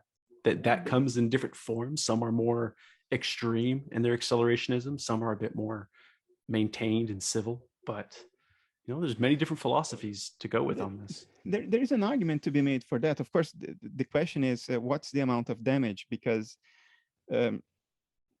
if the damage is total, then there will be nothing left to pull out of it afterwards. So it's a balance you have to find. There is something about European history.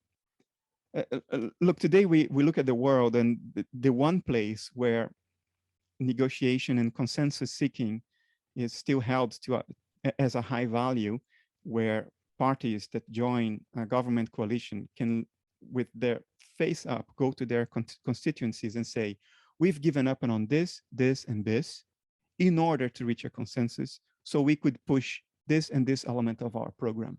And their constituencies will applaud them, because that's the only way to go forward. We know that uncompromising parties go nowhere.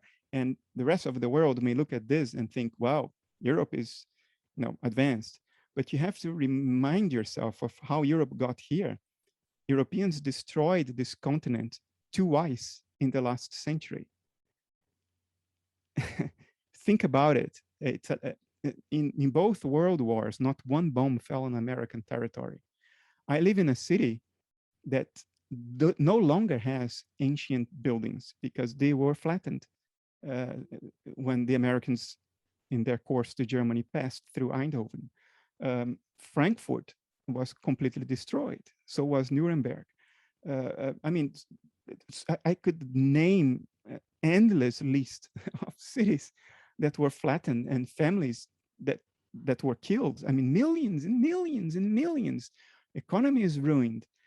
We went through a very dark night of the soul twice in fairly recent history.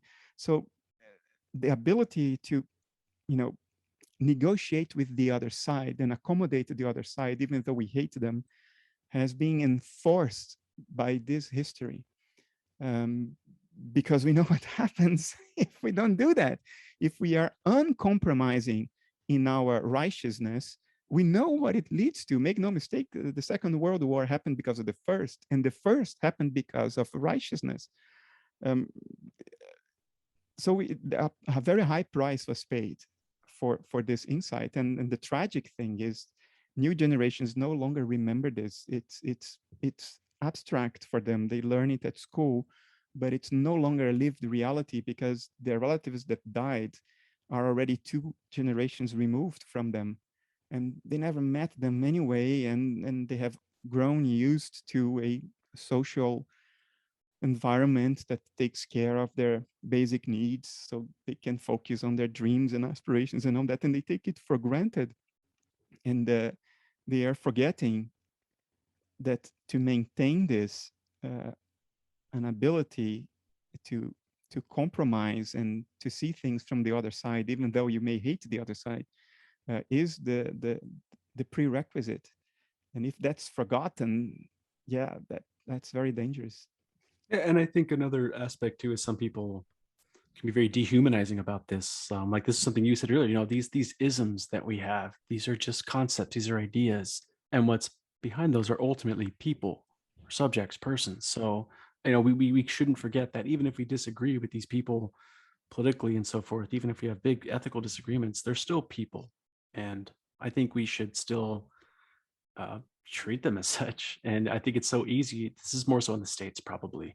And you see this on Twitter and stuff like that, where people can just be very vicious towards political opponents. And I think that's something that has to come to an end if we're going to actually make some progress. So there's far more fundamental issues that need to be addressed other than left versus right. We need to really get at metaphysics and ethics, and that's such an uphill battle. I don't see it happening soon, but it's so hard for me to conceive of a democratic society getting things right, voting in the right things, if we don't have the fundamentals right. I think there is one thing that I think is particularly pernicious. We have elevated a form of childish naivete, childish innocence, as a high value in our society. And let me be specific about what I mean. We are proud to say to our friends and family, I cannot relate to that evil. It's totally beyond me. I do not understand that evil. And we are proud to say that because we think this somehow projects a kind of righteousness and good. If we alienate the evil completely, the problem is that this is a form of childish innocence, because maturity is when you understand evil and you choose to not do it. That's maturity. I think we should not be proud to not understand evil, to not relate to evil. I think we should be ashamed of that, in the same sense that we would be ashamed to be like children under other social circumstances. We should be mature and say, we need to understand evil. If there is anything we absolutely need to understand, number one in that list is evil. We need to be able to relate to evil. That's mature. That's being an adult, to relate to it, to understand it, and choose not to do it. But we have now built a system spontaneously, an organic system has emerged in which we are mostly ashamed to relate to evil. Somehow it sort of stains us culturally, socially. And I think that's a terrible problem. It's a terrible problem because it eliminates the incentive for maturity. It gives us a social incentive to remain like children and be proud of it. And that's when evil gets us, because if we don't understand it, if we can't relate to it, we can't predict it and we can't manage it.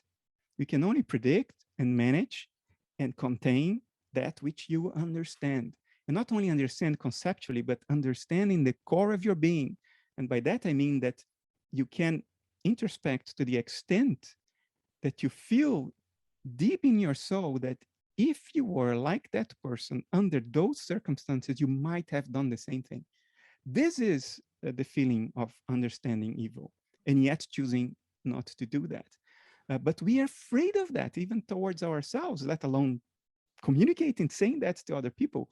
We are afraid to recognize that we might understand evil, that we might be able to introspect into a place in which we realize that if we were like them under those circumstances, we might have done the same.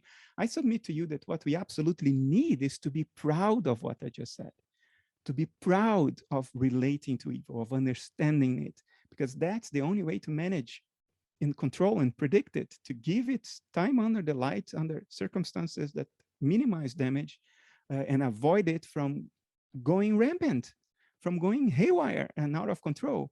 But we don't do that. And then what happens is you turn 45 and you are a righteous man all your life, and you turn 45, you pick up an AR-15 and you kill 30 people in the mall. Evil came and beat you in the butt because you never saw it coming, because you had a social incentive to not understand it, to reject it and project it on others. In other words, to behave like children. We are proud to be like children when it comes to evil. And you know, this reminds me, and this isn't always the case, but I think there's some wisdom here to be found in lucid dream therapy when they're encountering a scary being that is sometimes a representation for some other anxiety or whatever that's going on in their lives. When they encounter these beings, there's the patient who is going through this therapy is encouraged to talk to that scary being. As scary as that might be, they discourage avoidant behavior, trying to just run away from your fears, trying to run away from that thing that you hate or that causes pain. Running away doesn't solve anything. It only makes it persist and keep going. It's just sweeping it under the rug.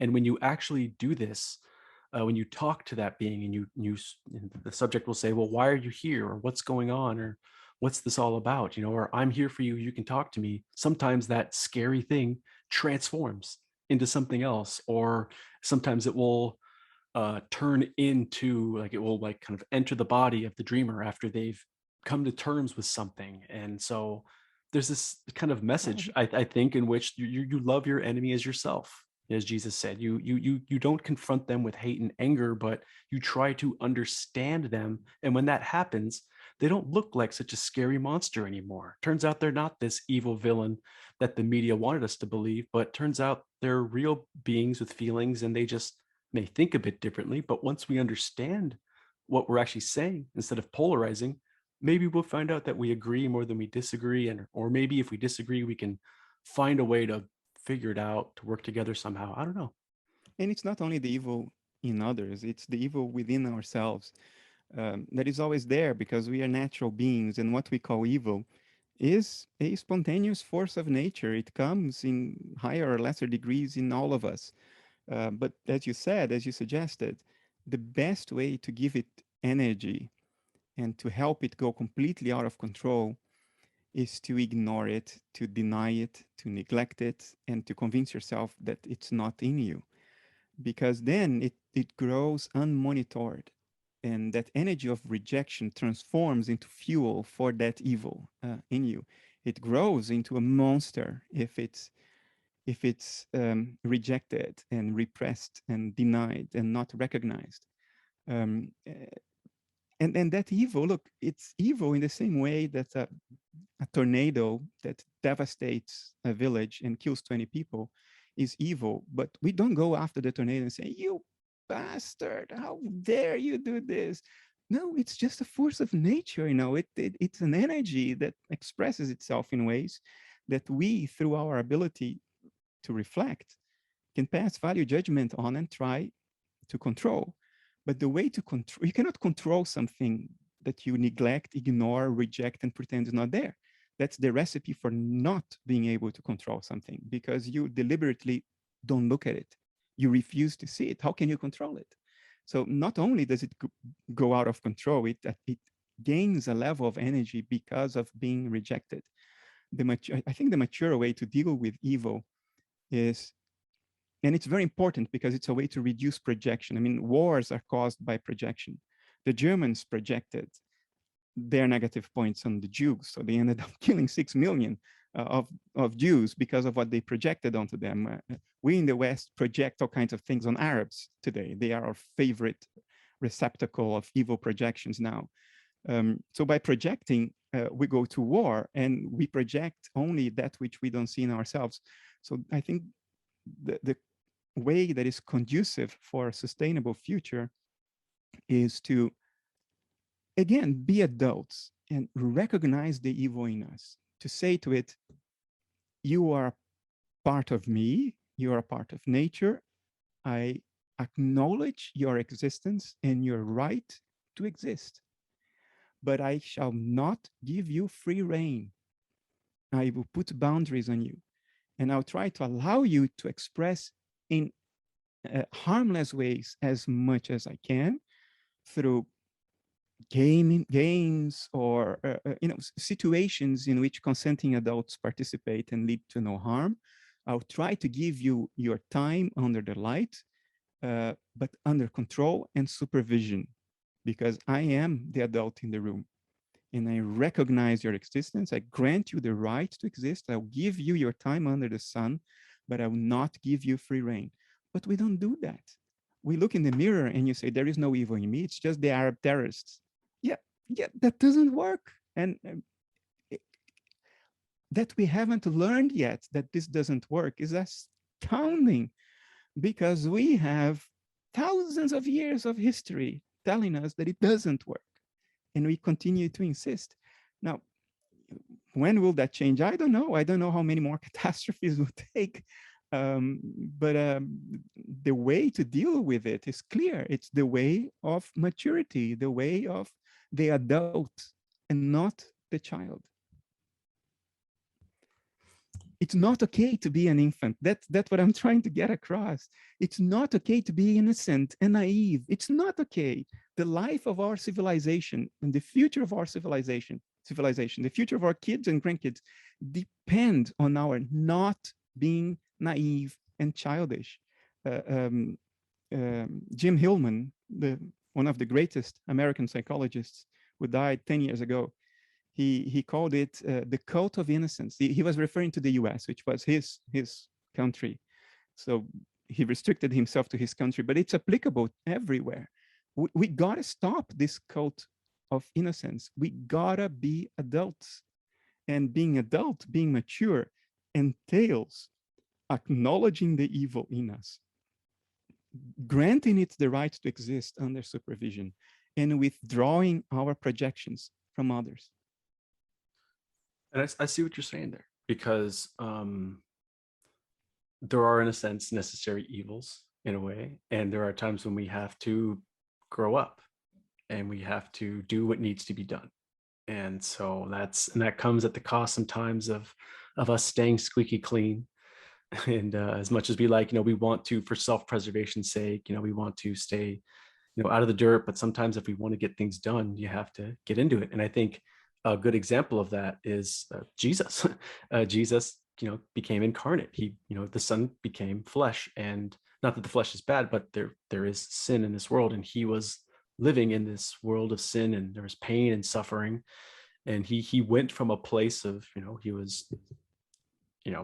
was fine. He was in the Trinity. There was eternal glory, and he entered into suffering and pain, and so I think that's just such a great example. And I think he is, in a sense, the prototypical human. He is really what we're meant for, in this sense, that we're meant for this glory and this eternity. It's probably the greatest story of all times. And we've made it our story. And yes, yet we heed so little from it. Yeah. It's ironic. But me too. That applies to me too. I got to say, I've got a long way to go. I'm not far from perfect myself. Yeah, I gotta admit to that as well. Well, Bernardo, I gotta say, I know it's getting kind of late for you. Is there any other thoughts that you want to share? You want to add? Did you want to keep the conversation going? Are you doing all right? No, I'm running dry of fuel. It's 1:15 in the morning. That's completely understandable. I'm really grateful for you not only having this talk, but you've had such a long and thoughtful talk with me and Christian idealism. So it was really great getting to have this talk, and I hope we can talk again, and it doesn't have to be recorded. We can just think, more about idealism and other things like that. So, sure, whatever happens. I'm glad you enjoyed it and took something out of it. So I'm happy. All right. Well, you're welcome, and thanks again, and have a great night. You too. Take care. Thanks. Bye. Bye. Okay, so that was the talk with Bernardo Kastrup. I hope everybody enjoyed it. I enjoyed it. There was a lot of different topics that we touched base on. It was very informative. And there's definitely more to discuss, I think, as well. There's more things to discuss, I think, when it comes to dreams and dissociation and things like that. But that's something I intend to make a video on. And I'll get into more detail and delve into all that. So he can watch that later whenever that gets out, and so can the audience. And I hope everybody enjoyed it. Take care.